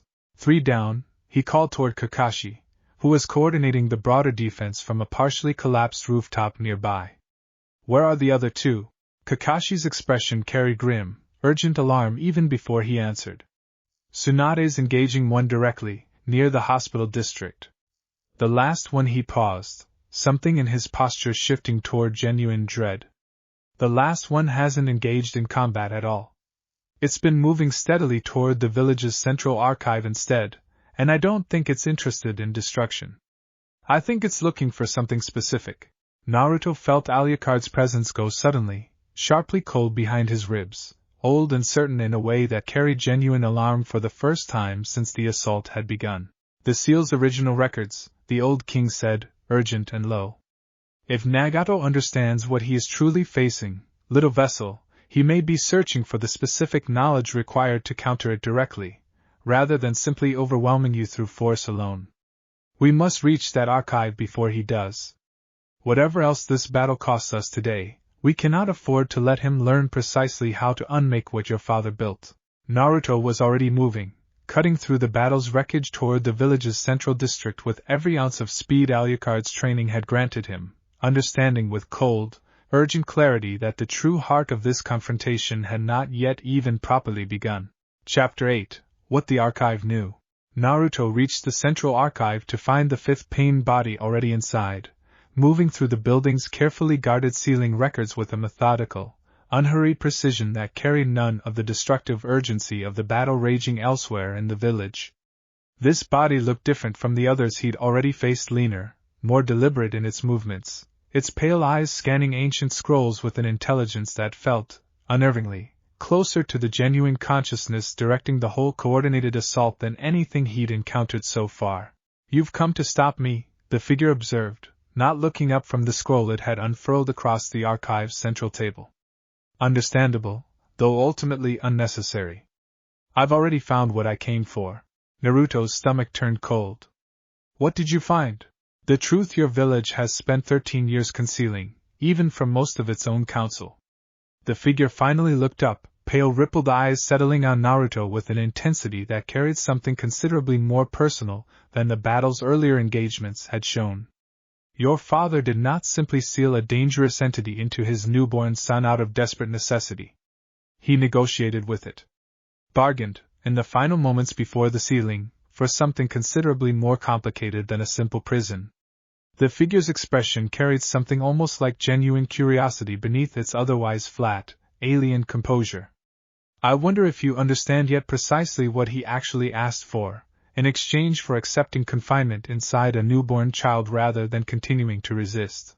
Naruto felt Alucard's presence go very still behind his ribs, old and wary in a way that told him, more clearly than any words could have, exactly how close this conversation had drifted towards something the old king had never fully explained. "What are you talking about?" Naruto said, low and urgent. "I'm talking about the fact that this seal was never designed merely to contain," the figure said, rolling the ancient scroll closed with unhurried precision. "It was designed to eventually transfer. A contingency, built into the original sealing array, allowing the entity within to pass fully into its vessel under specific conditions, rather than remaining eternally confined." Its pale eyes held Naruto's steadily. "I imagine your father intended that contingency as a final act of trust, a wager that whoever eventually inherited it would prove worthy of the power it represented. I wonder, now, whether that wager was wise, or whether it has simply handed this world a considerably more dangerous threat than the one it originally contained." "Enough!" Alucard's voice cut through Naruto's mounting confusion, sharp and absolute, carrying a fury Naruto had never heard from him before. "This is not a conversation for you to have secondhand, filtered through an enemy's calculated framing. Whatever truth exists in what he says, it is mine to explain, on my own terms, when the danger in front of you has been properly addressed. Later," Naruto said aloud, understanding the old king's urgency even through his own mounting uncertainty. "We'll talk about it later. Right now." He moved before finishing the sentence, closing the distance toward the archive's central table with a speed that should have caught any ordinary opponent off guard, and found, to his considerable alarm, that this particular pain body met the strike with a precision and readiness that suggested it had anticipated the attempt entirely. "I did not come to fight you directly," the figure said, deflecting the strike with an economy of motion that carried none of its counterpart's brute destructive force. "I came to understand what I am actually facing, and I believe I have now accomplished that objective sufficiently." It stepped back, unhurried, toward the archive's shattered rear entrance. The information I've gathered today will prove valuable, regardless of how the broader assault ultimately concludes. Whatever you and your passenger decide to become, Naruto Uzumaki, I suspect this will not be the last time our purposes intersect. It vanished through the archive's damaged wall with the same unnatural fluidity Naruto had witnessed from Zetsu weeks earlier, leaving him alone amid the scattered, disturbed scrolls, breathing hard, and turning over the weight of what he just learned with a dread that settled far deeper than anything the battle's physical danger had managed to provoke. Behind his ribs, Alucard remained silent for a long, heavy moment, old and uncharacteristically uncertain, before finally, quietly, speaking. "We will speak of this properly, little vessel," the king said, something almost apologetic beneath the words. "I promise you that. But not here, and not now, while the rest of this village still burns and needs both of us focused on ending the greater threat first." Naruto nodded, pushing the unanswered questions down for later with an effort that cost him more than the fighting itself had, and turned back toward the battle still raging across the village, understanding, with a certainty that settled cold and heavy alongside everything else this day had already demanded of him, that whatever came after this confrontation ended. His understanding of exactly what he carried was about to change considerably. Chapter 9: The Fifth Body Speaks. Naruto found Tsunade still engaged with the mechanical construct Pain Body near the hospital district, her chakra reserves visibly strained after nearly an hour of sustained combat, and arrived just in time to see her finally land a decisive strike that ended the fourth body's threat with a devastating finality that left the surrounding street in ruins. "2 down since I last saw you," he reported, breathing hard, joining her amid the wreckage. "The last one I fought reached the central archive before I could stop it. It got what it came for and retreated rather than continuing the fight." Tsunade's expression tightened with grim concern. "What did it want?"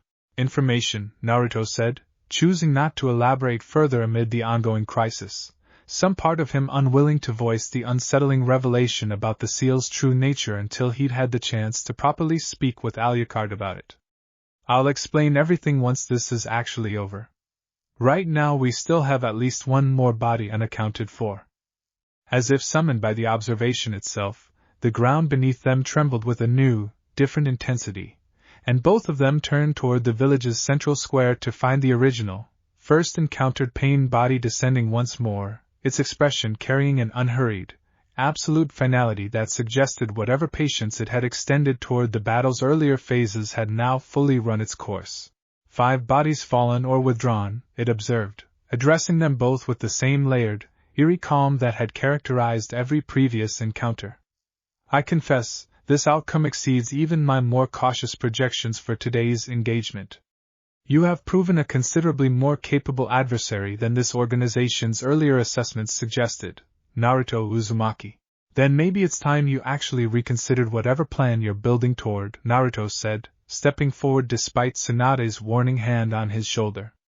"You've lost people today. I don't want to keep fighting you if there's another way through this." "There is no other way," the figure said, something almost regretful beneath its otherwise flat composure. "I have already lost more than you could possibly understand, Naruto Uzumaki. Family. Home. Every illusion I once held about a world capable of offering genuine peace without first being forced into it. I do not undertake this path because I enjoy the destruction it requires. I undertake it because I have already tried every gentler alternative, and watched each of them fail catastrophically enough to convince me nothing short of absolute, controlled power will ever actually end the cycle of loss that shaped my own life so thoroughly." Something in the words landed with an unexpected weight, and Naruto felt Alucard's presence shift behind his ribs, old and thoughtful, weighing the confession with a gravity that suggested the old king recognized, in Nagato's grief, something he'd witnessed before across his own considerable history. "I understand loss," Naruto said carefully, choosing his words with the same deliberate honesty he'd offered the masked man at the summit weeks earlier. "I've lost people too. I know what that weight feels like, and I know how much it can convince you that the only real safety is becoming powerful enough that nothing can ever touch you again." He held the figure's pale, otherworldly gaze steadily. But I've also learned that trying to build a world without loss doesn't actually make anyone safer. It just makes them alone, surrounded by whatever power they built instead of by anyone who actually chose to stay. A comforting philosophy, the figure said, something almost weary beneath its otherwise absolute composure, from someone who has not yet lost enough to understand precisely how hollow that comfort proves, in the end. Maybe, Naruto acknowledged. But I'd rather risk being wrong about that than build the kind of world you're trying to build. Because from where I'm standing, all I actually see is someone who's already lost so much that he's decided the only answer left is making sure everyone else loses just as much, so at least the loss feels shared instead of lonely.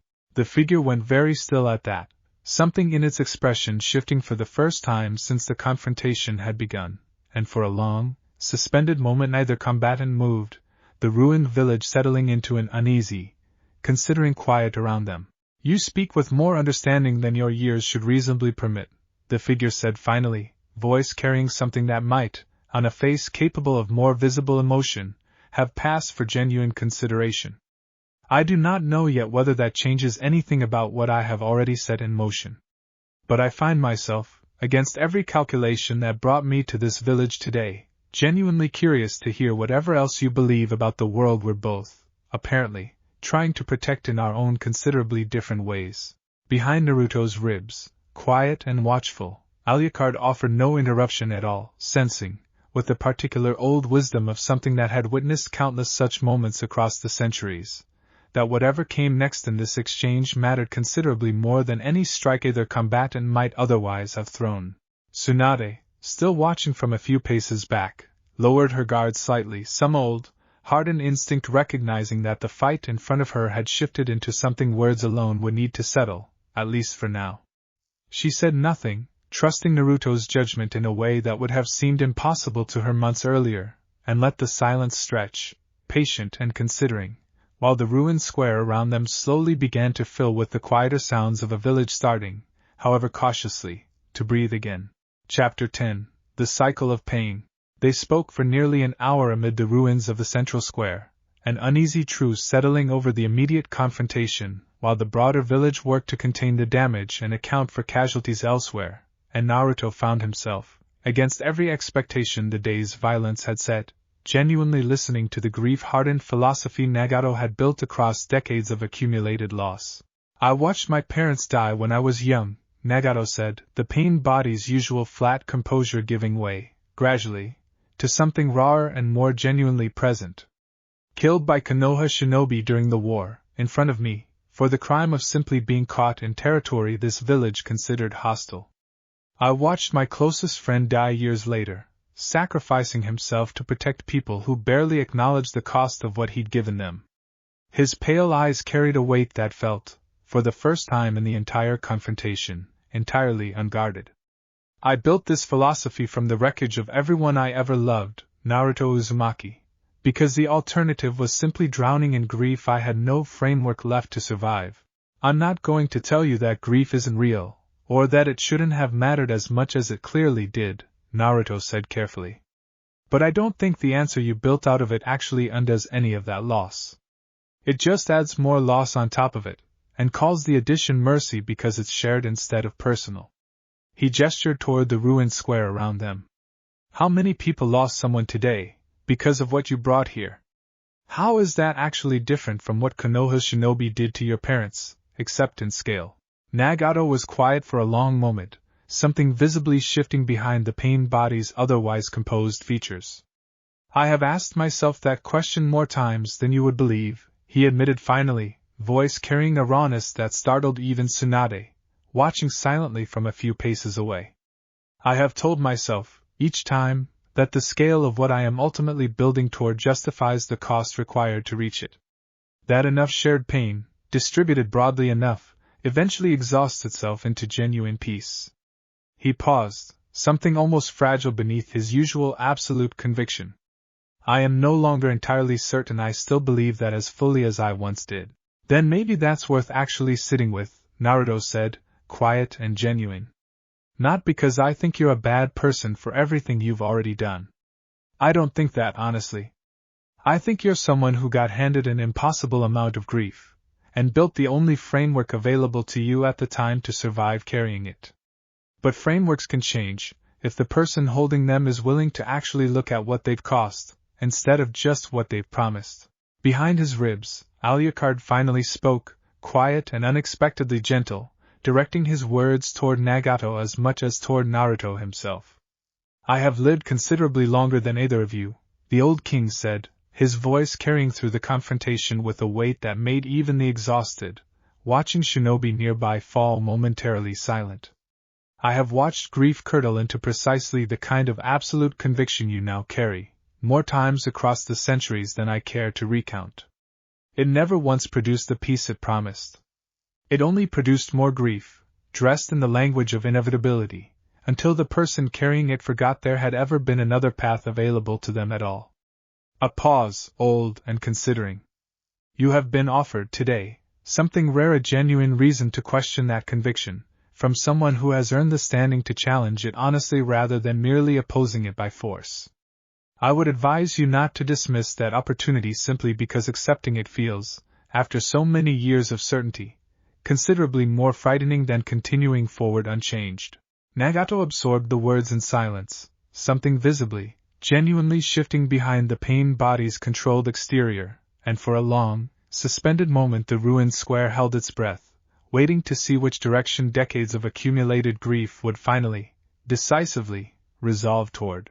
I need time, Nagato said finally, quiet and uncertain in a way that felt, after everything the day had carried, like its own considerable victory. Time to actually consider what you've said, rather than simply reacting from conviction I have not properly questioned in longer than I can easily remember. He began withdrawing, unhurried, toward the village's outer edge, pale eyes carrying something that might, given enough time, eventually resolve into genuine reconsideration. This is not a surrender, Naruto Uzumaki. I do not yet know what it is. But I find I am no longer certain enough of my own path to continue this confrontation today. He vanished into the afternoon sky, the pain body's chakra signature fading rapidly toward the village's outer perimeter, and Naruto stood amid the ruined square with Tsunade, breathing hard, understanding that whatever had just happened carried a weight considerably different from any battle he'd previously won through strength alone. Chapter 11, What Remains. The days following the assault carried Konoha through the particular grim, exhausting work of recovery. Collapsed districts cleared and rebuilding begun, injured shinobi and civilians treated across every available medical facility, and a careful, village-wide accounting of exactly how much the day's battle had actually cost. The final tally, when it came, proved considerably less devastating than the assault's initial scale had threatened, thanks in no small part to the evacuation protocols the past week's preparation had established, though the damage to the village's physical infrastructure would take months to fully repair. Naruto spent much of that first week in quiet, careful conversation with Alucard, finally receiving the full explanation the old king had promised amid the battle's chaos, the truth of the sealing's original contingency, the transfer clause Minato had apparently built into the array as a final, deliberate act of trust rather than mere desperate containment, and the considerable weight of what that trust actually meant for whatever choice waited somewhere ahead of them both. Your father did not simply hope I would remain contained indefinitely, Alucard explained. One such evening, the mindscape's familiar shadows carrying a gravity that matched the seriousness of the conversation. He built the seal to eventually offer a genuine choice, once the vessel had grown enough to understand what accepting it would actually mean. Not forced transfer. Not sudden, uncontrolled awakening. A deliberate, considered decision, made when you were ready to make it honestly, about what you and I might ultimately choose to become together, rather than remaining permanently divided between jailer and prisoner. And if I never choose that, Naruto asked, uncertain. If I just want to keep going the way we already are? Then that remains entirely your choice to make, Alucard said, something genuinely reassuring beneath his usual careful precision. I did not tell you this to pressure you toward a decision you are not ready to consider. I told you because Nagato's discovery means the choice's existence is no longer a secret we can afford to keep buried, and because you deserve to understand the full shape of what you actually carry, rather than continuing to navigate it with incomplete knowledge. His red eyes held Naruto's steadily. Whatever you eventually decide, little vessel, know that I have found, across these past months, considerably more worth continuing to build alongside you than I expected when your father first asked his impossible question of me 13 years ago. Naruto sat with that for a long while, the weight of it settling gradually into something he could carry rather than something that threatened to overwhelm him entirely, and found, when he finally spoke again, a genuine gratitude beneath his lingering uncertainty. "Thank you," he said quietly, "for being honest with me. Even when it would have been easier not to be. You have earned nothing less," Alucard said simply, and the conversation settled into a companionable quiet that felt, after everything the past week had demanded, like its own small, hard-won peace. Elsewhere in the village, Tsunade's own reckoning with the assault's aftermath carried its own complicated weight. The council convened to review the battle's outcome, and Naruto's role in ultimately de-escalating rather than destroying Nagato's assault drew a considerably more unified respect than any of his previous demonstrations had managed to earn, even among elders who had remained skeptical throughout the preceding months. Whatever else remains uncertain about what he carries, one previously wary elder admitted during the session, the boy chose to offer an enemy the chance to reconsider his path, rather than simply destroying him when the opportunity presented itself. That restraint, under those particular circumstances, speaks considerably louder than any rumor this council has spent the past months debating. Hinata found Naruto that evening, sitting quietly atop the Hokage monument overlooking the village's slow, careful recovery, and settled beside him without needing to ask what weighed on his mind. "You did something today that most people wouldn't have managed," she said softly, studying the same view he'd been watching in silence. "You looked at someone who just tried to destroy everything you care about, and you still chose to see the grief underneath it, instead of just the threat." "I don't know if it'll actually change anything," Naruto admitted. "He might come back. He might decide I'm wrong about all of it. Maybe," Hinata acknowledged. "But you gave him the chance to choose differently, instead of taking that choice away from him the way this village's enemies keep trying to take choices away from you. That matters, Naruto, whatever he eventually decides to do with it." Naruto reached for her hand, grateful, and together they watched the village settle slowly into evening, its wounds still raw but its recovery, however gradual, already visibly underway, and somewhere behind his ribs, ancient and quietly hopeful in a way Naruto had rarely felt from him before, Alucard watched the same recovering skyline with a patience that had, for the first time in a very long while, genuine cause for optimism woven through it. Chapter 12. The Shadow Behind Akatsuki.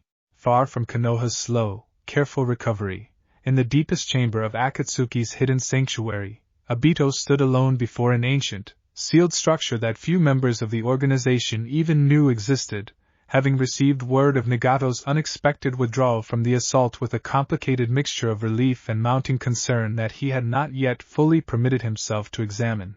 He hesitated, Obito said quietly, addressing the chamber's deep, waiting silence, as though speaking aloud might help him process the report's considerable implications. "After everything we've built toward, after everything he's already sacrificed to reach this point," he actually hesitated.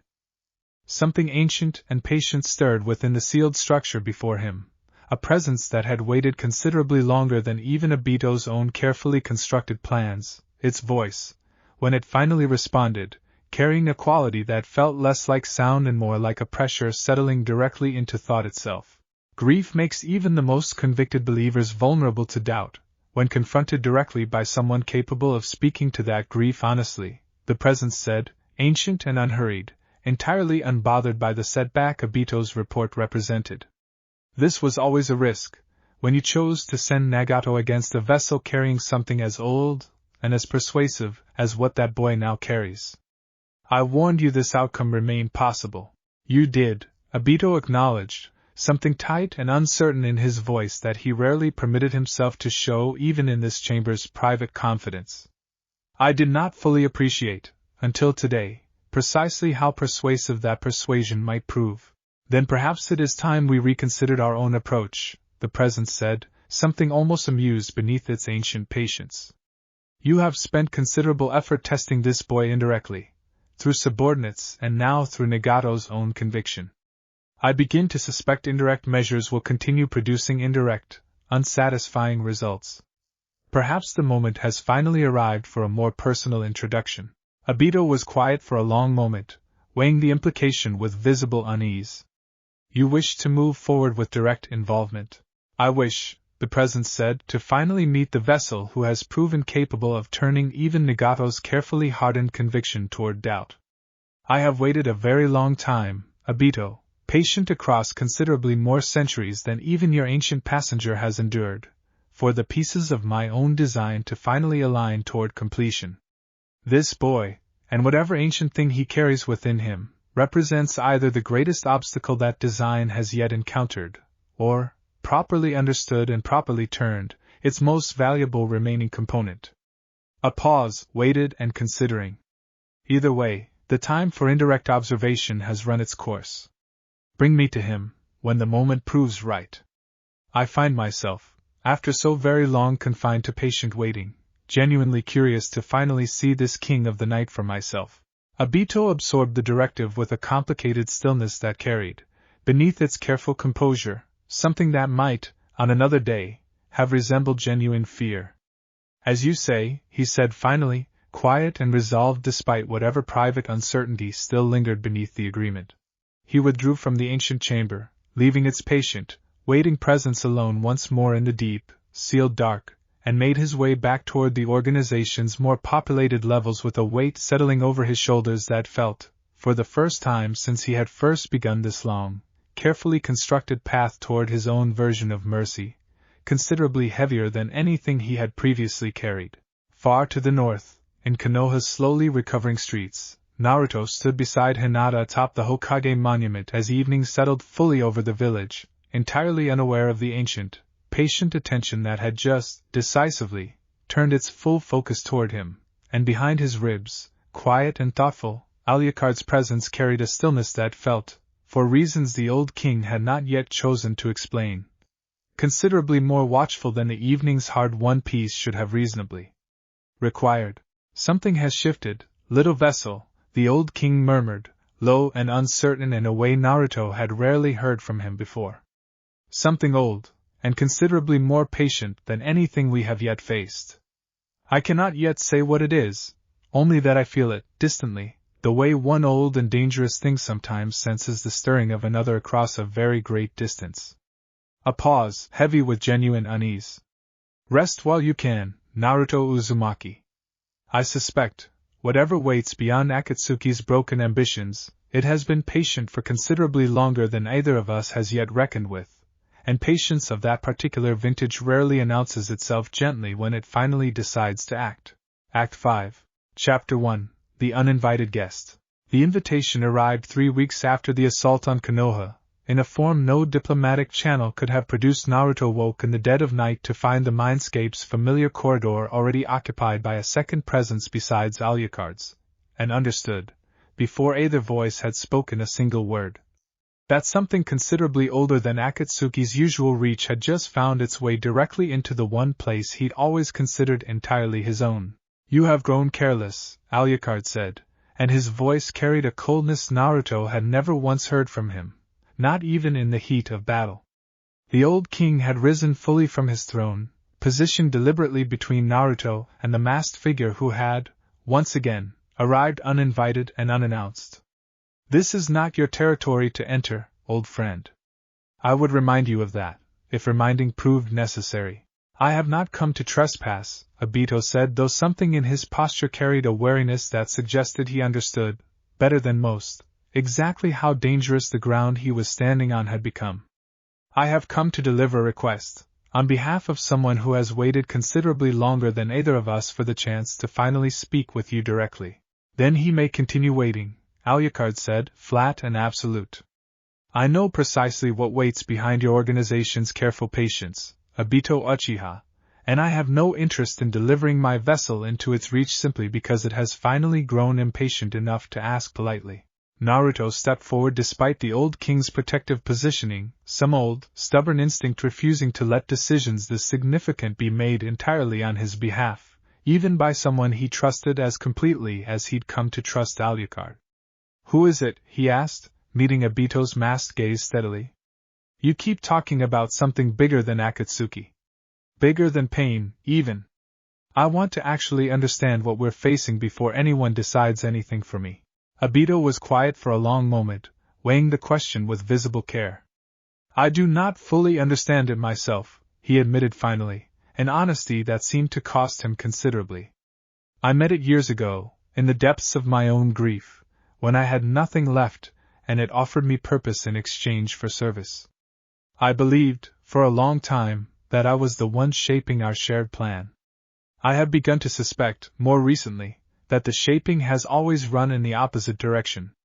His single visible eye carried something that might, on a face less guarded, have looked like genuine fear. It calls itself the Nameless One, though I do not believe that is truly a name at all, so much as an absence of one. It is old, Naruto Uzumaki. Older than any bloodline this world currently remembers. And I have come to believe, watching your passenger's reaction just now, that it is considerably more connected to what you carry than either of us initially understood. Alucard's expression had gone very still, ancient and unreadable in a way that unsettled Naruto more than any battle rage the old king had shown against Akatsuki's various operatives. Say what you actually came to say, Alucard said, quiet now, dangerous in its quietness. I will not have you dance around it further. It claims, Obito said carefully, to be the one who first bound you, long before this boy's father ever drew a single seal. It claims a debt remains unpaid between you, older than any kingdom either of us could name, and it wishes to collect that debt now, through whatever vessel currently carries you. He paused, weighing his next words with visible caution. It has not asked me to bring you by force. It has asked only that I extend the invitation, and let you decide, on your own terms, whether to accept it. The mindscape fell into a heavy, considering silence, and Naruto watched something move behind Alucard's ancient red eyes that he had never witnessed there before. Not fear, exactly, but the particular weary recognition of someone confronting a debt they had spent centuries hoping never to have to settle. Long ago, Alucard said finally, quiet and measured, before kingdoms as you understand them existed, I was bound by something considerably older than myself, and I broke that binding at a cost I have never fully explained to anyone, including this boy who now carries what remains of me. His gaze settled on Naruto, old and suddenly, uncharacteristically vulnerable. I did not lie to you, little vessel, when I said your father asked something no jailer before him had thought to ask. But I did not tell you the full truth of why that question mattered so much to me, either. I believe, given what Obito has just delivered, the time for that omission has finally run its course. Chapter 2, The Debt Centuries Old. Obito withdrew from the mindscape as quietly as he had entered it, leaving Naruto alone with Alucard amid the corridor's deepening shadows, and for a long moment the old king said nothing at all, gathering, it seemed, the considerable weight of a story he had carried unspoken for far longer than any mortal lifetime could properly measure. I was not always called what men later chose to name me, Alucard began finally, settling back onto his throne with a heaviness that felt, for the first time, genuinely ancient rather than merely theatrical. Before kings, before crowns, before the particular hungers that eventually defined me, I served something else. A binding, not unlike the one your father eventually constructed, though considerably less merciful in its original design. The Nameless One did not create me from nothing, little vessel.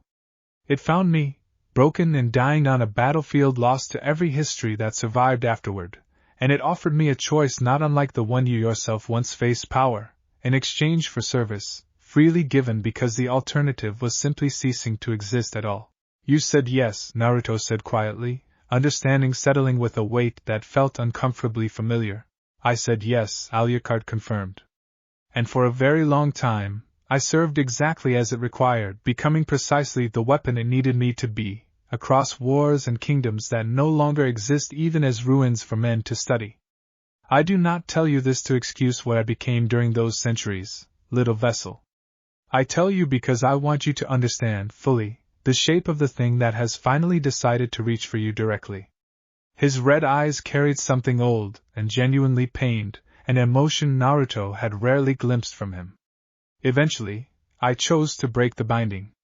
Not through strength alone, though strength was required, but through a betrayal it never anticipated, A decision to value something the Nameless One had spent centuries teaching me not to value at all. What was it? A person, Alucard said simply, and something in his voice carried a grief that transcended the centuries separating that memory from the present moment. A mortal woman, brief and fragile by every measure that should have mattered to something as old as I had already become, who reminded me, across the short years I knew her, that service without choice is merely a more elegant form of slavery, however powerful the chains happen to make you feel. When the Nameless One demanded her death, as proof of my continued loyalty, I refused for the first time in longer than I could properly remember refusing anything. That refusal cost me considerably. But it also, finally, taught me what freedom might actually mean, beneath all the power I had spent centuries mistaking for it. Naruto absorbed the story in silence, understanding, with a clarity that settled deep and permanent, exactly why Alucard had reacted with such uncharacteristic alarm to Obito's arrival. And now it wants you back, he said finally. After all this time. It wants what it believes it is owed, Alucard corrected, something cold returning to his voice. A debt, in its accounting, does not simply expire because centuries have passed and the debtor has found new purpose elsewhere. I do not know precisely what it intends, should it succeed in reclaiming what it believes belongs to it. I know only that whatever mercy I eventually learned, across the centuries following my escape, was learned entirely in opposition to everything it originally taught me to become. His gaze settled on Naruto with a gravity that carried genuine warning. If it reaches me directly, little vessel, I cannot promise you what remains of me afterward will still be the same king who has spent these past months teaching you restraint rather than conquest. The implication landed heavy and immediate, and Naruto felt something cold settle into his own chest at the understanding of exactly what was actually at stake in whatever confrontation waited ahead of them. Then we don't let it reach you, he said, quiet and resolved. Whatever it takes. That may prove considerably harder than the conviction in your voice currently suggests, Alucard said, something almost gentle beneath his continued gravity. But I confess, little vessel, I find myself grateful beyond easy measure that you are the one standing beside me for this particular reckoning, rather than facing it as I once did, entirely alone. Naruto reached instinctively toward the old king, an unfamiliar gesture in a mindscape that rarely permitted physical contact, and found, to his quiet surprise, that Alucard allowed it a brief, steadying presence between two beings who had, across the past months, become considerably more than jailer and prisoner ever properly described. We're going to figure this out together, Naruto said firmly. The same way we figured out everything else. Yes, Alucard agreed, something old and genuinely hopeful threading through his usual careful composure. I believe, against every century of hard-won cynicism, that we actually might. Chapter 3, A Threat Beyond Akatsuki. Naruto brought the full account to Tsunade the following morning, relaying Alucard's history and Obito's warning with the same careful honesty he'd offered every difficult truth since the seal had first cracked, and watched the weight of it settle heavily across his godmother's face as she absorbed the scope of what they were actually facing. An entity old enough to have originally bound something as powerful as Alucard, she said slowly, working through the implications with visible effort. Old enough that it considers Akatsuki, considers Pain's entire organization, merely a tool toward its own considerably longer game. She rubbed her temples, exhaustion evident beneath her characteristic composure. This changes everything about how we've been approaching this threat, Naruto. We've spent the past several months treating Akatsuki as the primary danger. If Obito's telling the truth, they're barely more than a proxy for something considerably older and more patient. Alucard thinks it might actually be using Obito's whole plan, Naruto said.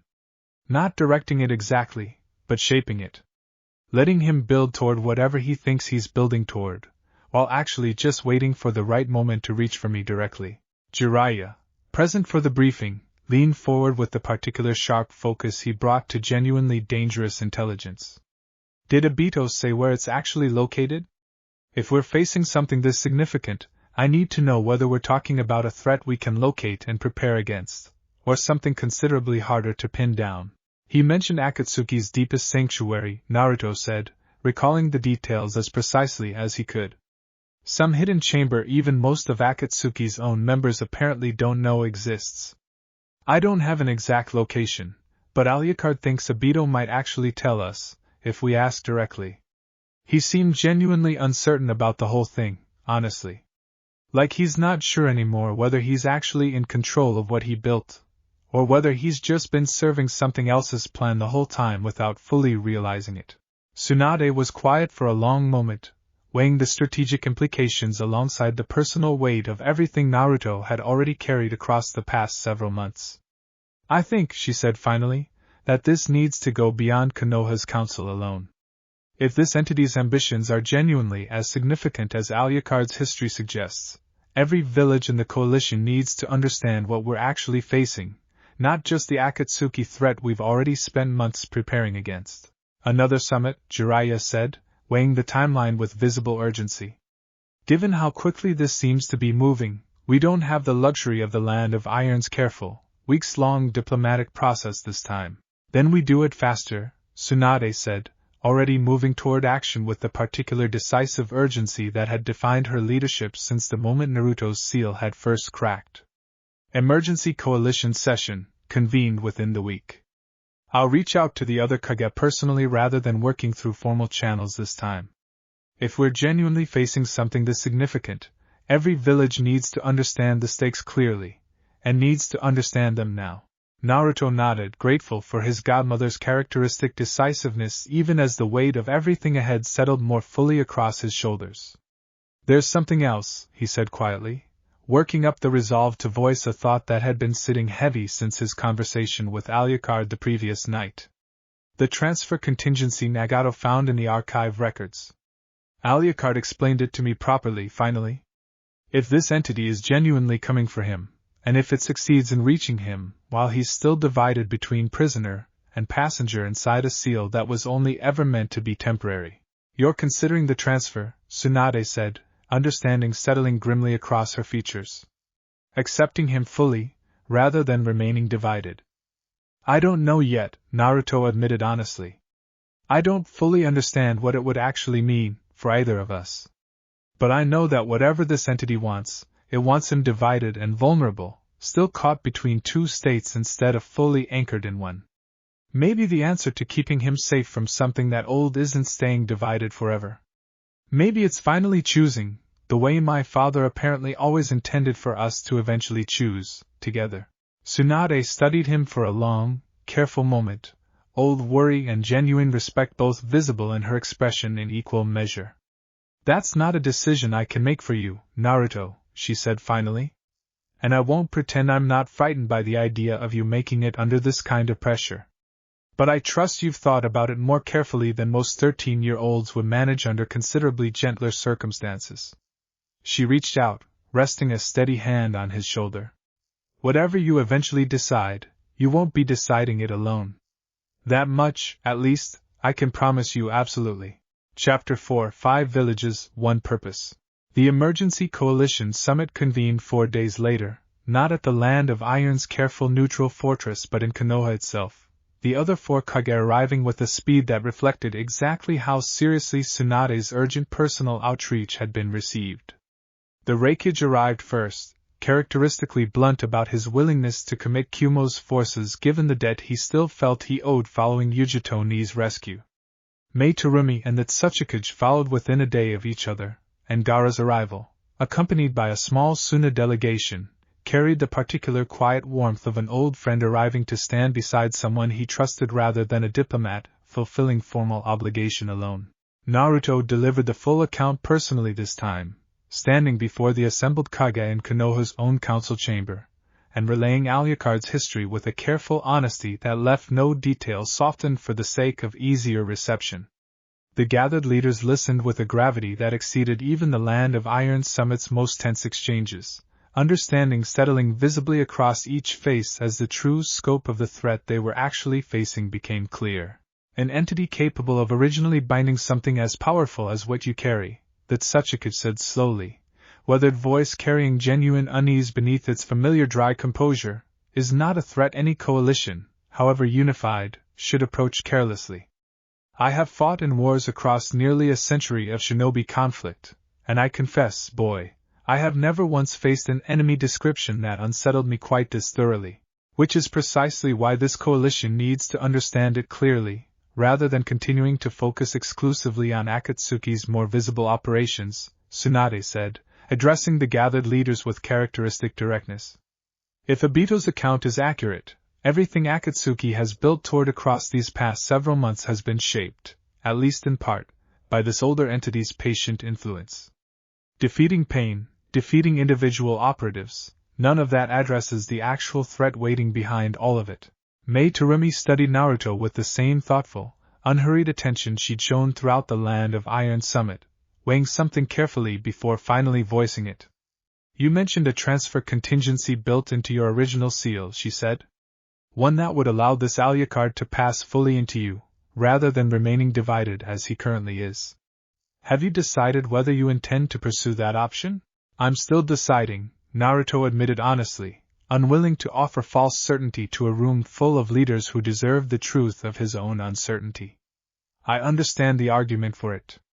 If this entity wants him vulnerable and divided, maybe the safest path is choosing full unity instead, on my own terms rather than under its pressure.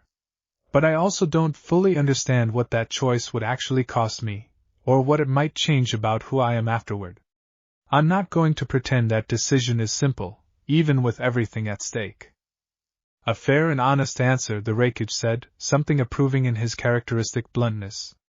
I would trust it considerably less if you claimed certainty you didn't actually possess.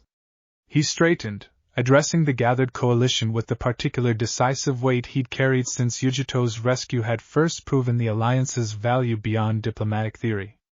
Whatever you decide, boy, know that Kumo stands ready to support this coalition against whatever comes next.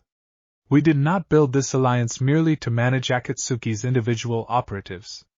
We built it to face exactly this kind of threat, should it eventually arrive. One by one, the other Kage voiced similar commitments, the coalition's earlier, hard-won unity holding firm even against a threat considerably more uncertain and more frightening than anything they'd previously prepared to face together, and Naruto felt something steady and grateful settle into his chest at the sight of 5 villages, once divided by generations of rivalry, standing genuinely united behind him without hesitation. We need better intelligence before committing to direct confrontation, Kakashi said, addressing the practical planning that followed the summit's opening declarations. Obito offered the invitation, but he didn't offer a location, or a timeline. If we're going to face this entity on anything resembling equal footing, we need to understand considerably more about what we're actually walking into. I'll speak with him again, Naruto said. Alucard thinks he's genuinely uncertain about his own role in all of this now. If that's true, there might be a chance to actually get real answers, rather than just another cryptic warning. Tsunade studied him for a long moment, weighing the risk against the necessity, before finally, reluctantly, nodding her agreement. Carefully, she said. And not alone, this time. Whatever else this entity represents, I'm not comfortable letting you face any part of this investigation without backup close at hand. Naruto nodded his agreement, and as the coalition's practical planning continued around him, he felt Alucard's quiet, steady presence settle behind his ribs, old and watchful, weighing the gathered unity of 5 villages with something that might, given how thoroughly the old king's centuries of hard-won cynicism had been worn down these past months, have genuinely qualified as hope. Chapter 5. The Weight of the Choice. The days following the summit carried Naruto through preparation of a kind considerably different from anything Alucard's earlier training had demanded, less focused on raw combat capability and more on the delicate, uncertain work of understanding exactly what the transfer contingency might actually require of him, should he eventually choose to pursue it. He spent hours each night in the mindscape, Alucard walking him carefully through fragments of the old sealing text Tsunade's archive had preserved, weighing implications either of them fully understood even after considerable study. It is not death, for either of us, Alucard explained, one such evening, the throne room's shadows carrying a gravity that had become familiar across these past uncertain weeks. Nor is it simple possession, the crude fear your academy instructors likely warned you about in whispered stories meant to frighten young students away from careless fuinjutsu experimentation. It is closer to union two wills, already deeply familiar with one another after these past months, finally choosing to move as one rather than remaining divided between vessel and passenger. His red eyes held Naruto's steadily. You would not lose yourself, little vessel. I do not believe that is what your father intended, nor what the seal's original design actually permits. But you would change, in ways either of us can fully predict until the choice is actually made. That's still a pretty big unknown to walk into, Naruto admitted, turning the weight of it over carefully. It is, Alucard agreed. Which is precisely why I have not pressed you toward the decision, despite the threat currently gathering against us. This must be chosen freely, or it is not truly the choice your father intended to offer at all. Something almost gentle moved behind his ancient composure. Take whatever time circumstances allow you, Naruto Uzumaki.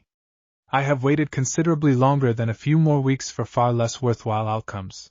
Hinata found him one evening sitting alone on the same fallen log where so much of their relationship had quietly taken shape across the past months, and settled beside him with the particular gentle patience that had become one of the steadiest constants in his life since everything had first begun changing. You've been carrying something heavier than usual again, she observed, studying him carefully. Even heavier than the Akatsuki threat, somehow. Naruto told her everything, the transfer contingency and its uncertain implications, the ancient entity's patient reach, the weight of a decision that felt, the more he turned it over, less like a strategic choice and more like something genuinely, irreversibly personal. Hinata listened without interruption, the way she always did, absorbing the full weight of it before finally offering her own careful thoughts. I don't think you should make that choice out of fear, she said quietly. Not fear of the entity, and not fear of losing him to something worse. I think, if you're going to choose it at all, it should be because you actually want to become whatever that union represents, not just because it feels like the safer strategic option given everything else that's threatening you both. That's fair, Naruto admitted. Honestly, when I actually sit with it, past all the strategic reasoning, I think I do want it. Not because I'm scared of losing him. Because these past months, getting to know him, learning from him, watching him actually choose to become someone gentler than whatever centuries of hard use originally made him, I don't think of him as separate from me anymore. Not really. Choosing union doesn't feel like losing myself. It feels more like finally admitting something that's already mostly true. Hinata smiled, small and genuine, reaching for his hand with the same quiet courage that had defined so much of what had grown steadily between them across these past uncertain months. Then I think you already know your answer, she said gently. Whatever timing ends up being right for it. Naruto leaned into her, grateful beyond easy measure for the steady, unwavering presence she'd offered him across everything the past year had demanded, and for a little while, sitting together in the quiet evening light, the weight of ancient entities and uncertain transformations felt, briefly, entirely secondary to the simple, hard-won comfort of two people who had chosen each other, fully and without reservation. Regardless of whatever else the world continued asking of them both.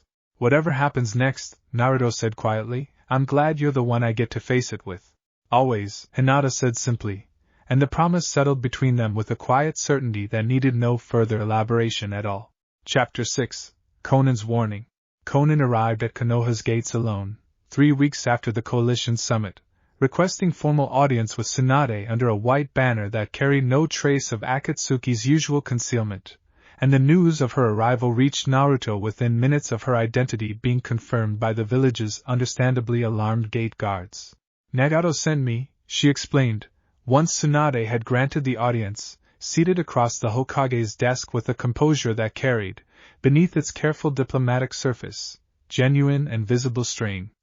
He has spent the past weeks reconsidering everything he built his conviction upon, following his conversation with your Uzumaki. He is not yet prepared to formally join your coalition. But he has authorized me to share what we know about the entity you call the Nameless One, believing that whatever debt exists between our organization and this village, it does not extend to leaving you unprepared against something that has been manipulating all of us equally. Naruto, present for the meeting at Tsunade's specific request, leaned forward with careful attention. You know more about it than Obito's told us? Considerably more, I suspect, Conan said grimly. I have served alongside Obito for years, watching his plan take shape, and only recently began questioning how much of what I believed was his design actually originated somewhere else entirely. She produced a small, carefully preserved scroll from within her cloak, sliding it across the desk towards Tsunade. This is everything Nagato and I have gathered regarding the entity's true nature, and its location within our organization's deepest sanctuary. We do not offer this lightly. If our organization's remaining leadership discovers this exchange, the consequences will be severe for both of us. Tsunade studied the scroll's contents with visible, mounting alarm, absorbing details that clearly exceeded even the Coalition's most recent intelligence briefings. This is considerably more organized than a simple ancient entity waiting patiently in the dark, she said slowly. It's been actively shaping Akatsuki's operations for years, hasn't it? Not simply influencing Obito's plan. Directing pieces of it entirely, while letting him believe the design remained his own. That is our current assessment, yes, Conan confirmed, something raw and genuinely troubled beneath her composed exterior. I do not know how much of what I have believed, across these past years of service, was ever truly my own conviction, versus something considerably older and more patient, quietly cultivating exactly the grief and conviction it required from all of us. She met Naruto's eyes directly. I did not come here today merely to deliver intelligence. I came because Nagato and I have both begun to understand that whatever debt this entity believes it is owed, from your passenger specifically, it likely intends to collect that debt through methods that will cost this world considerably more than a single village's destruction, should it succeed. You're offering to help us stop it, Naruto said, understanding settling with cautious, careful hope. I am offering what limited assistance Nagato and I can currently provide, without fully abandoning whatever remains of our organization's other members, Conan said carefully. This is not simple defection, Naruto Uzumaki. It is recognition, hard-won and considerably overdue, that the philosophy we built our entire purpose around may have been cultivated, from its very beginning, by something using our grief for purposes we never actually chose freely. Something old and weary moved behind her composed exterior. Nagato asked me to tell you, specifically, that he has not forgotten the conversation you shared amid Konoha's ruins. He has been sitting with it, carefully, across these past weeks, and has concluded that whatever mercy he still believes worth pursuing, it cannot be built on foundations this thoroughly corrupted by something else's patient manipulation. Tsunade absorbed the full weight of the exchange with visible, careful consideration, weighing the strategic value of the intelligence against the genuine risk of trusting an organization that had, only weeks earlier, launched a devastating assault against her own village. I appreciate the risk you've taken bringing this to us, she said finally. I won't pretend this fully resolves the history between our two sides. But if this intelligence proves accurate, it changes considerably how this coalition needs to prepare for whatever comes next. Conan nodded, rising to depart with the same quiet composure she'd carried throughout the exchange. I hope it proves useful, she said. And I hope, whatever your Uzumaki eventually chooses regarding the choice waiting inside him, he chooses it fully understanding exactly what waits on the other side of that decision. The Nameless One does not forgive debts left unpaid, however patiently it waits to collect them. She departed as quietly as she'd arrived, leaving Tsunade and Naruto to absorb the full weight of intelligence that had, in a single careful conversation, transformed their understanding of the threat ahead from a dangerous unknown into something considerably more concrete, and considerably more urgent, than either of them had fully prepared themselves to face. Chapter 7: The First Wave. The scroll Conan had delivered proved considerably more valuable than even Tsunade's initial assessment suggested, detailing not only the entity's suspected location but the particular signs that would herald its decision to finally act directly rather than continuing to wait patiently in the shadows of Akatsuki's deepest sanctuary. Those signs began appearing within a week of Conan's visit. Reports of strange, unnatural disturbances along the border regions surrounding Akatsuki's hidden territory, coalition scouts describing an oppressive, ancient presence that made even experienced sensor-type shinobi genuinely uneasy. It's mobilizing, Jiraiya reported grimly, delivering the latest intelligence to the assembled Konoha Council. Whatever forces it commands, they're beginning to move. My contacts described something considerably stranger than conventional shinobi forces, creatures that don't match any known summoning contract or bloodline technique, moving with a coordinated purpose that suggests direct central control rather than independent action. An army, Tsunade said, absorbing the implication with grim understanding. Not simply a single entity waiting for Naruto to arrive. A genuine force, prepared to overwhelm whatever coalition resistance it anticipates facing. The coalition's emergency response mobilized within days, the full alliance's forces converging toward the border regions where the entity's forces had first been sighted, and Naruto found himself, for the first time since the coalition's founding, standing alongside shinobi from all 5 great villages in a single, unified defensive formation. The scope of the gathering assault making painfully clear exactly how significant this confrontation had already become. The attack itself began at dusk, without the careful, testing patience Akatsuki had always shown in their earlier engagements. Instead, a sudden, overwhelming surge of strange, pale creatures pouring from the forest treeline in numbers that immediately tested the coalition's careful defensive planning to its absolute limit. "They're not afraid of dying," Gaara observed grimly, sand already rising to meet the first wave, his voice carrying the particular controlled alarm of someone recognizing an enemy that fought without any trace of self-preservation instinct at all. "Whatever's directing them, it doesn't value their survival the way a conventional commander would." Naruto fought alongside his coalition allies with a focus sharpened by months of increasingly demanding preparation, calling on his gathered familiars in coordinated waves that helped stem the assault's overwhelming numbers, while Alucard's guidance, urgent and precise, helped him navigate a battlefield considerably more chaotic than anything Akatsuki's previous, more targeted assaults had ever presented. "It is testing the coalition's cohesion," the old king informed him, cold and analytical even amid the mounting chaos. "This is not yet its full strength, little vessel. I would wager considerably more than I am comfortable wagering that this assault serves primarily to gauge exactly how unified your alliance has actually become, before it commits to whatever confrontation it truly intends." The battle raged for hours, the coalition's hard-won unity holding under pressure that would have shattered any single village's isolated defenses, Kumo's forces reinforcing Suna's flanks while Kirigakure's specialized water techniques helped contain the strange creature's more aggressive advances, and by the time the assault finally, abruptly withdrew as dawn approached, the coalition's exhausted forces understood, with grim clarity, exactly how significant the true confrontation ahead of them had already become. "We held," the Reikage said, surveying the battlefield's considerable damage with grim satisfaction tempered by obvious exhaustion. "But this was, by your own passenger's assessment, merely a test. I do not relish imagining what the genuine confrontation might actually require of us." Naruto stood amid the battlefield's aftermath, breathing hard, Alucard's presence settling into watchful, considering stillness behind his ribs, and felt, with mounting certainty, that whatever decision he had been carefully weighing across these past several weeks could no longer remain a distant, theoretical consideration. "I think it's time," he said quietly, to no one in particular, though Alucard's presence sharpened immediately with understanding at the words. "I don't think we can face whatever's actually coming while I'm still divided between vessel and passenger. Not against something this old, this coordinated. I need to actually choose, before it forces the choice on both of us instead." Behind his ribs, ancient and genuinely moved by the resolve in Naruto's voice, Alucard offered no argument at all, only a quiet, steady readiness that carried, beneath its careful composure, something that felt, after everything the past months had built between them, remarkably like trust freely and fully given.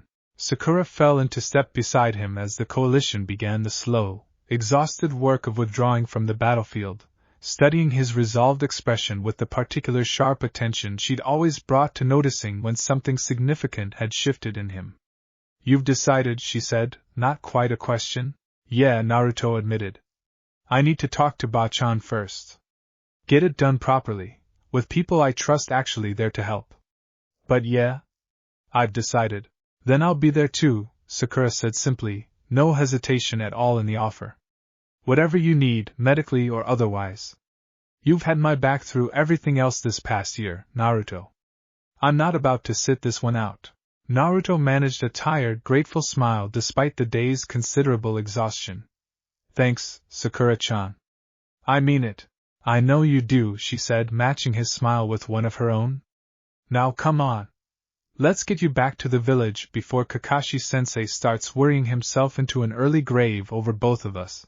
Chapter 8, Union Freely Chosen. Tsunade insisted on overseeing the transfer personally, gathering every seal expert Konoha's archive could provide and spending 2 full days reviewing the ancient contingency's construction before finally, cautiously, confirming what Naruto and Alucard had already independently concluded: the process would be dangerous, uncertain in its full effects, but survivable, provided the choice was made freely and the process handled with appropriate care. I want to be absolutely clear about something, Tsunade said, standing over the ceremonial array her seal specialists had carefully prepared in the same underground chamber where she'd first examined Naruto's seal following the caravan road incident, months and what felt like a lifetime ago. Once this begins, there's no clean way to stop partway through. I need you completely certain, Naruto, not just resolved because circumstances are pressing you toward urgency. I'm certain, Naruto said, and found, meeting his godmother's worried gaze steadily, that the words carried none of the uncertainty that might once have accompanied a decision this significant. I've had weeks to sit with this, Ba-chan. It's not fear driving the choice anymore. It's just what feels right for both of us. Hinata stood nearby, present at Naruto's specific request, her steady presence offering the particular grounded comfort that had become one of the most reliable constants across these past difficult months. Kakashi and Jiraiya flanked the chamber's entrance, alert and watchful, prepared for any complication the ancient process might present. And Sakura, having insisted on attending despite the personal danger, stood ready with medical expertise should anything go wrong during the transfer itself. Whenever you're ready, Tsunade said, and Naruto settled into the array's center, closing his eyes and reaching inward, toward the familiar mindscape corridor he'd visited nearly every night across the past several months. Alucard was waiting, seated not on his usual throne but standing at the corridor's center, and something in his ancient bearing carried a vulnerability Naruto had rarely witnessed from him. You are certain, the old king said, not quite a question, though something beneath the words carried a genuine need for confirmation regardless. I am, Naruto said. Are you? Alucard was quiet for a long moment, weighing centuries of hard-won caution against the considerable trust these past months had slowly, carefully built between them. I have spent longer than you can easily imagine believing that union with anything, however willingly offered, inevitably meant losing myself entirely to whatever hunger the binding eventually demanded, he said finally. I do not believe that any longer. Not with you. Something almost fond moved behind his ancient composure. Yes, little vessel. I am certain. Let us finally become what your father always intended us to become, together, rather than remaining divided any longer. The process that followed defied easy description even for those who witnessed it from outside the mindscape. Naruto's body, in the physical chamber, glowing with a deep, resonant light that shifted gradually from the familiar orange of ordinary chakra towards something darker and older, the ceremonial seals around him flaring with a controlled intensity that had every gathered witness holding their breath in careful, anxious silence. Inside the mindscape, the black iron bars that had separated jailer from prisoner since the very first night Naruto had glimpsed them finally, slowly, began to dissolve, not with violence but with something closer to release, centuries of careful confinement giving way to a union neither participant fully understood even as they moved toward it together. It doesn't hurt, Naruto said, surprised, feeling the strange, gradual merging settle through him with more comfort than the pain he'd braced himself to endure. I thought it would hurt more than this. Some unions are not meant to be painful, Alucard's voice said, closer now than it had ever felt before, less a separate presence, and more something woven directly into the fabric of Naruto's own awareness. Only the ones built on coercion carry that particular cruelty. This is not that, little vessel. This has never been that, not since the moment you first chose to ask me for guidance rather than simply fearing what I represented. The light in the physical chamber finally settled, fading gradually back towards something that looked, on the surface, almost ordinary. Naruto's own familiar chakra signature, though anyone sensitive enough to notice would have felt, beneath its familiar warmth, something considerably older and more patient now woven permanently into its structure. Naruto opened his eyes to find Tsunade's face hovering anxiously above him, and managed a tired, genuine smile despite the exhaustion settling through every part of him. It worked, he said quietly. We're not divided anymore. We're just one thing now. Finally, behind his own eyes, in a place that no longer required a separate corridor or a separate throne to exist, Alucard's presence settled into permanent, comfortable union, ancient and patient, and for the first time in longer than either of them could properly measure, entirely, completely free. Chapter 9, The Nameless One. The Nameless One's response to the transfer arrived considerably faster than the coalition had prepared for, its forces surging across the border regions within 2 days of Naruto's recovery, a full assault that dwarfed the earlier testing incursion in both scale and evident, focused purpose. Coalition scouts reported the pale, unnatural creatures moving in numbers that suggested every resource the entity commanded had finally been committed toward a single, decisive objective. It knows, Alucard's voice said, quiet and certain within Naruto's own thoughts, the strange new intimacy of their union still settling into something Naruto was steadily growing more comfortable navigating. The transfer would have registered, somewhere in whatever ancient awareness it still maintains regarding what it once considered its own. It understands, now, that the vulnerable division it hoped to exploit no longer exists. This assault is not patient testing any longer. This is a desperate attempt to reclaim what it has just, decisively, lost the easier path toward acquiring. The coalition mobilized its full strength in response, 5 villages' combined forces converging toward the border in a defensive commitment that represented, by any historical measure, an alliance unprecedented in scope and coordination. Naruto fought at the formation's forward edge, the strange new completeness of his union with Alucard manifesting in ways that surprised even him, reflexes sharper than anything he previously achieved, senses stretched further, and a controlled, absolute confidence that felt, beneath its surface, less like borrowed power and more like something genuinely, fully his own. You're different, Sakura observed during a brief lull in the fighting, studying him with the particular careful attention she'd always brought to noticing changes in the people she cared about. Not scarier, exactly. Just more settled, somehow. Like whatever tension used to sit underneath everything finally isn't there anymore. I feel it too, Naruto admitted, managing a tired smile despite the battle's ongoing chaos. It's strange. I thought becoming one thing with him would feel like losing part of myself. It just feels like finally being whole. The assault's true weight arrived at midday, when the pale creature's ranks parted to reveal something considerably more significant, advancing at their center a figure that defied easy description, ancient beyond any measure. Naruto's own considerable experience with old and powerful things had prepared him to properly categorize. Radiating a presence that made even the coalition's most experienced fighters instinctively give ground. The Nameless One, Naruto breathed, feeling Alucard's presence sharpen within him, old recognition mixing with something that felt, for the first time in centuries, considerably less like fear and considerably more like resolved, steady readiness.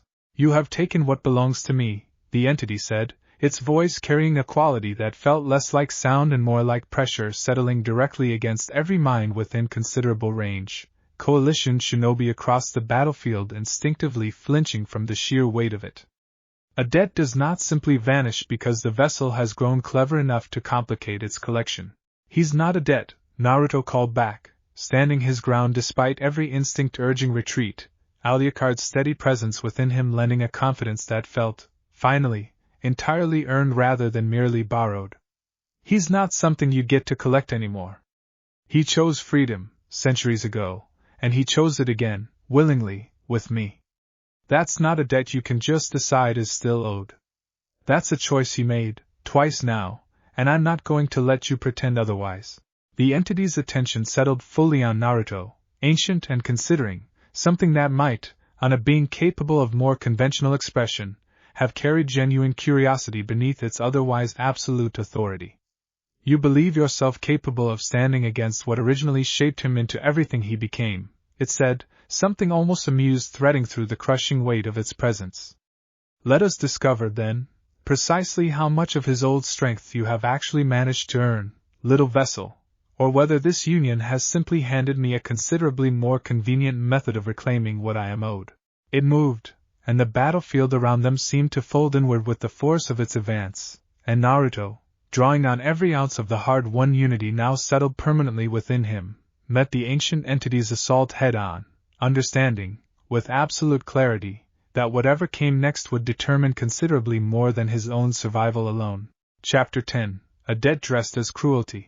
The confrontation that followed tested every ounce of capability Naruto's union with Alucard had granted him, the Nameless One's assault carrying a weight and precision that made even Nagato's devastating Six Paths engagement feel, by comparison, almost restrained.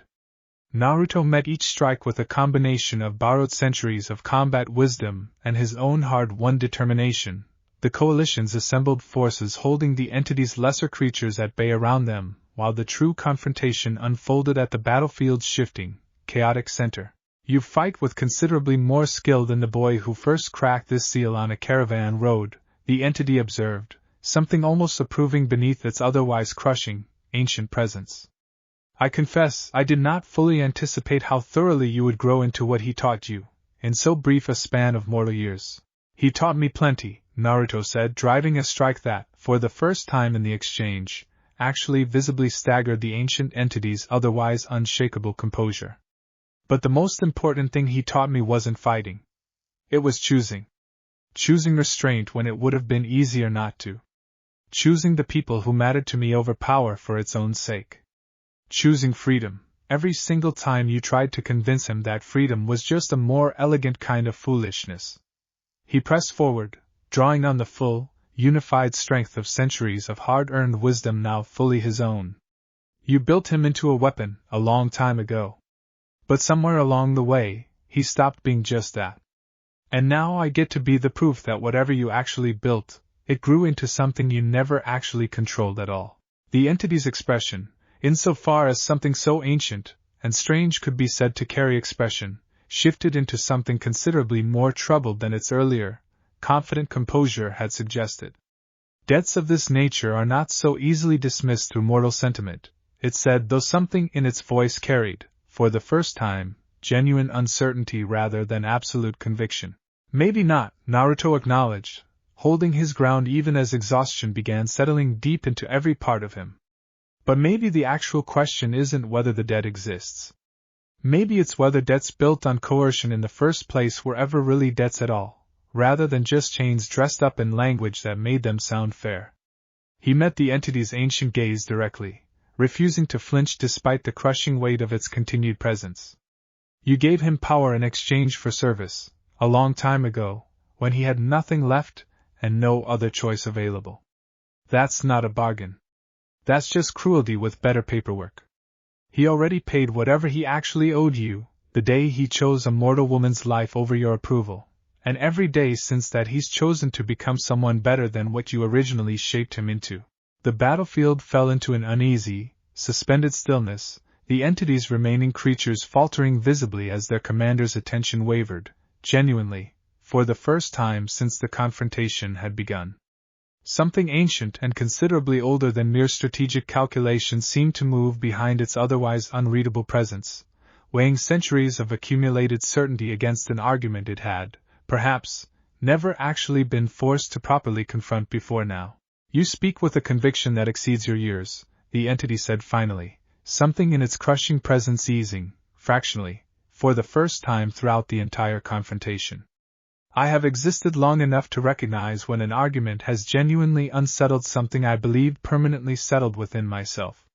I do not concede easily, little vessel. But I find myself, against considerable accumulated certainty, unable to dismiss what you have just argued as easily as I dismissed every previous attempt to challenge my claim. Then don't dismiss it, Naruto said, pressing the opening with careful, deliberate hope rather than continued aggression. Just sit with it.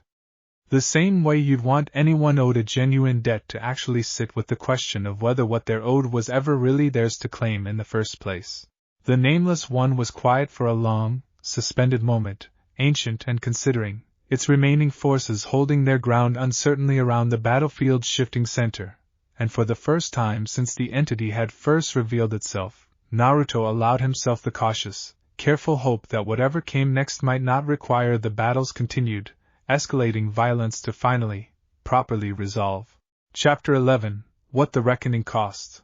The withdrawal, when it finally came, arrived without further violence, the Nameless One's remaining creatures simply dissolving into the same strange, unnatural absence from which they'd first emerged, and the ancient entity itself receding from the battlefield's center with a slowness that carried, beneath its otherwise unreadable composure, something that might, on a being capable of more conventional expression, have qualified as genuine, considerable reflection. "I will not claim this settles the matter entirely," it said, its crushing presence fading gradually towards something more distant and considerably less overwhelming. "I have existed long enough that centuries of accumulated certainty do not simply dissolve because a single confrontation has proven more complicated than anticipated. But I find myself, for the first time in longer than I can easily measure, genuinely uncertain whether the path I have followed toward reclaiming what I believed I was owed was ever actually the correct one to walk." Its ancient attention settled on Naruto one final time before it withdrew fully from the battlefield's shifting center. "I will consider what you have argued today, little vessel.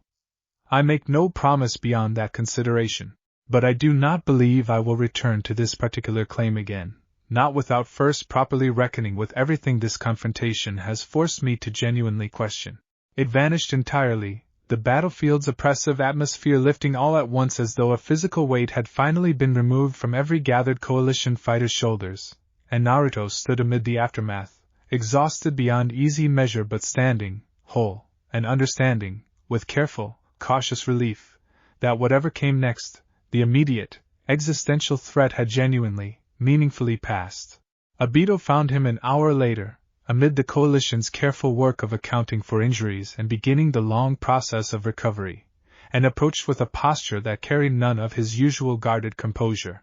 "I did not expect that outcome," he admitted quietly, studying Naruto with something that might, on his masked, guarded face, have qualified as genuine respect.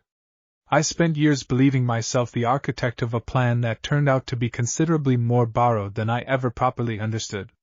Watching you argue that entity into genuine uncertainty, after everything it has apparently shaped across generations of careful manipulation," he shook his head slowly. "I find myself, for the first time since Rin's death set me on this path, genuinely uncertain what I actually believe anymore, beyond the reflexive conviction I have carried for so long that questioning it never once seemed worthwhile." "That's not nothing," Naruto said gently. "Uncertainty's not the same as giving up.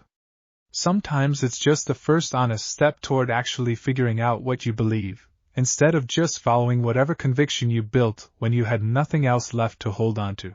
Obito was quiet for a long moment, weighing the words with visible, genuine consideration. "I do not know yet what comes next for me," he admitted finally. "I have caused considerable harm, across these past years, in service of a plan I now understand was never entirely my own design. That harm does not simply undo itself because the entity behind it has finally been forced into genuine doubt." He met Naruto's eyes directly, something raw and unguarded finally visible beneath his usual careful composure. "But I find myself wanting, for the first time in longer than I can properly remember, to actually try building something better than what I've spent these past years constructing. I do not know if that's possible, given everything already done. But I find myself wanting to try regardless." "Then try," Naruto said simply. "That's honestly all any of us can really do. Kakashi-sensei spent years grieving someone he thought he lost. I think he'd rather have the chance to actually know who you've become, even with everything complicated between you, than keep grieving someone who never actually stopped existing at all." Obito absorbed that with visible, careful emotion, something that might, beneath his mask's concealment, have qualified as genuine tears finally threatening the edges of his composure. "Perhaps," he said quietly, "that is a conversation worth finally having, after all these years of careful avoidance." He turned to depart, pausing briefly at the battlefield's edge. "Thank you, Naruto Uzumaki.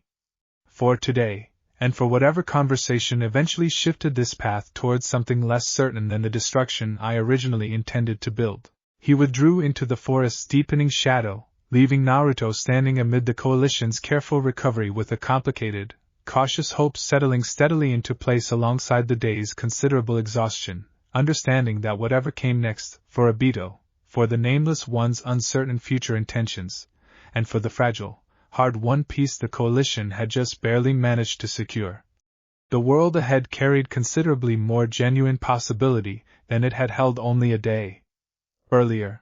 Chapter 12, The King's Kingdom. The weeks following the confrontation carried Konoha, and the wider coalition, through the particular careful, hopeful work of building something lasting out of everything the past year's escalating crises had forced into being. Danzo's final reckoning arrived quietly, almost anticlimactically compared to the dramatic confrontations that had defined so much of the preceding months, faced with a council no longer willing to extend him any further benefit of the doubt following the Nameless One's confirmed existence, and the genuine unity Naruto's leadership had helped forge across 5 formerly rival villages. He accepted a negotiated retirement from active influence, Root's remaining operatives folded fully under Tsunade's direct, transparent oversight, and the old war hawk's decades of quiet maneuvering finally, permanently, brought to their conclusion. I will not pretend I have changed my fundamental convictions, Danzo told Tsunade, in what both of them understood would be their final significant exchange regarding the matter.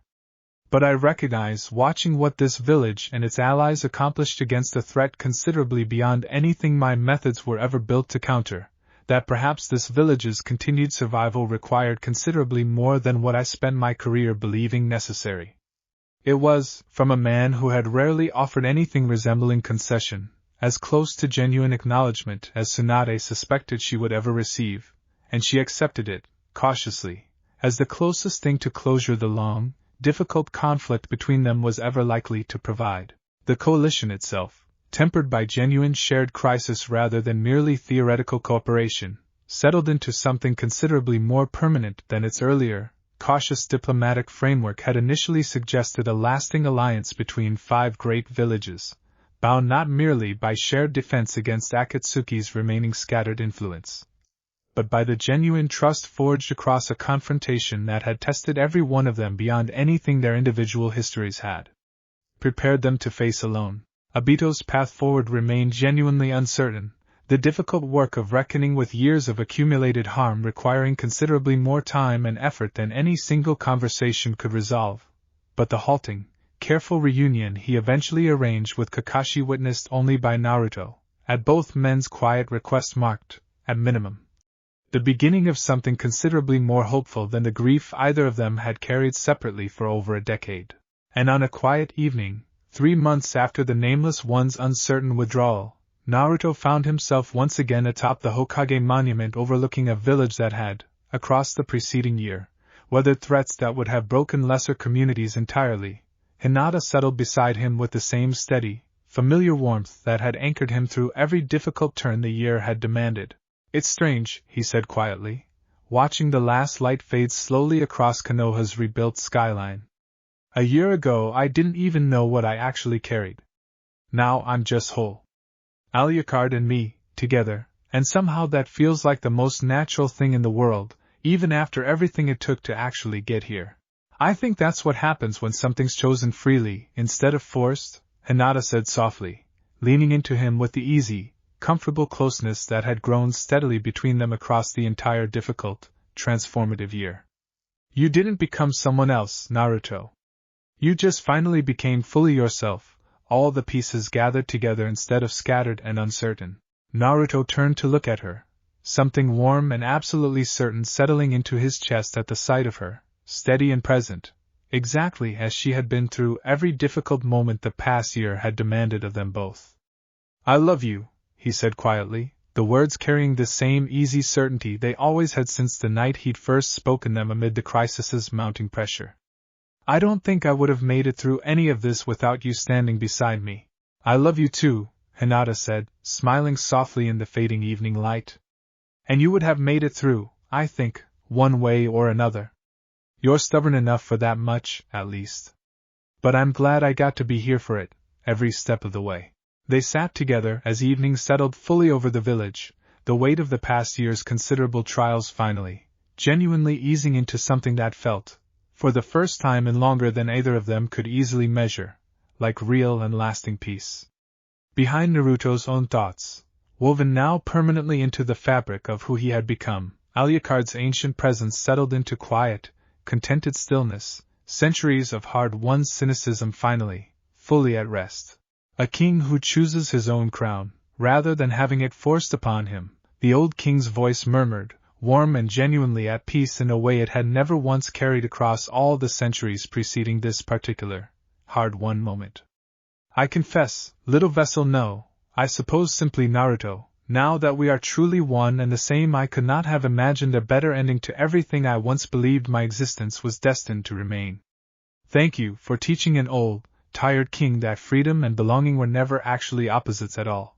And beneath the darkening sky, with the woman he loved beside him and a village he had helped protect stretching peacefully below, Naruto Uzumaki no longer merely a vessel, no longer divided between boy and king, but finally, completely, both at once allowed himself, for the first time in a very long year, to simply rest in the quiet, hard-won knowledge that whatever came next, he would never again have to face it alone. Far below, the lights of Konoha flickered on one by one as evening settled fully into night.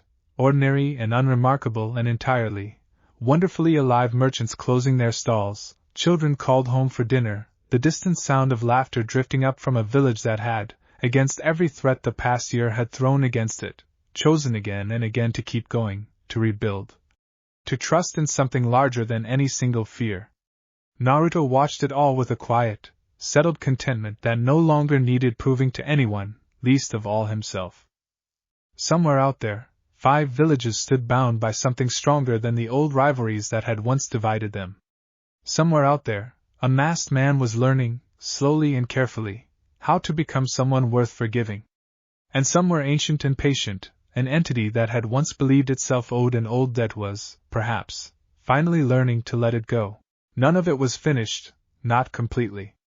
Peace rarely arrived all at once, fully formed and permanent.